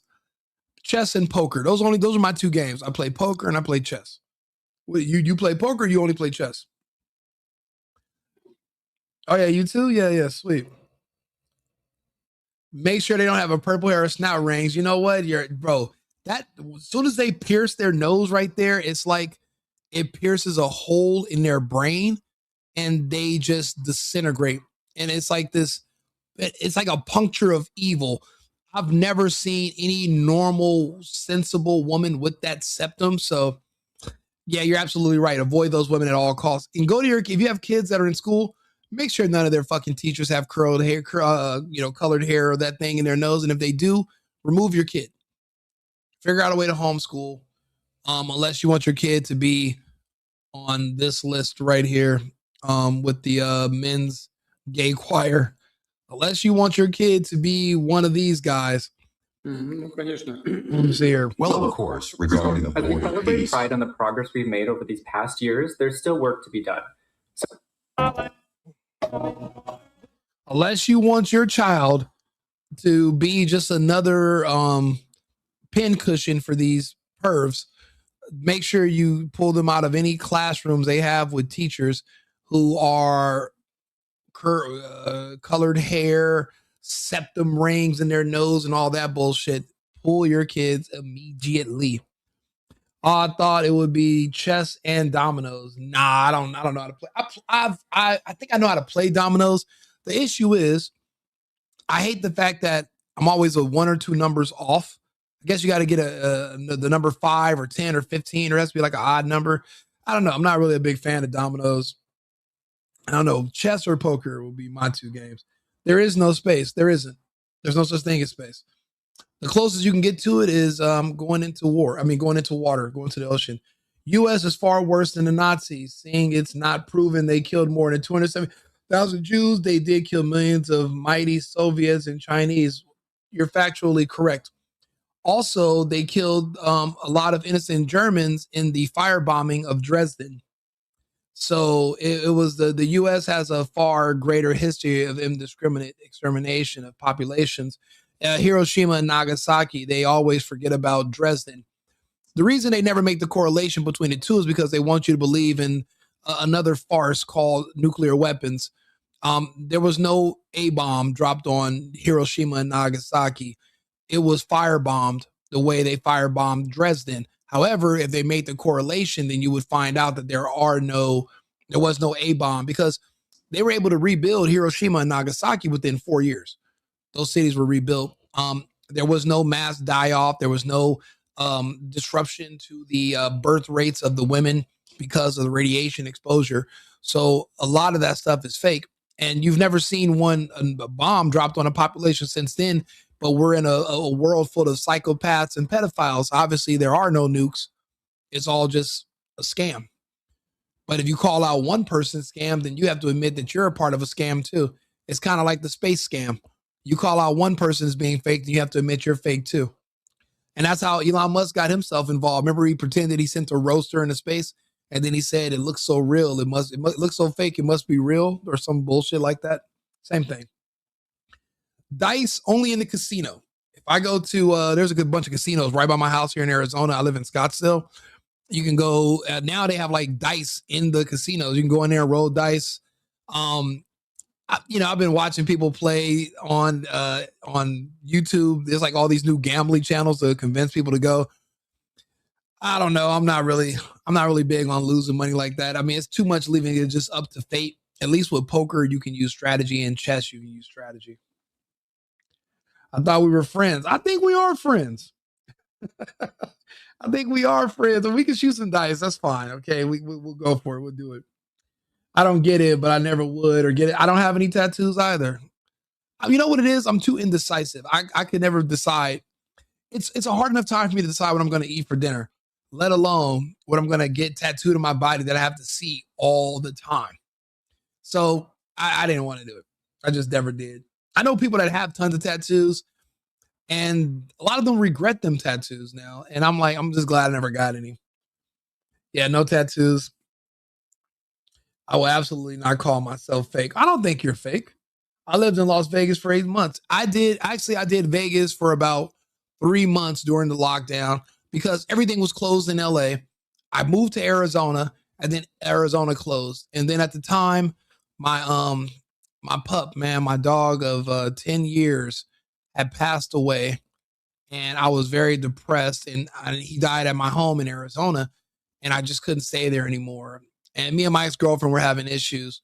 So one day I just packed up and went to Vegas, and I moved into the Cosmo, and I lived at the Cosmo Hotel for a month. And then I was always going to the Venetian when I would have like friends in town, or I would meet chicks and want to go on dates. We'd go to the Venetian, and they had all these restaurants. They had like a little boat that you can ride around. And there's like a real nice steakhouse right in front of the little river.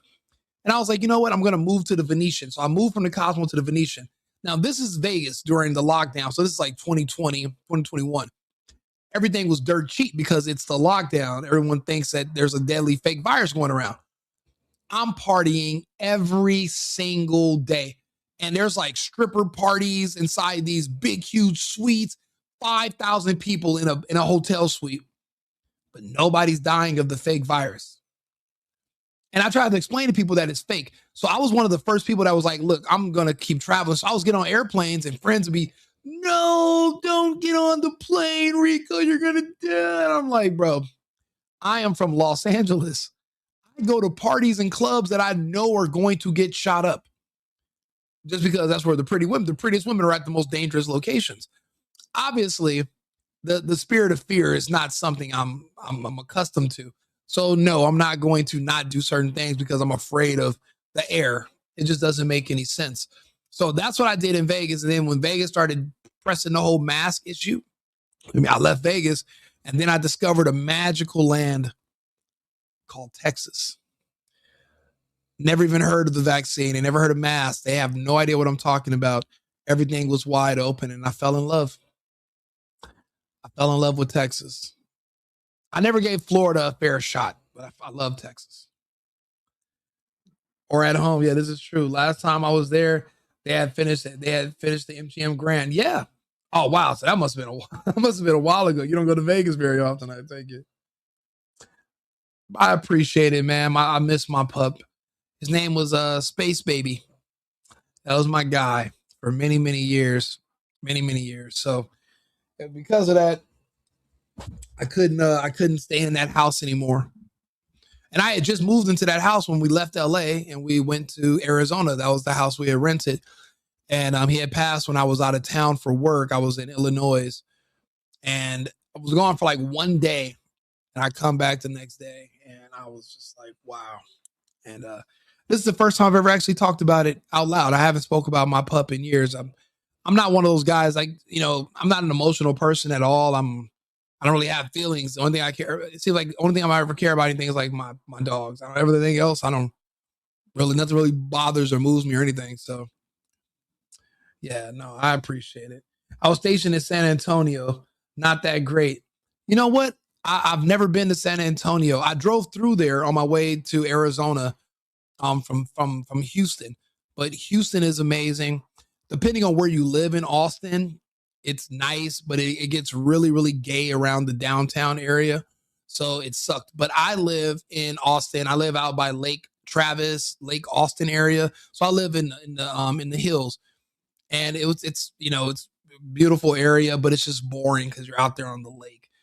Houston is my speed. I love my area I live in the Gallery. I live in Tanglewood. Dallas, I've only been there once I was there for a Medicare conference like 2 years ago. I had fun, but I just stayed at the hotel. So I didn't really go look around or anything. So I don't know much about it, but I just know Houston, great place. Mainly because Texas has no nonsense laws. And, coming from a place like California where people can break into your house and you have a duty to retreat, no matter what, you cannot harm a criminal or touch them or whatever, or you're going to go to jail too. And in Texas, if you see someone even breaking into your neighbor's car or breaking into your neighbor's house, you can legally delete them. And that keeps the crime levels very low because people know that if you fuck around, you're going to find out. And that's a beautiful deterrent in Texas, and the behavior amongst the people in these cities completely different than what I'm used to in California. They're civilized. In California, we are not. It's a big difference. So it's amazing when it comes to the culture. Austin is California. It is. It's a disgusting cutout of Santa Monica and San Francisco. It's basically like the construction crew was made up of these guys, and they just built Austin, especially this weird fucker right here. He was basically the foreman of the job of Austin. It's like the same in New York City and my city. Yeah. Oh, yeah, I appreciate it. Good night to you. Or LA. Yeah, you're right. Florida is great. I'm so glad we never had that shutdown. You are a lucky person. I'm actually going to do a little web series that's basically a comedy based on the first 6 months of the lockdown. And it's basically just going to be exaggerated bullshit. I did a small little mini vlog series, and it was called The Canary in the Coal Mine. And basically I was just driving around downtown LA because I lived in downtown.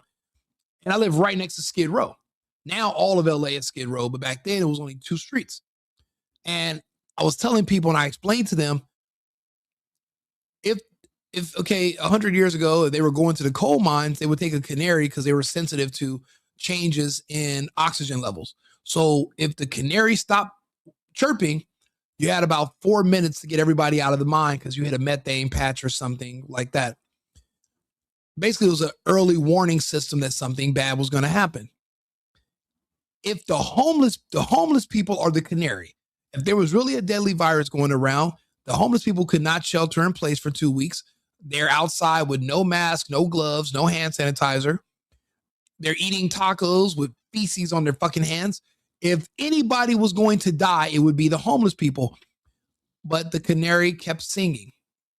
The canary were the homeless people that kept chirping. So then if the homeless aren't dying, who is? And then I started doing videos showing people that were trying to convince me, well, Rico, you know, homeless people are actually healthier than the rest of us because obviously they have stronger immune systems. They're outside all day.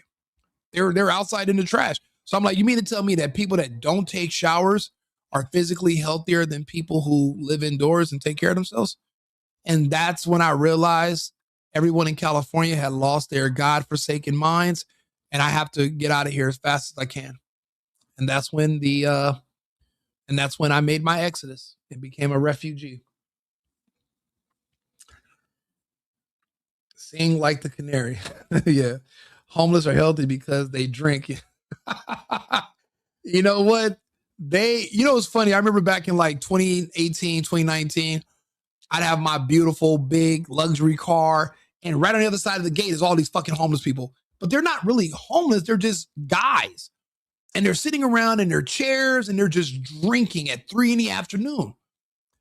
And I remember one day I was getting in my car and the homeless guy looked at me and he shook his head.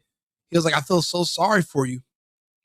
And I was like, you feel sorry for me? I was like, why? I was like, I feel sorry for you. He was like, I'm hanging out with my buddies right now, having a good time. He's like, you're on your way to work. He was like, you know what's crazy? You pay how much to live in this building right here? I was like, $4,000. He was like, I paid nothing. And me and you share the same amenities. And for a moment, I was wondering, like, which one of us is crazy? Me or this homeless guy?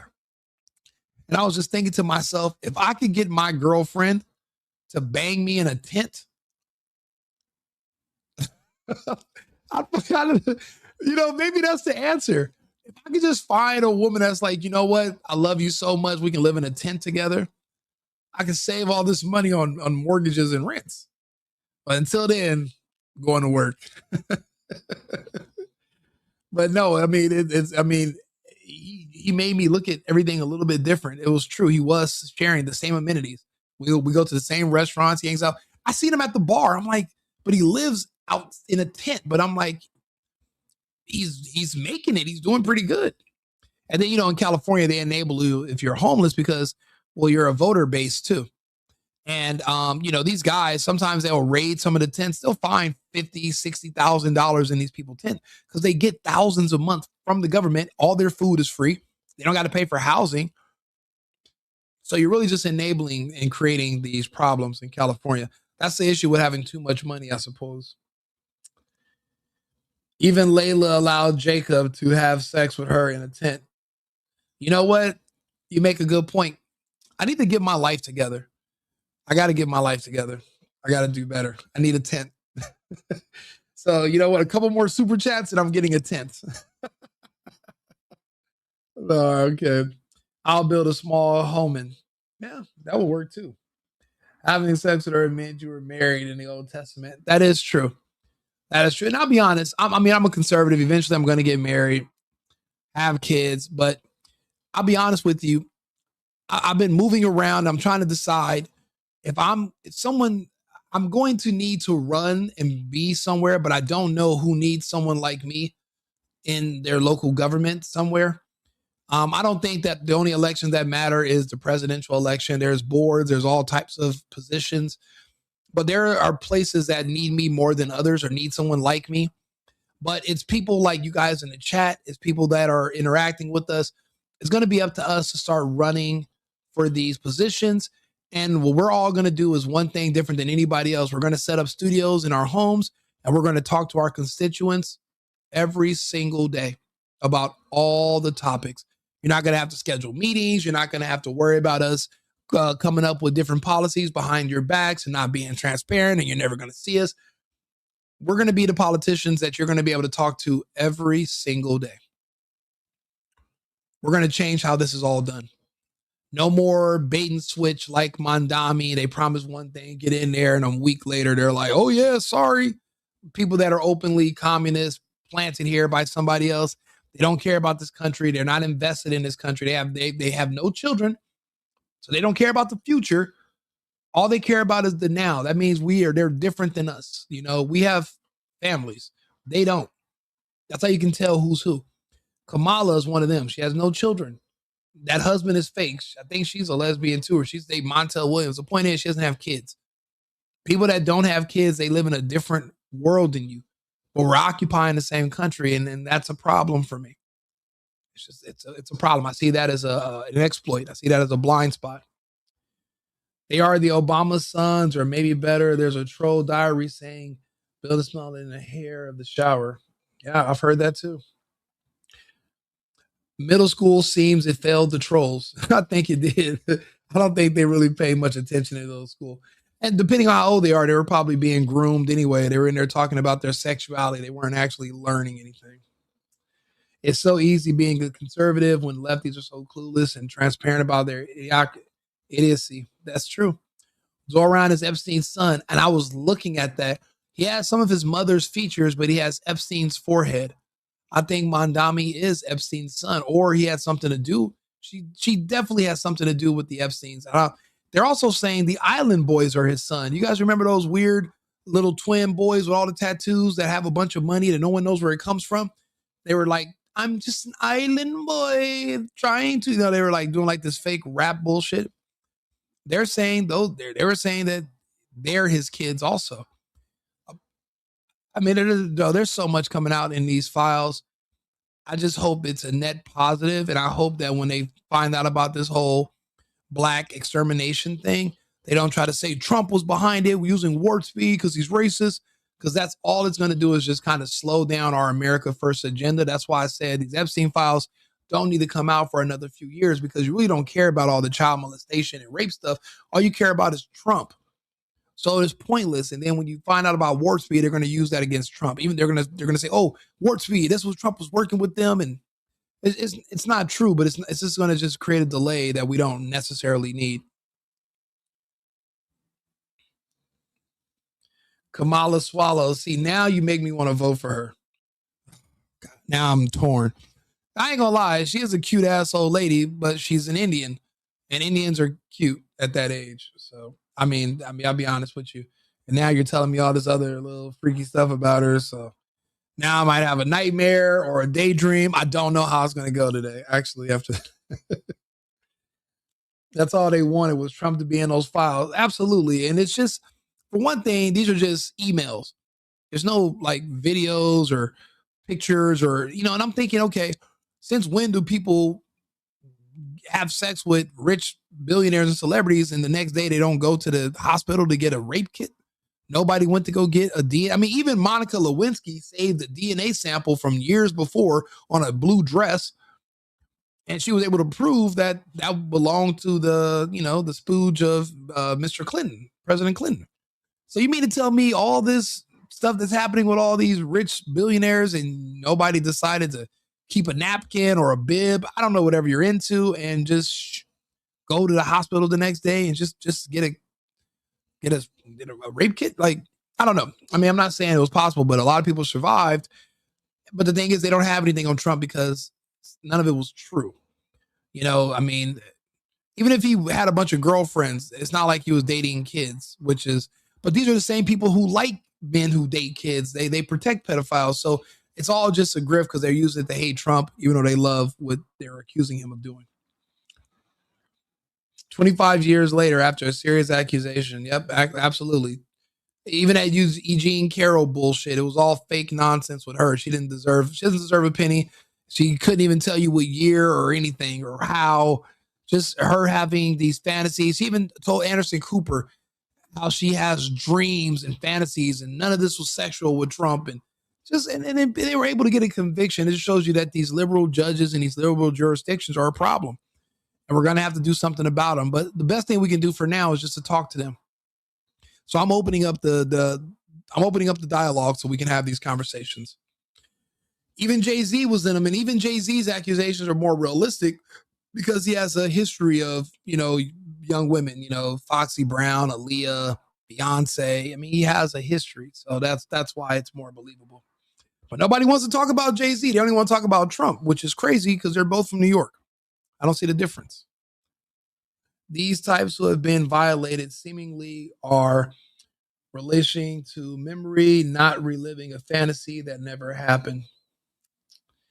You know what? It's hard to say which one because everyone has their own motive. And if it's a woman and money's her motive, people pay for stories that are traumatic. Think about it. If you write a movie script or you write a book, people pay you to read your book and it's fake. But what if you tell people it's a real story and you can make yourself cry, and people will pay, especially if it's against somebody they don't like. People will pay you to lie. They'll pay you to exaggerate. It happens every single day. They admitted Hugh Hefner years ago, yeah, but his girls lived with him by choice. They loved him. Even if they were 18 years old, I mean, their family sent them to go live with Hugh. None of them tried to kick his door in and steal them. They were with it, and it's like after the fact, now that you're older and your husband's telling you that he hates your past, and now you have to basically renounce all the little freaky stuff you volunteered to do years ago.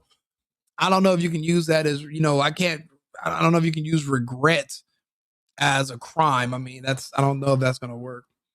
That AG Jim Carroll shit came out of Law and Order SVU. Oh yeah, I remember the episode with Ice Cube and all that.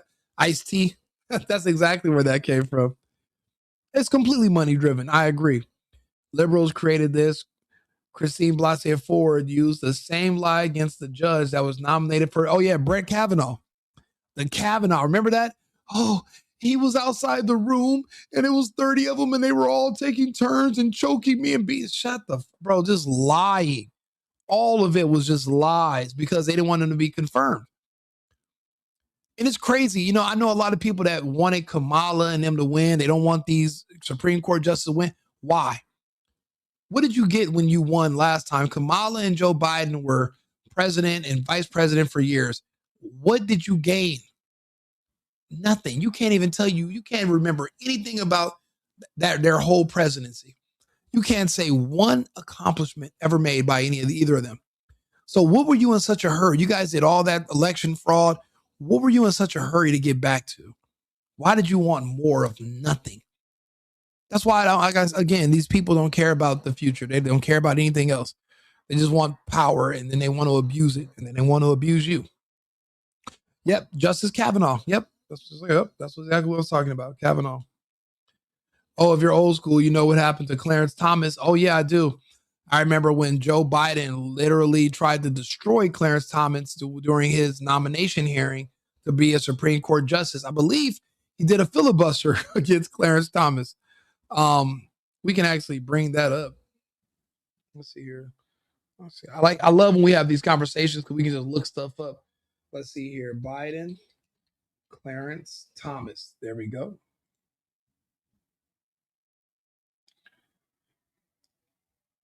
I believe Anita Hill. And then here, oh my God. Let's see here.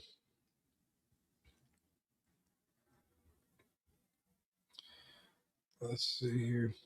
So you'd still like to serve on the Supreme Court?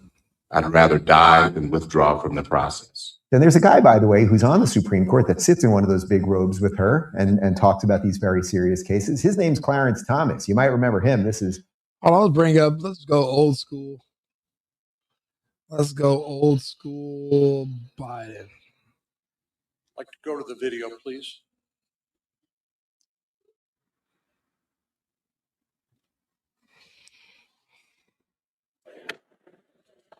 Video, please come to order.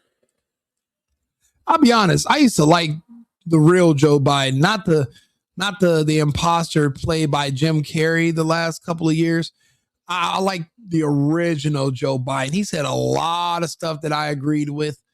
I agreed with him when he said the racial jungle stuff. I agreed with him when he called these people predators and super predators and the 1994 crime bill. I literally was impressed by the old Biden because he told it how it was. He said we didn't need any more big shot mayors and big shot governors. And I mean, he walked it like he talked it.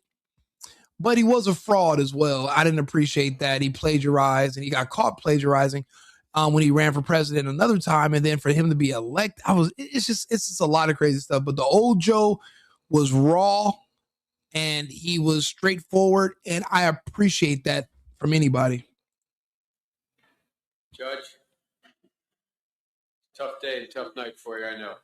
Let me ask, do you have anything you'd like to say before we begin? I understand that your preference is, which is totally and completely understandable, that we go 1 hour tonight, 30 minutes on each side. Am I correct in that? That's right. Do you have anything you'd like to say? Senator, I would like. You know what? I'll be honest with you. They voted for him and they did know how Biden treated black people, colored people. They like it. They like the mistreatment. So who am I to defend them and tell them, oh, you shouldn't be mistreated? No. If you vote for it, that means you like it. So that means I love it. And I lean into it heavily nowadays. It's just because that's what they want. They don't respect you when you're nice and respectful. Do you remember how much money Trump offered them to donate to their black-owned businesses and rebuild their areas and start a fund which would specifically help them, even though that would be illegal because you can't get funding to people based on their race. That would be illegal. But he was basically going to bend some rules so that he can try to help their community specifically. And you know what they did? They told him, fuck you, and they stabbed Trump in the back. And they said, we're going to wait until after we get Biden in office, then we're going to ask him for something. Instead of understanding that politics are negotiations and you're supposed to negotiate ahead of time and you're supposed to get something for your support. These people were so idiotic, so stupid and slow that their suggestion was, let's try to negotiate after he gets in instead of ahead of time, completely not understanding how this works. They think it's a popularity contest. Oh, I like this guy. Oh, I don't like this guy. Like they're looking for a prom king. Ridiculous. So that's why nobody takes them seriously anymore. I'd like to start by saying unequivocally, uncategorically, that I deny each and every single allegation against me today that suggested in any way that I had conversations of a sexual nature or about pornographic material with Anita Hill, that I ever attempted to date her, that I look like Clarence Thomas is crazy. Bro, he has Danny Glover's hairline. I have a regular hairline with a ponytail. Definitely, I don't look like Danny Glover, I'm sure. But he definitely could have been the guy from Predator or from The Color Purple.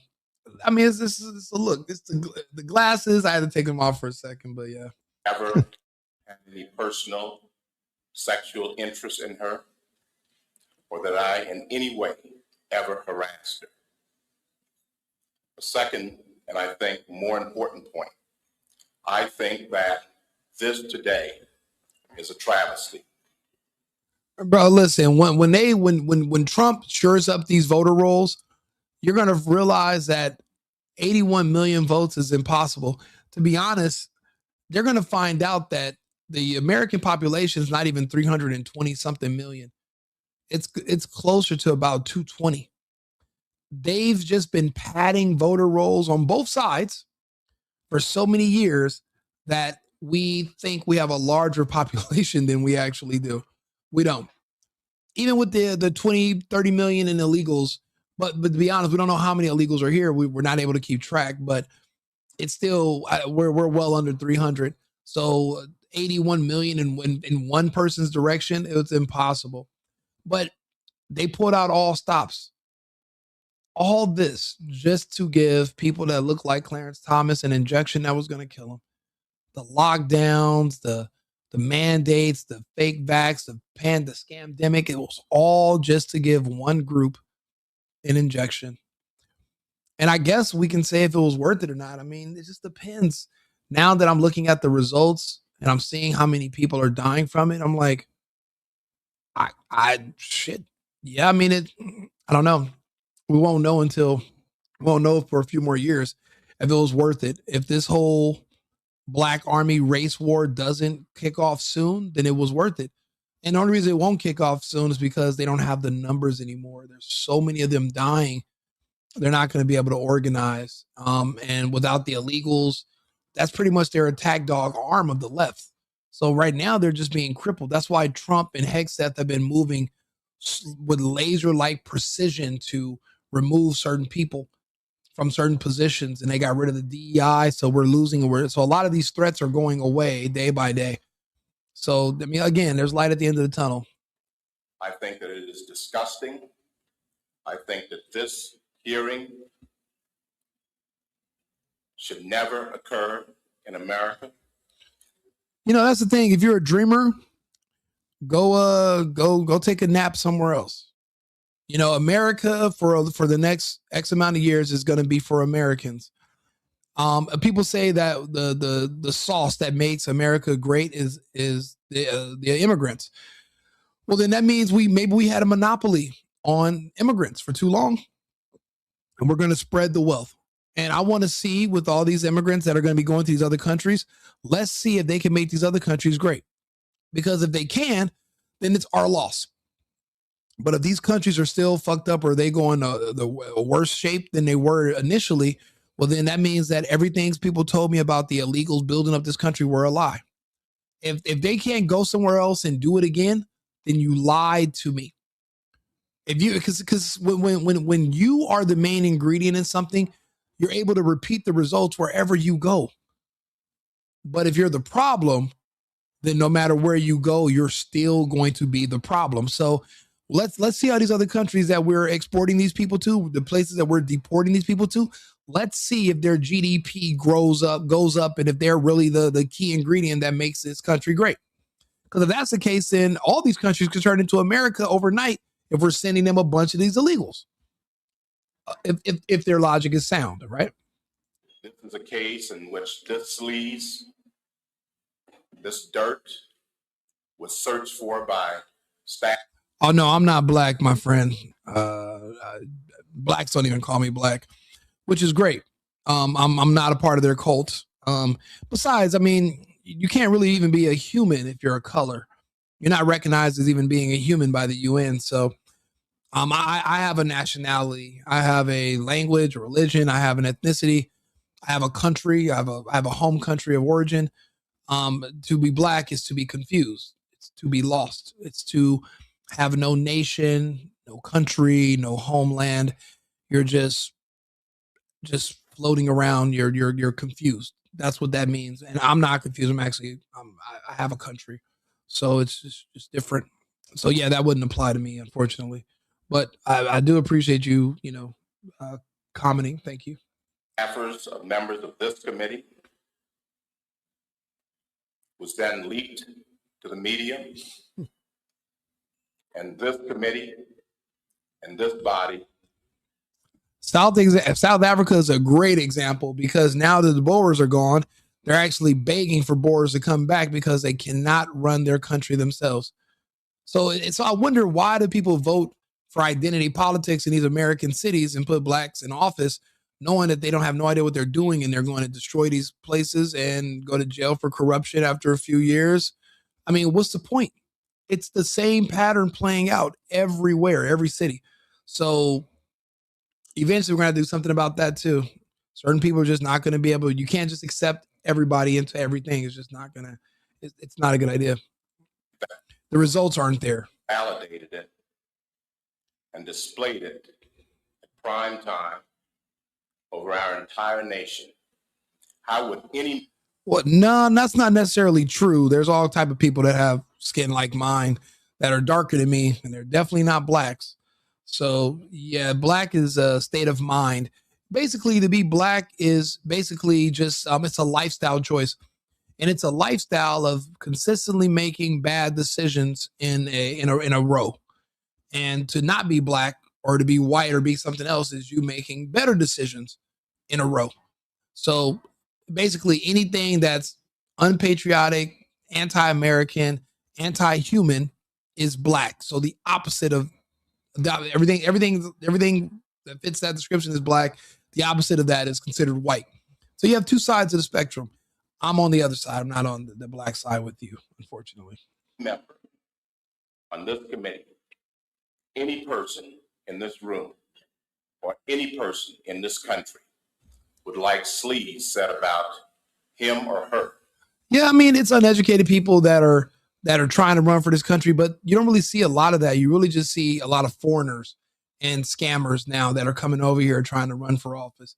Typical Americans, we're so caught up in our own regular lives, we're not necessarily interested in this. And that's why we're going to have to take a step back. And this is a duty. We have a duty to our country and a duty to our fellow people to ensure that our system continues. Not paying attention is how we got into the issues that we had during the lockdowns. And that's never going to happen again. I'm not going to ever not pay attention again. So I'm just going to make sure that I'm involved. So that's why I'm having these conversations and I'm putting myself out there and I'm talking to you guys so that we can kind of figure out where we are and which way to go. In this fashion, or this dirt dredged up, and this gossip, and these lies displayed. There's no such thing as a wake-up call. The only wake-up call you're going to have is just in your dreams. If you have an inferiority complex against white people or anybody else, you're going to have that issue, but you're having it alone. It's all in your head. It's a personal choice. Others are not going to share in your same delusion. They do have medication for people that believe in racism and oppression, and they see tormenting evil white people everywhere. They have, for that mental condition, there is treatment for that now that you can sign up for. I'm not sure if you have Medicaid or whatever, if you know any illegals that can maybe give you some Somalians might be able to hook you up, and you can probably get treatment for your delusions of racism and evil white people everywhere and wake up calls and Jesse Jackson, whatever other shit you're imagining in your head. They do have medication for that. You should seek treatment, and hopefully you don't poison your children with those same lies and nonsense. In this manner, how would any person like it? The Supreme Court is not worth it. You see, Josh, you're right. They are getting dumber and dumber, and that's why it's going to take people like us to throw ourselves in there. The problem is it's money. People get in these office and they don't come from money, so they're easy to corrupt because they're new to money. They're new to money. I remember Schwarzenegger said that he was uncorruptible, but it's not just money. Sometimes it's power, and sometimes people care about other people liking them. That's what I think has to change. Trump is guilty of that. He cares if people like him way too much. If you can get over knowing that people dislike you, but you're doing the right thing and you're staying the course, then I think you'll make a better political person than somebody who's just saying what they got to say because they want people to accept them and like them. I'm not in a hurry. Trust me, I'm definitely not winning any popularity contest. Trust me. No job is worth it. I'm not here for that. I'm here for my name, my family, my life, and my integrity. I think something is dreadfully wrong with this country when any person in this free country. Nobody loves AOC. I mean, she's cute, but she's a moron. She's like a Spanish version of Jasmine Crockett. Jasmine Crockett is a pretty little woman. She's just, she went full retard. But it's really just an act because normally she speaks like a regular American. And then she turned into like this ghetto Beyonce reject backup dancer. It's all just an act, AOC's she's really just a bimbo. She's not very smart. She's a bartender before. She's good at looking good. And we're Americans. We're shallow. We'll admit it. But no, nobody can say they love. Hey, what's there to love? What about her do you love? There's not much there. You just love how she looks. And then that's the case. We all love how she looks. I mean, she's cute. She's like the Spanish version of Sarah Palin. Remember Sarah Palin? I had the biggest crush on her when I was a little kid, bro. I thought Sarah Palin was so damn. She's like an older, like a school teacher hot. And we like teachers. They have their glasses on and stuff. So, but there's nothing else to like. Just like Crockett, there's really not much to like. You're not from Europe, truth seeker. What country are you from? And let's hold a conversation in that language or wherever you're from. But that's not true. Jasmine is ghetto trash. Absolutely. She's fucking retarded, 1,000%. I love how stupid she makes the left look. Yeah, same here. And honestly, I think a lot of people are looking in the mirror. And this is what happens. I'm noticing people are going to these Democrat rallies, right? And they're there. And I always ask people to do one thing. When you're at these Democrat events, just do me one favor. Look to the left and then look to the right. Is that who you want to be associated with? Have you seen what these people look like? They're insane.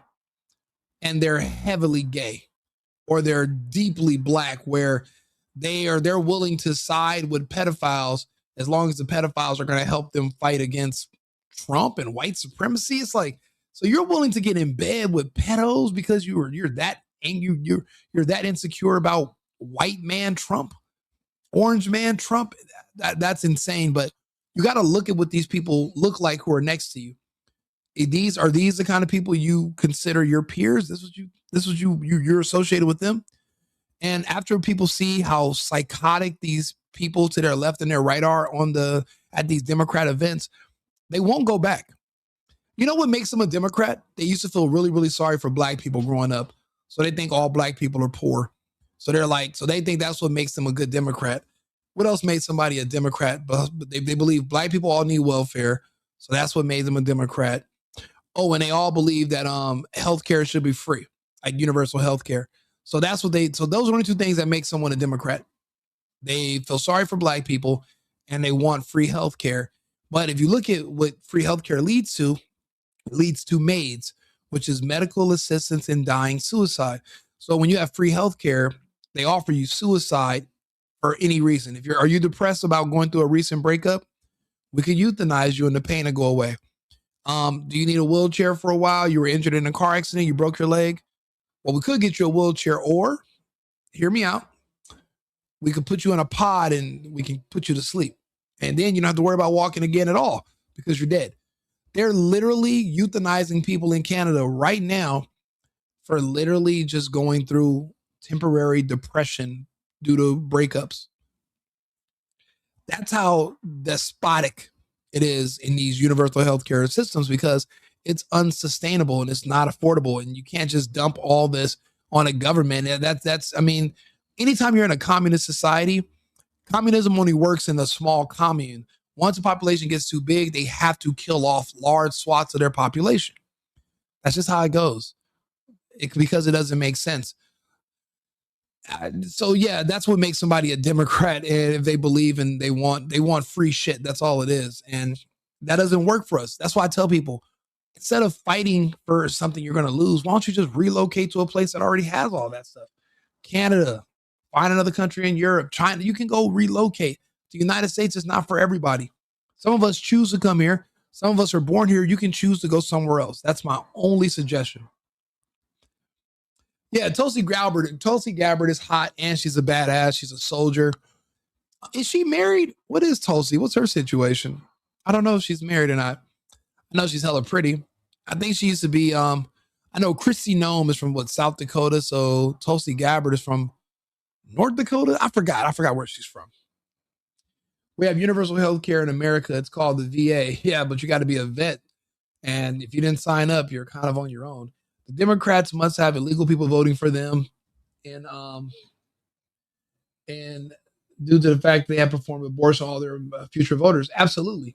And they vaccinated their base of blacks, but they were hoping to replace them with illegals. And now that Trump's removing their illegals, they are losing their minds.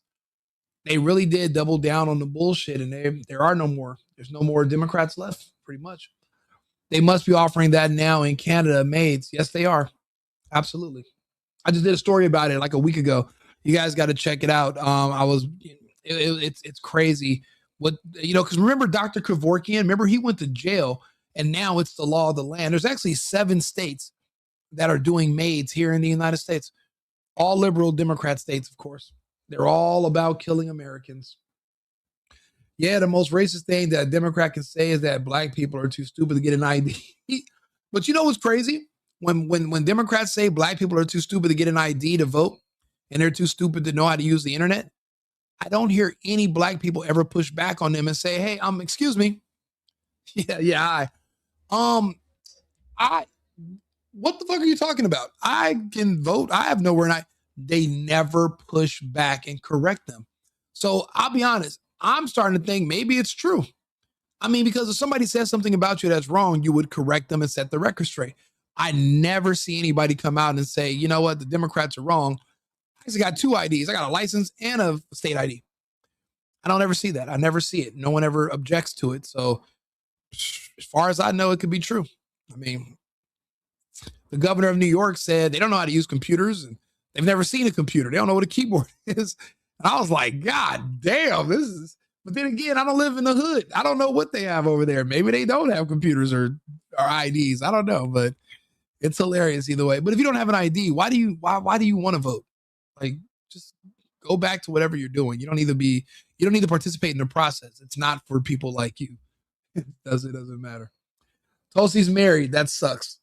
Look, you let me know if her husband is slacking on his macking or whatever. Okay, because I like Tulsi. She's beautiful. Nothing is free. What the fuck? You're wrong. Okay. Where am I wrong? I mean, I want to hear it. I want to hear it. I love Canada. I mean, it's a lovable place, but Tulsi is gay. I thought she was gay because she's very masculine and she has that hair, like, the gay woman hair, but I don't know. Do gay women, I think there's a gay woman hair pattern I've seen before, but I mean, I don't know. She says she's married, so that's good enough for me. She's Hawaiian. Yeah, that's what she is. Okay, you're right. She's badass, though. Super badass.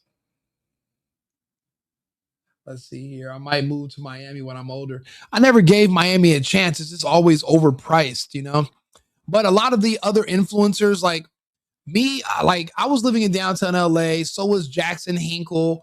There was a few of us that were doing, and I had a small show, and it was mainly just a variety show, going over I don't know, just funny stuff, nothing about serious like this or not political. But a lot of us who left California, we evacuated to either Texas or to Florida. And I'm hearing good things about Florida. I just know that it's overpriced and hurricanes all the time. So I don't know. But I mean, I love Texas. I'm a big fan of Texas, bro. I really enjoy Texas. And then I go down to Florida. It's a bunch of Cubans. And I'm like, I'm Cuban. Then we all just look at each other. I mean, it's just, it's a reminder. So I like Houston a little bit. I like Houston a lot better. Tulsi's from, let's hear. Perpetual victims. I pray for the perpetual victims in this country. Yeah, I pray for them that they snap out of it. Stop being victims. Being a victim is a choice. And the Democrats allow for infanticide. They absolutely do. They supported. Kamala Harris was literally doing infanticide, had an abortion bus at all of her rallies, and women could come and get free infanticide abortions and kill their kids. Disgusting. Yeah, I love this guy's trolling. Who, me? I'm just talking. I'm not really trolling. Canada, the shithole country. I mean, it's only because a bunch of illegals and migrants came in and turned it into shit. Now you're having all-out shootouts in downtown Toronto and guns are prohibited. They're literally having shootouts where people are getting killed, like Drake's friends and all that stuff. Somebody shot up Drake's house. That's definitely un-Canadian. Florida is the best. It's also known as China. Yeah, it is. Yeah, it's absolutely known as China. Listen, guys, we've been on now. Let's see here. Almost 5 hours. Listen, this has been a great conversation. We covered a lot of bases. We really got to know each other. You guys got to know me. I got to know you. please subscribe to the channel. I want to make sure I follow you guys back, but I want you guys to join in, and I want to be able to bring you guys on the stage and we can just have conversations. And we might agree on some things, disagree on other things, but the point is we're talking. We need to talk to each other, you know? So I appreciate you guys all being here. I'm going to go. Actually, I got to go do. I got a couple of emails to answer, drink some more water. I'm not going to eat. I had some fruit earlier, but I might get some breakfast in about 30 minutes because it's 6 a.m. here. But I got to take a nap. I got work stuff to do tomorrow. So I appreciate you guys all tuning in. Remember, it's America first and America only. And I'll be back on with another topic in about 6 hours. Cheers.